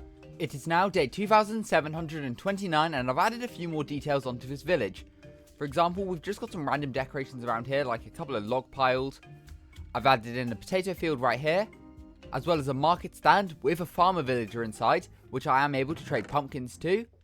And also melons as well. So stay tuned for the next hardcore episode, as I've got a big plan for this farmer villager, as well as loads more different villagers. But there we go, I'm now happy to say that this village is completed. And just to remember, this is what it looked like at the beginning of today's video. And here it is now. If you enjoyed today's video, make sure to subscribe and let me know what you want to see me do next inside of this hardcore world. In September, I created a video showcasing features I'd love to see added to Minecraft, and it really inspired me to create the new style of content that I make. Minecraft has gone through many updates in the past few years, however, there are still features that I'd love to see added into the game. So I've installed a bunch of mods, so let's go through all of the features that I'd love to see. And we're going to be starting with a mod called Friends and Foes, which adds a bunch of the mob vote losers into the game. Now if I'm honest, I don't want to see every single one of these mob vote losers into the game, although it could be cool. There are a few I really want to see added into the game though. Specifically, I'd love to see the Move Loom added into the game. It's one of the coolest mobs. I'm just surprised it hasn't been added to Minecraft yet, because despite it being like pretty useless, it doesn't really do anything. It'd just be a cool mob just to have as an extra variant within Minecraft. Surprised they didn't add it when they were adding in all the mob variants during the Spring to Life game drop. But additionally, with these Move Looms comes a brand new type of flower called the Buttercup, which is just like a smaller dandelion flower, which can also be crafted into yellow dye. But it's just a cool looking flower, and whilst it doesn't really have much of a purpose, it's still a cool feature that I'd like to see added into the game. I believe we can grab some shears as well, and yeah, we can actually shear the Move Looms to get buttercups, and there's an advancement, apparently. I don't know where it would be, but that is another feature I'd love to see. I'd love to see more advancements, but we'll get more into that in a bit.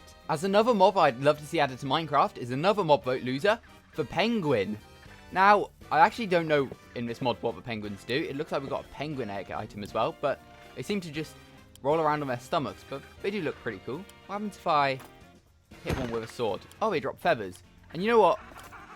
I feel like penguins didn't win the mob vote due to the other two having more exciting features, like the crab giving you crab claw so you could reach further with blocks, and then the armadillo, which won, gave you wolf armor. Did they give you a boat boost? I'm pretty sure that's what they did. So if we get some water out and we get a boat.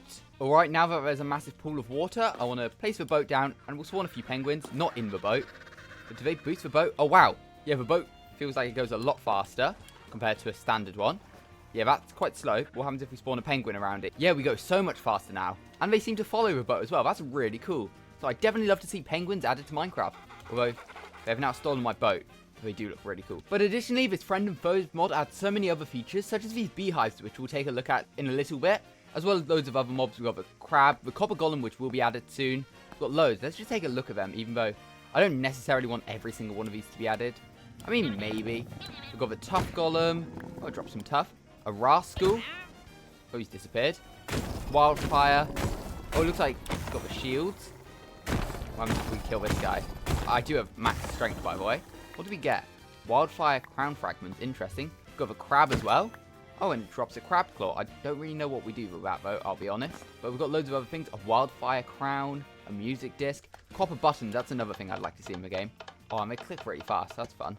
And, oh yeah, the other lightning rod variants, which are actually getting added to Minecraft as well, which is really fun. You may have noticed behind me there's a new type of tree, and this is the maple tree from the Wilder Wild mod, which is a mod that focuses on updating Minecraft 1.19 for Wild update. As to many, it felt like a quite incomplete update for something that was supposed to transform the overworld. I mean, we did get the mangrove wood, we got frogs, we got wardens, but we could have had more. And this mod adds it into the game. For example, all of these wood variants. We've now got baobab logs, we've got willow logs, cypress logs, palm logs, as well as maple logs. And obviously we've got all these plank variants as well, which look so cool. I feel like my favorite is probably the palm wood. We need like this sort of yellow type of wood in the game.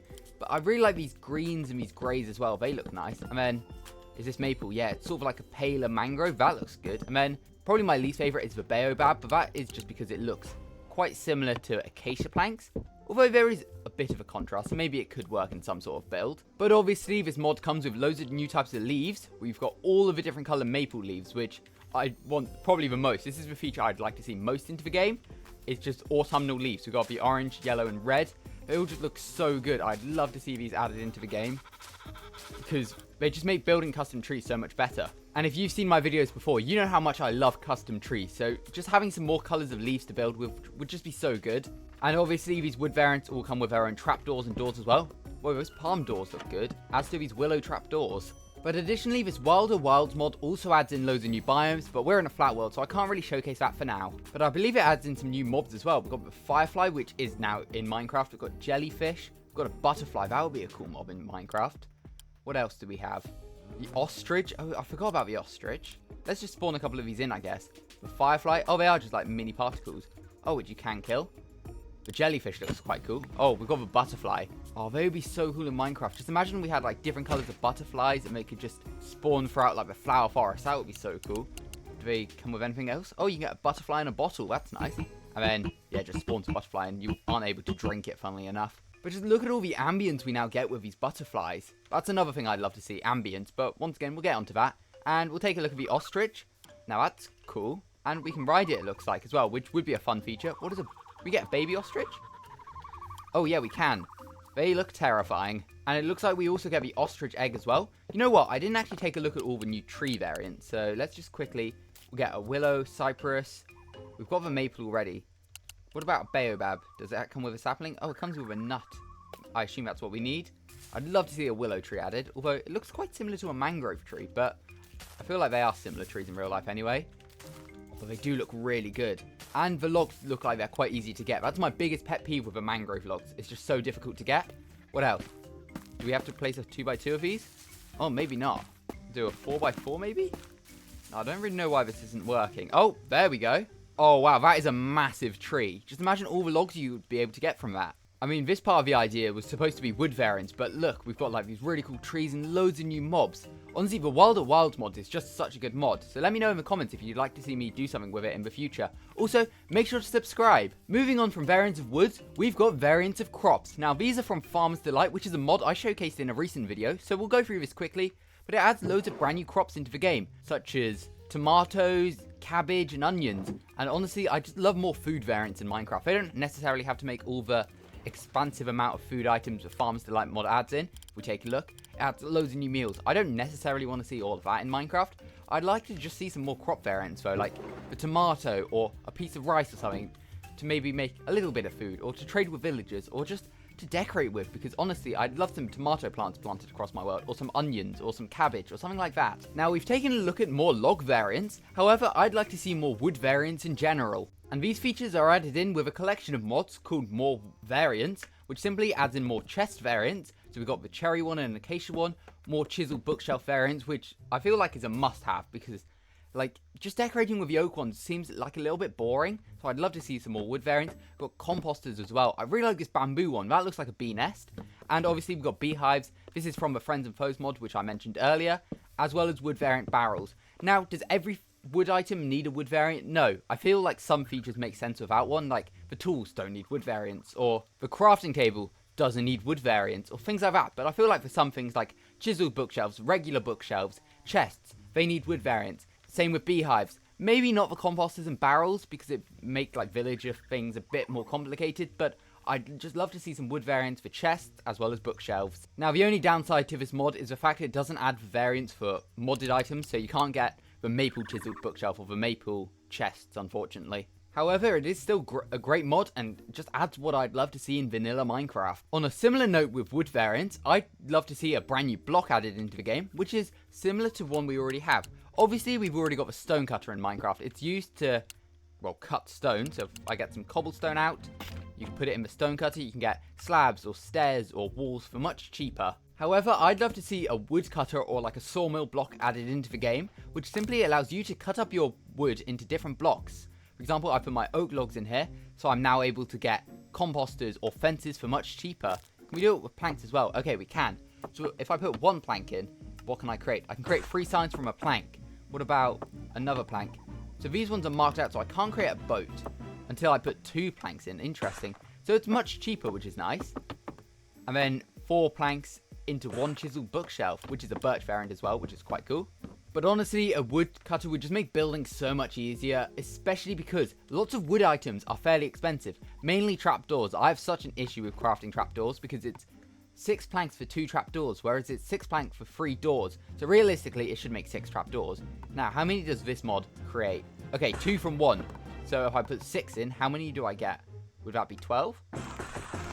Yeah, I create 12 trapdoors from 6 planks, so this woodcutter would definitely be useful to have. And for those wondering, this mod is from Nemo's woodcutter. And it is also somewhat compatible with the modded woods, although it can only do like crafting tables and composters and things. It can't do like this fences or the door variants. Now, moving away from new blocks and mobs, I'd like to see more ambient features in Minecraft. I mean, I sort of touched on it earlier with these butterflies adding ambience, and we've sort of got it in base Minecraft now with these falling leaf particles, which look amazing. However, I'd like to see them go one step further and add more sounds in. For example, if you're walking through a forest, you could hear birds chirping, just for that nice bit of ambience.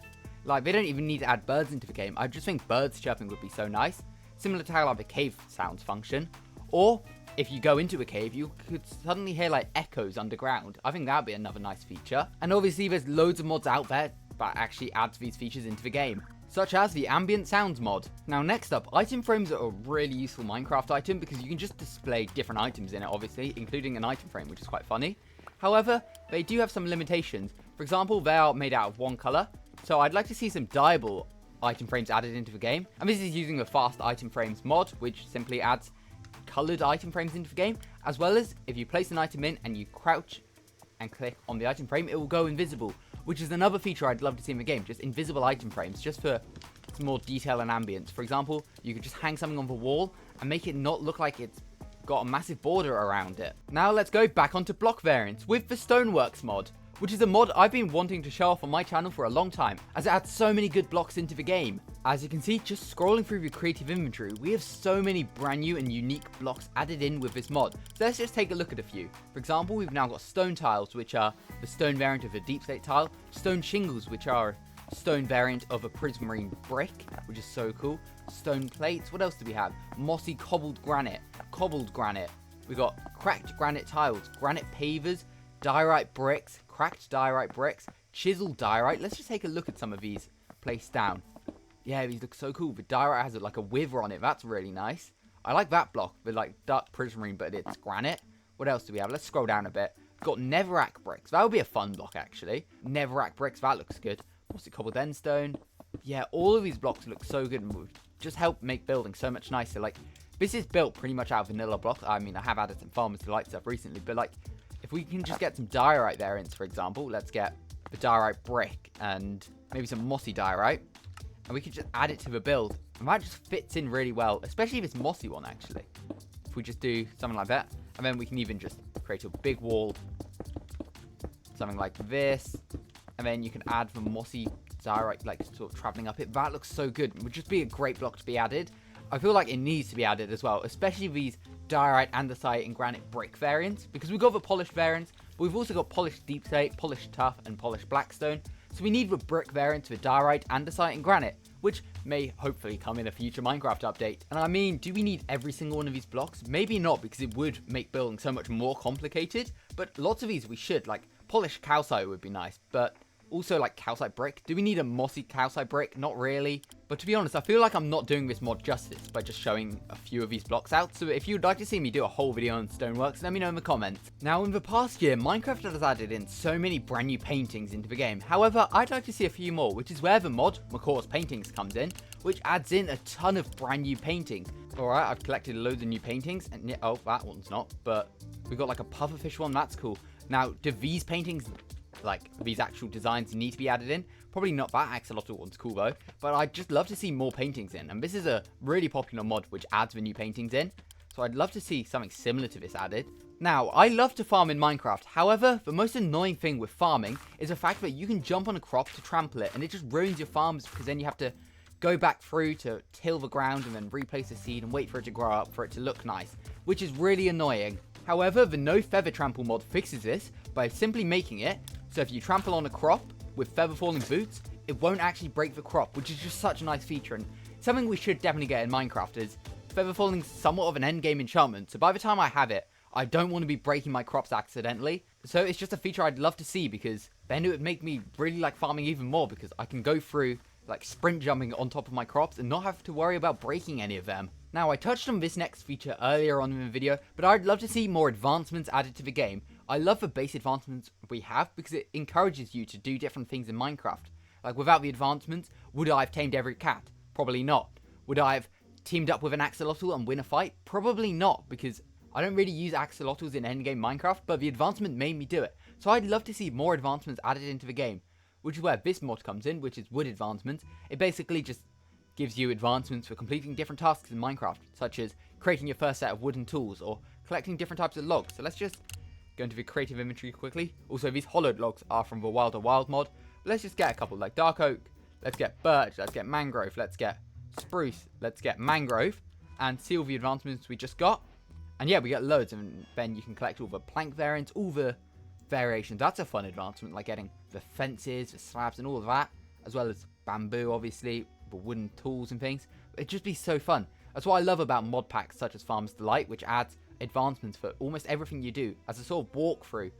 And then obviously a lot of these mods also add in new advancements as well. Collecting every beehive. I just feel like more advancements need to be added into Minecraft. Similar to this final feature, which is crates. I'd love to see more crates added into Minecraft. And Farmer's Delight does a great job at this by adding in different crates for all the crops. For example, we now have a crate of potato just by crafting 9 potatoes in the crafting menu. Same with beetroot or cabbage or onions or carrots or anything like that. But then the mod Crates Delight adds in even more. And some of these should just be added to vanilla Minecraft anyway. So we've got things like a bag of gunpowder, that would be so cool. A bread bag, golden carrot crate, different color egg crates, as well as bags of sugar. I feel like these would just make building in Minecraft so much easier, because we just got more variants to add to our world. For example, over here, I've got like a little bundle of potato and tomato crates. Perhaps I'm shipping them into my house or waiting for them to be picked up. You could just tell a story with these new crates, just as well as building with them, because some of these just look so cool. I mean, this blue egg one looks a bit random, but like, I really like this bag of gunpowder and this bag of sugar. I'd love to see just these added into the game. And I've probably said that about everything I've seen in today's video, as this was a video on features I'd love to see added to Minecraft. Let me know what you'd like to see added to Minecraft, and make sure to subscribe for more videos like this in the future. Also, make sure to check out all these mods I showcased in today's video, and if you'd like to see me do like a playthrough with all of these mods, like a Dream Update Survival or something, let me know in the comments. In October, I celebrated my birthday and uploaded one of my best videos, showcasing a mod that adds 700 plus blocks into the game. Minecraft has hundreds of blocks, however, there are still many more that need to be added, which is where the Stoneworks mod comes in, adding over 700 brand new blocks into the game. And I'm going to be taking a look at this mod today to see if Minecraft needs all of these blocks. Starting off with stone. Now these are the default stones that are in Minecraft. Obviously we've got the regular stone, cobblestone, then a mossy variant of a cobblestone, then we've got stone bricks, crafted with 4 stone, and then we've got mossy stone brick, cracked stone bricks, which is just stone bricks smelted in a furnace. Then we've got smooth stone, which is stone smelted in a furnace. And then we've got chiseled stone bricks. And obviously lots of these have their own slabs and stairs variants as well, except from smooth stone, which has the slabs but doesn't have the stairs for some reason. However, if we are to take a look at deep slate, you can see we've got regular deep slate, cobbled deep slate, chiseled deep slate, polished deep slate brick, cracked deep slate tile, cracked deep slate tile, and I guess we've got reinforced deep slate as well, but that doesn't really count because it's an unobtainable block in survival mode. It just sort of spawns in the ancient city, so we can forget about reinforced deep slate. But you can see there is some consistency. For example, we've got the regular stone variant, we've got a cobbled variant, we've got a chiseled variant, as well as a brick and cracked brick variant. However, deep slate doesn't have a mossy variant, and stone doesn't have a polished version, nor does it have the tile versions. Now, if we take a look at another type of stone, we've got andesite, and we've got polished andesite. And that's it. We've got the slabs and stairs variants, obviously, but we've got only these 2 variants to build with. We don't have andesite bricks, cracked andesite bricks, chiseled andesite, or cobbled andesite, or anything like that. And then obviously we've got sandstone, chiseled sandstone, smooth sandstone, cut sandstone, which are all different. Endstone bricks, but that's it. Then we've got prismarine bricks, and dark prismarine, but that's it. They're the only variants of prismarine. We've only got 2 variants of endstone, same with the andesite. So basically, with the stone variants in Minecraft, there are so many inconsistencies, which, as mentioned in the intro, is where Stoneworks comes in, as it adds so many brand new variants that Minecraft really needs. Now, this mod does something really well, as it adds just vanilla sort of textures, but for all the stone variants. For example, we've now got stone tiles, cracked stone tiles, stone pillar, which, as you can see, is just a variant of polished basalt. We've got stone shingles, which is a bit like the prismarine brick, stone pavers, which is like dark prismarine, and stone plates, which is like a purple block. And for reference, if you want to obtain any of these blocks in survival mode, once you've installed the mod, you will need the stone cutter. For example, there we've got the stone plates, or the stone tile stairs. We've got all the slab stairs and wall variants as well, like a stone plate wall. That looks really nice. But obviously this mod doesn't just add things to stone, it also does the andesite. Because obviously we've got the andesite, polished andesite, but now we've got cobbled andesite, mossy cobbled andesite, andesite bricks, mossy andesite bricks, cracked bricks, chiseled andesite, andesite tiles, cracked tiles, pillars, which with the pillars you can see it's sort of based on the purple ones. We've also got andesite shingles, pavers, and plates as well. We've got all of these variants for andesite, not to mention we've also got all of the variants for granite, diorite, deep slate, calcite. Now honestly, I think the calcite ones are really interesting, as obviously default Minecraft just has these regular calcite blocks, but like Tough, I think calcite needs all the variants as well. So now we've got cobbled calcite, mossy cobbled calcite, calcite brick, mossy brick, cracked calcite, polished calcite, chiseled, calcite tiles, as well as cracked tiles, pillars, shingles, pavers, and plates as well for calcite, which these textures look so nice. I'd love like a really white brick or really white like tiles in the game, or even like a really white pillar. I know we've got quartz, but honestly this looks so good, and honestly would work really well with a custom tree. Now taking a look at all of these variants I've placed down, does Minecraft need every single one?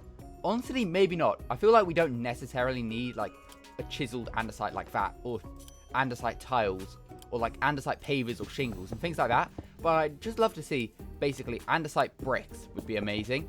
Honestly, cobbled andesite would be quite nice, but like bricks are probably the main thing I'd like to see with andesite. And then with a stone, honestly, the plates look really nice. They would work really well with stone bricks, I think. And the tiles, I think for stone, tiles would work really well. But honestly, I could definitely see all of these blocks being added to vanilla Minecraft in the near future, as Tough in 1.21 had all its variants added. Before, it was just Tough, but now we've got polished Tough bricks, we've got chiseled Tough, chiseled polished Tough, loads of different variants of Tough. So I feel like lots of these blocks are quite outdated, like the andesite only having these two variants. So I definitely think we'll get the andesite bricks, for example, in the future. I also feel like we'll get the calcite variants as well. Another block I feel like should get loads of new textures as well is sandstone.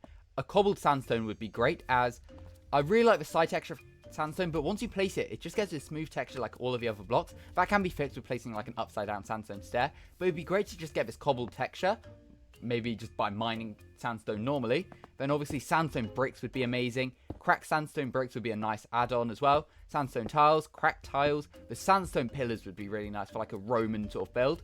The shingles, pavers, and plates are the ones I'm least interested in, to be honest. If I had to choose, I'd go for the bricks as well as the pillars. And obviously this mod adds so many other ones as well. So for example, it adds in mossy cobbled endstone and mossy cobbled endstone brick.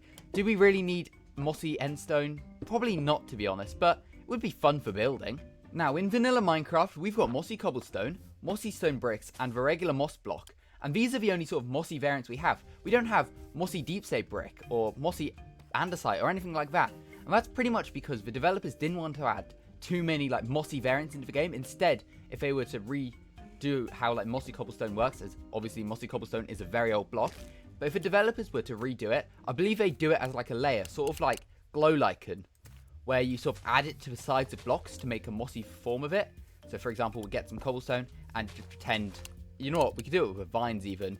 So for example, we'd have a mossy layer and you add it around the side of a block rather than adding it into the crafting table and getting a whole new block variant, as otherwise there would be too many block variants, which I don't think it's a bad thing necessarily, but that's just how the developers in the past had voiced like how they change mossy cobblestone. Obviously that might not even be a feature that's ever implemented, as that was said years ago now, and we don't have like mossy layers or anything. So it would be fun to get like a mossy deep slate variant or mossy andesite variant, but it is quite an interesting thing to think about. But just looking through all of these different variants, what actually should be added to vanilla Minecraft? As there are so many that I honestly don't think need to be added. Like, do we need a mossy blackstone? Whilst it looks cool, I don't think we do. And do we need cobbled netherrack bricks, and mossy netherrack bricks? Probably not, honestly though. That netherrack brick texture looks so nice, so maybe we do need netherrack bricks. But the variants I feel like Minecraft needs most are brick variants, tile variants, and chiseled variants. I'd also love to see pillar variants, but I just don't see Minecraft adding pillar variants in, as we've only got one or two in the game right now. We've only got like the purple and the quartz pillars. I don't feel like we'll get many more pillars, although for things like sandstone it would be really nice. But I guess it's a good point as well, like we don't need every block to have the same exact things. Like I'd love sandstone bricks and things, but do we need sandstone tiles? Maybe not. I'd prefer sandstone pillars over sandstone tiles, for example. However, I'd prefer an andesite tile texture to an andesite pillar. Additionally, whilst we have a block like diorite in the game, do we need a cobbled diorite? Whilst it would be a fun texture, I feel like we don't, as that would definitely fill your inventory up. As you've got to think, whilst these would all be amazing for building, if they spawn naturally in Minecraft, it would be really overwhelming. For example, you find a big patch of diorite, you now mine it and you'll fill your inventory with cobbled diorite, but if you have a silk touch pickaxe, you'll get regular diorite, so it sort of gets a bit overwhelming, unless like different recipes are added, so you can't obtain them naturally in the world. Maybe you have to smelt diorite to get the cobbled diorite, or maybe you have to craft it or something. I think that might work better. Do we need mossy cobbled diorite? Probably not. Although I would like diorite bricks. That's one of the features I'd love most. And I feel like that's the most likely one to see in the future. I feel like we'll get andesite, granite, and diorite bricks in the near future, hopefully. As in vanilla Minecraft, we've already got stone, deep slate, tuff, brick, mud brick, resin brick, prismarine brick, nether brick, polished blackstone brick, endstone brick, quartz brick, as well as red nether brick. So I feel like granite, andesite, and diorite are really missing from this category for some unknown reason, to be honest. Now, one block I haven't even mentioned yet is purpur. Obviously, we've got the regular purpur, but this mod adds in raw purpur, cobbled purpur, purpur brick, polished, chiseled, purple tile, purpur pillar, which obviously is in default Minecraft, shingles, as well as the pavers. And honestly, I'd like to see some more purpur variants as well. I also feel like we may not get them because who really builds with purpur, to be honest? We've already got a couple of purpur blocks, but no one really builds with it. Although some of these would be cool. I like the look of this raw purpur, for example. That almost looks like a wood block. Or this cobbled purpur. I like that one as well. But maybe for like an end update, we could get some more purpur building blocks, or maybe some endstone building blocks. I feel like endstone's one of the next ones we may see a few more variants of as well. I feel like for things like purpur and prismarine, probably not. But taking a look at this mess of block variants I placed down, the most likely ones to be added, I think, will be the andesite, diorite, and granite bricks, as well as some more endstone variants. The calcite variants, probably just being polished brick and chiseled. And I'd just love to see the sandstone bricks. I feel like sandstone needs more variants. The cobbled sandstone in this mod looks amazing. And sandstone pillars would be so good for building. And honestly, this mod just makes me really want a building block update in Minecraft. Maybe that could be a new game drop. Just adding loads of building block variants that need to be added. Maybe not even just focusing on stone, because there's loads of variants that I still think should be added anyway. So if I had to choose what the next Minecraft update would be, it would be very close between a building block update, adding all the new stone variants into the game, or a foliage update, but we'll cover that in another video. As to be honest, this video was more of a bit of a rant video of just like blocks I'd love to see in Minecraft, and just like taking a look at this factory. Look how much better I could decorate it if we had something like granite bricks, or like this diorite brick, for example. I'm sure we could get a few diorite variants would look good. You know what, even the diorite bricks will probably work really well. Yeah, that just helps to add more detail, and then I guess we can grab some calcite variants out, because this mod just adds in so many new ones. Yeah, that works so well, and then we can add the diorite ones with a bit more texture.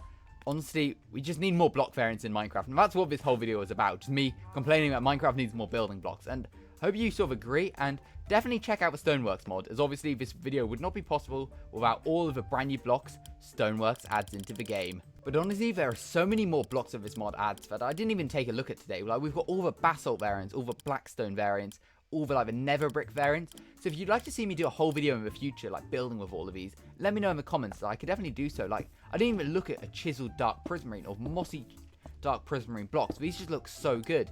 But obviously, if you enjoyed today's video, make sure to subscribe. I really started to focus on modded content in November, as I uploaded the first of a new series where I rate your Minecraft ideas. Today, I'm rating your Minecraft ideas and using mods to see whether they should or should not be added into the game. I've always thought that there should be bogged and stray skeleton horses, as well as snowy zombies and stuff. So would more hostile mob variants work in Minecraft? Well, let's take a look. First of all, in the Mount of Mayhem update, we are getting new mob variants. For example, we're getting the Nautilus, but we're also getting the Zombie Nautilus, and then the Zombie Coral Nautilus, and we're also getting the Camel Husk, which is a variant of the Camel. And we're also getting a brand new desert variant of a skeleton, known as the Parched. So Minecraft is already going ahead and adding new mob variants into the game, so I definitely think we could see some more in the future. Now, skeleton horses are really cool. However, one limitation that they have is they only come in one variant. You can't get like a bogged variant or a stray variant or the new parched variant, despite them existing as skeleton variants. But then you could argue that's the same for the zombie horse. We don't get like a drowned zombie horse, we don't get a snowy zombie horse,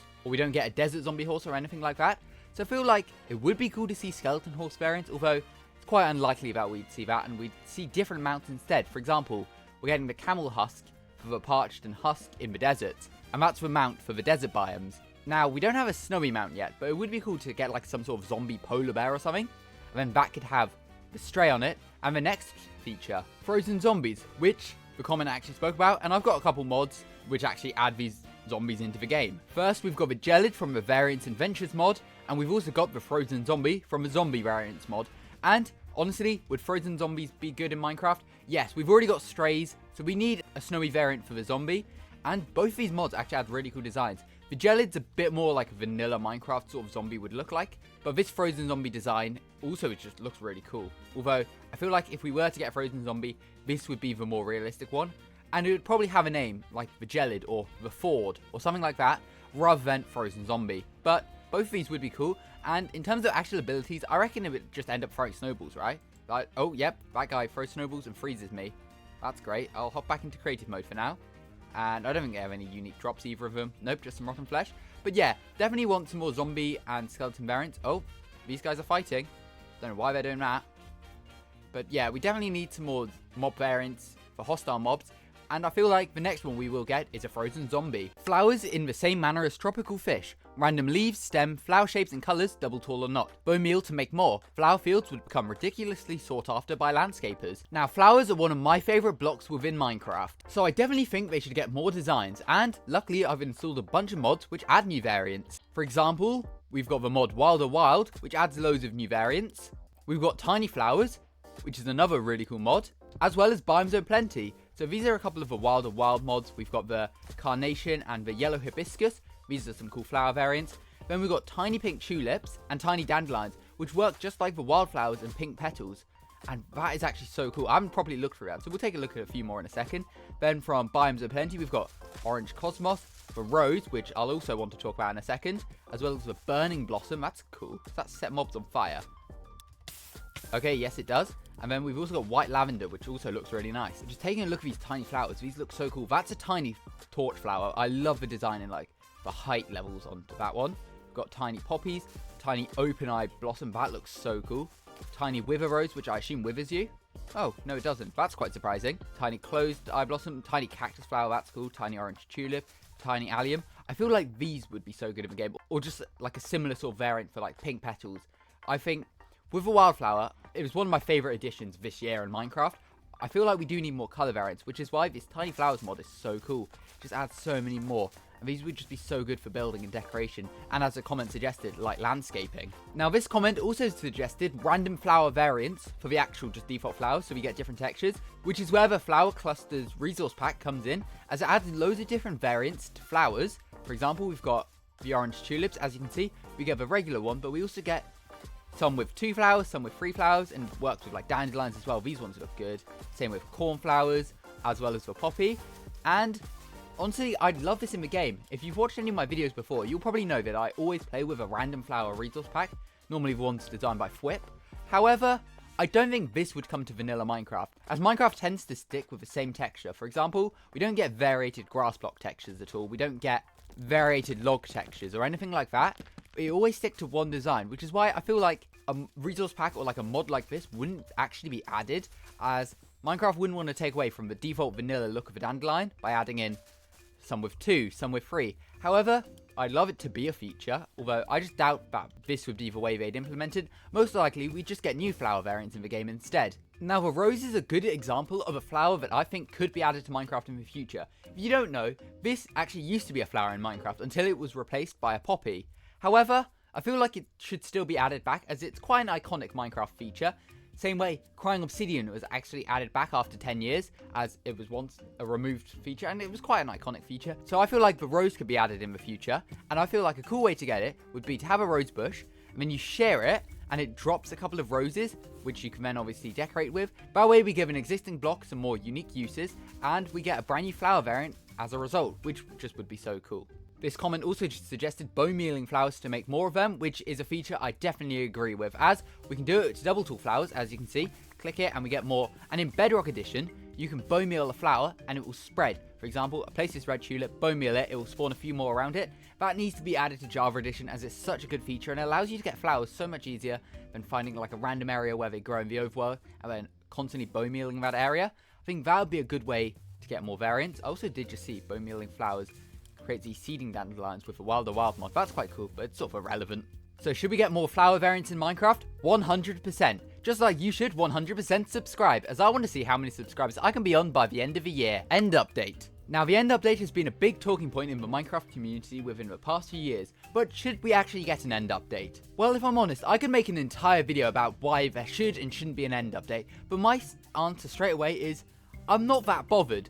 Obviously, it would be cool to get an end update, like we get some new wood variants and new building blocks, but I'm also not that bothered. I don't go to the end that much, and maybe it is because it's unupdated, and it definitely could do with some new features. However, I don't feel like we necessarily need an end update right now. I'd rather see some biome overhauls first. Now, don't get me wrong, if Minecraft was to announce an end update tomorrow, I'd still be very excited. However, I just don't think we'll get one in the near future, and even if we do, it won't be what you expect. Now, I'm not going to talk too much about an end update today, but if you want to know more, I'd recommend checking out this video by Flip, as he created a really good video going through like his ideas for an end update. However, in current Minecraft, the end is known as this sort of barren wasteland dimension, and I feel like it would sort of stick that way. Maybe we'd get a few new biomes with like a new type of tree, maybe like some purple wood or something like that, but it wouldn't be this giant magical overhaul you see in mods such as the Better End. Now, should an end update be added to Minecraft? Eventually, yes. However, I'm not too bothered about it right now, and if it was to be added, I don't think it would be what most people expect. I feel like everyone expects it to be giant biome overhauls with like colourful trees and containing loads of new mobs and weapons and things. Likely, we'd maybe get a couple of biomes, maybe a new structure. All I'd like, honestly, is type of wood and some new enchantments, but an end update would still be cool. It's just not very likely in my opinion. Aether dimension getting added. Now, similar to an end update, I'm not sure if we would get a new dimension anytime soon within Minecraft. And that's because I feel like there are so many features within Minecraft that need updates first. For example, I still think we need loads of biome overhauls. There are so many blocks that I'd love to see added in Minecraft, like colourful leaves and things like that, which haven't been added yet. So I feel like I prefer that to a whole new dimension. Obviously, a new dimension would be cool. Maybe it could have something to do with the Skulk portal, but as a comment suggested, the Aether, I very much doubt we'll actually get the Aether added to Minecraft. Whilst it was a mod developed by current Minecraft developer King B-Dogs, I just don't think we'll get that as an update in Minecraft, as at the end of the day, it is a mod. And whilst certain features from mods have been added in the past, I just don't feel like we'll get the Aether as you expected. Maybe we'll get some sort of dimension in the future. However, I also don't feel like it would be some sort of sky dimension, as the end sort of represents that in a weird way. I know it's sort of like more like space almost, but I feel like the end represents the sky, the nether represents like the underground, and then the overworld just represents like Earth. So I don't feel like we'll get like some sort of sky or heaven dimension in the future. And if I'm honest, I'm really not that bothered about a dimension, because where would it fit into the progression system? As obviously the overworld is a default dimension, then you have to go to the nether to progress in order to then go to the final dimension, the end, which is called the end. So that sort of means it's a final dimension.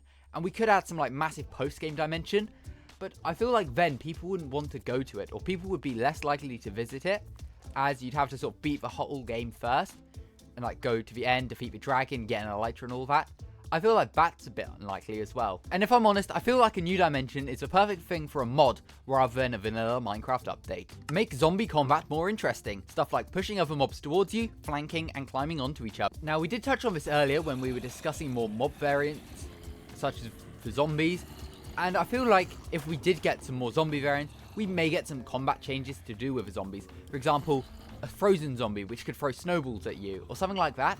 However, like completely different combat overhaul for a zombie, I just don't think it's too likely. We've already got events like the zombie invasion, which is quite a forgotten Minecraft feature if I'm honest.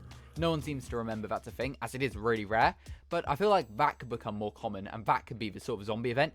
Maybe then zombies could spawn with stronger weapons and things, but I don't feel like we should get a whole zombie overhaul. As to be honest, the whole point of a zombie is to be a bit like a player. It attacks in the same way, it can have armor and can have a weapon, and it's not too overpowered, just like the player in the beginning of Minecraft. I feel like the creeper is a completely different experience. Like, imagine you're a player on your first night. A skeleton can shoot you from far away, a skeleton can climb up walls to chase you, a creeper will blow you up, whereas a zombie's a bit like you. It follows you, it will attack you, and that's about it.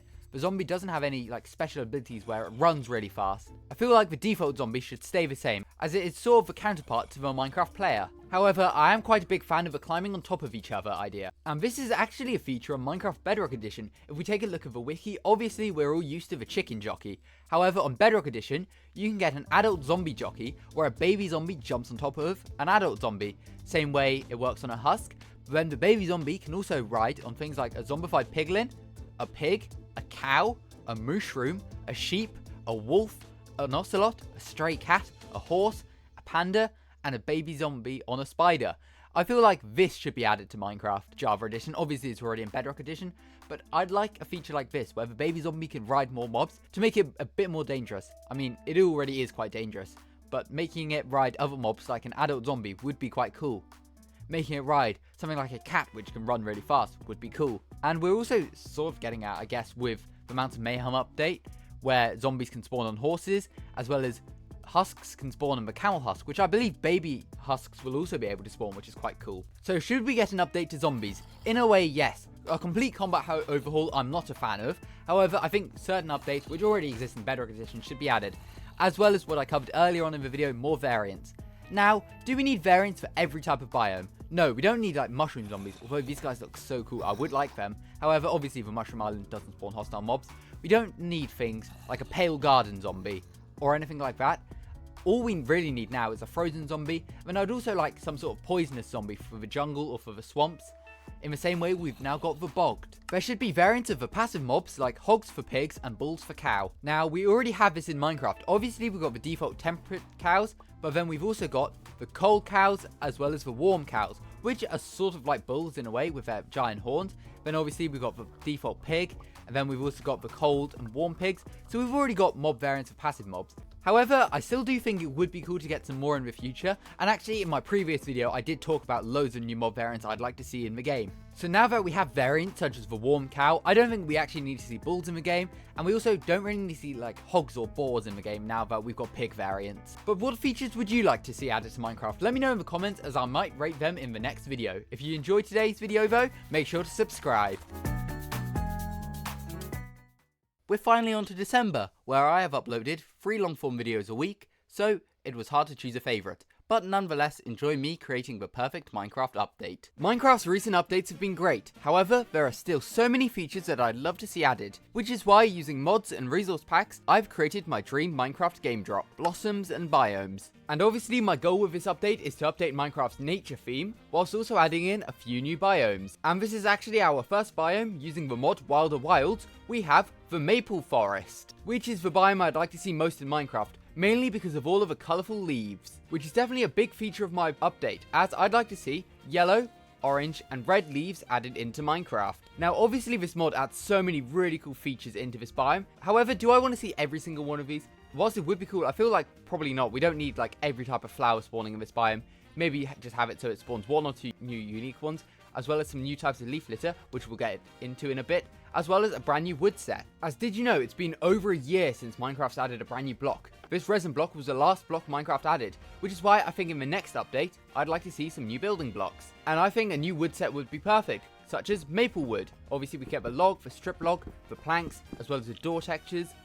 Same with trapdoors, and then obviously the yellow, orange and red leaves, which are probably the feature I'd like to see most. But this is obviously from the Wilder Wild mod, which does a great job of adding this new wood set into the game. And as there are 3 colours of leaves, I'd like to see 3 types of saplings as well, which obviously all grow up into these brand new, really cool looking maple trees, which obviously can have their own unique falling leaf particle as well as another brand new feature. As another feature in the Blossoms and Biomes update I'd like to see is unique types of leaf litter. Obviously, the Wilder Wild mod adds this in. We've got all the yellow, red and orange coloured leaf litter, but we can also get pale oak leaf litter, azalea leaf litter, obviously the regular one, which is from oak. We can get spruce leaf litter, dark oak leaf litter, and cherry leaf litter, which all look so good and would definitely be a big improvement, as it sort of makes sense to get it as well. You could simply place the leaf block in a furnace. You don't need to worry about finding it in each biome. Like, obviously there's no azalea biome, so we may not necessarily find azalea leaf litter in the wild, but just smelting it would be a fun extra block to build with. As that's definitely another theme of this update. I love to build sort of with foliage in Minecraft, so that's what I'd like to see in a Minecraft update, more foliage related items to build with. And I've also got plans for 3 other game drops, which I'm going to make separate videos on. So if that sounds interesting, make sure to subscribe and let me know what your dream Minecraft update would be. As obviously the Maple Forest isn't the only biome I'd like to see added in the Blossoms and Biomes update, as I'd also like to see the Lavender Fields added into Minecraft, and this is from the Biomes O'Plenty mod. Now this mod adds such a cool biome into the game, however I don't necessarily feel like we need every brand new feature from it. For example, I don't feel like we need these brand new types of trees, which I don't even know what they are. Jacaranda. I don't feel like we need jacaranda wood added in this biome. I also feel like we don't need oak trees everywhere. However, there is a feature on the oak tree which I'll talk about in a bit, which I really want to see. Oh, that tree is burning though. But the main thing I'd like to see in a lavender field is obviously lavender. As another feature of blossoms and biomes that I'd like to see are new types of flowers, and I feel like lavender would be a perfect flower for Minecraft. Same with this tall lavender, just to add more variation. Plus it would offer Minecraft's first flower that can be crafted into purple dye. But I'd like to see this biome as something like a sunflower plains or a flower forest biome, which is sort of an offset of a regular plains biome, which spawns fairly rarely, but also just contains some really cool unique features, such as these brand new type of flowers. And obviously, as this is the Blossoms and Biomes update, I'd like to see multiple types of flowers added into the game. And obviously, I just mentioned lavender, which would be great to see, but I'd also like to see the rose reintroduced into the game. Obviously, this flower was removed back in Minecraft like over 10 years ago now, but I feel like it's such a nostalgic feature that it just makes sense to be re-added, and I feel like a really fun mechanic would be to get a rose bush, you use your shears on it, and it will drop off multiple roses, and perhaps creating like a double tall bush item as well, which would be another fun foliage item, which is another feature I'd like, more foliage items, which I'll get onto in a minute. That's why I feel like the rose would be a really fun feature. In a similar way, I'd like to see the cyan rose re-added. This was sort of a rose equivalent on Pocket Edition back in the day. However, I feel like it should once again still be added to Minecraft. And this is from a Trailia Tales mod, which does a great job at reintroducing this into the game in the form of a sniffer flower, which I feel like makes sense. The sniffer should definitely get some more plant variants, and I feel like an old sort of extinct Minecraft flower really just does make sense. I mean, obviously the rose could be obtained in that same way. However, I feel like sharing a rose bush would still be quite a fun mechanic. And the cyan rose would just be another fun flower to find from the sniffer. Another couple of types of flowers I'd like to see are some more like 4-block ones, such as the wildflowers or pink petals like these ones from the Wild or Wild mod. We've got phlox and lantanas. I mean, not necessarily seeing these flowers into the game, despite how cool they look, but I'd just like to see some more flowers where we place them in a similar way. Just like placing 4 on one block. I feel like we just need more types, as we've only got pink petals, wildflowers, amber leaf litter. Obviously, in this update, I'd also like to see more leaf litter forms. I feel like more types of flowers like this would be great as well. And as I just mentioned, I'd love to see more foliage items in general, and I feel like this would be a great update to add some in. For example, similar to these sort of wildflowers, I'd like to see clovers, maybe spawning in the plains, maybe spawning in some of the new biomes, as these would just be another fun decoration item, similar to the bush which was added earlier this year. I'd also like to see something like a sprout. We just need sort of more like weeds and random sort of foliage items. This one's from Biomes of Plenty, and I feel like it makes sense once again. And the Wild or Wild mod also adds in frozen grass, fern, bush, tall grass, and large fern variants, which I feel like just does make sense. My idea of this update wouldn't overhaul like an entire snowy or desert biome or anything. I feel like just extra features in those biomes would still be cool, which is why I think frozen grass really does just make sense. And I guess in a similar fashion to the frozen grass, it'd be cool to get like a mini cactus as well. Another feature that I referenced earlier on in the video when we were in the lavender fields is a new type of leaf, and I'd like to see a flowering oak leaf or just flowering leaves in general added. I feel like this would just be a fun feature, maybe found in the flower forest for example, growing on the trees, just to add a new type of leaf to build with. So far, the Blossoms and Biome update has 2 new biomes, a new wood set, a load of new flowers, new foliage items. But what else does it add? Well, it can't be a Minecraft update without brand new mobs. So in this brand new update, I'd like to see new mob variants as well as a brand new type of mob. And the first new mob variant is goats. So obviously the default goat spawns in the mountain biomes and is more of a cold goat variant. However, goats in real life spawn in warm, cold, and temperate climates. So we've already got the cold variant, but I'd like to see warm and temperate biome goats. And this art I found on Reddit by user Key Orchard does a really good job at showing exactly what I'd like to see. As I think it would be cool to find like a warm goat for example with less fur, and then a temperate one maybe spawning in the plains biome or variants of a plains biome, perhaps the new maple forest or new lavender fields. As just some extra variants of mobs, we've already got cow, pig and chicken variants, so it would make sense to get goat variants as well. Now I'd also improve the goat further, just by adding some more quality of life features. For example, I'd make it so when the goat is killed, it drops a little bit of mutton, as then it can be used as a source of food, which sort of does just make sense. And I'd also allow the player to use shears on it, so it drops a little bit of strength, and I feel like this would make sense, especially if there are new goat variants, as the warm one would have less fur, which means technically you should be able to shear the cold variant, and maybe it loses its fur, but drops you a bit of strength. Maybe it could grow it back somehow, or maybe then you have a new variant of a goat, similar to how you can have 1 or 0 horned goats, you'll be able to get a sheared goat. Now another mob variant that I'd like to see is a desert variant of the fox. This was actually created on Reddit over 6 years ago by user Durkey Power, but I'd like to see like a desert fox, for example like a fennec fox, added into the game, as we've got the temperate, we've got the cold, so it only makes sense to get this warm variant as well, and it makes sense in the desert, rabbits exist, these foxes could hunt rabbits. and obviously they don't need to drop anything. I just think a desert variant of the fox would be really fun to encounter. But obviously, it's not just mob variants I'd like to see, as there's one more type of mob I'd really like to see in a new Minecraft update. Now, I've had to travel all the way back to Minecraft 1.20.1 to showcase the next mob from the mod Naturalist, as another mob which I feel like makes sense for the Blossoms and Biomes update are new bird variants. So this mod adds in the blue jay, the canary, cardinal, robin, and sparrow. All would be so cool. Do we need every single one? Probably not, but I like to see just little bird variants added to Minecraft. Mainly because of what you can hear right now. Just some ambient bird sounds would be great in the forest within Minecraft, and either we could add actual birds which make these sounds, or just have these sounds ambiently playing in biomes. Although I think I'd go for the new bird types, because look how cool they are. And now they don't necessarily need to have a drop or anything unique about them. I just like some ambient birds to like fly around the different forests within Minecraft. So those were my ideas for what I'd like to see in a Minecraft game drop. What do you think about the Blossoms and Biomes update? If you enjoyed today's video, make sure to subscribe and let me know what you'd like to see in a Minecraft update.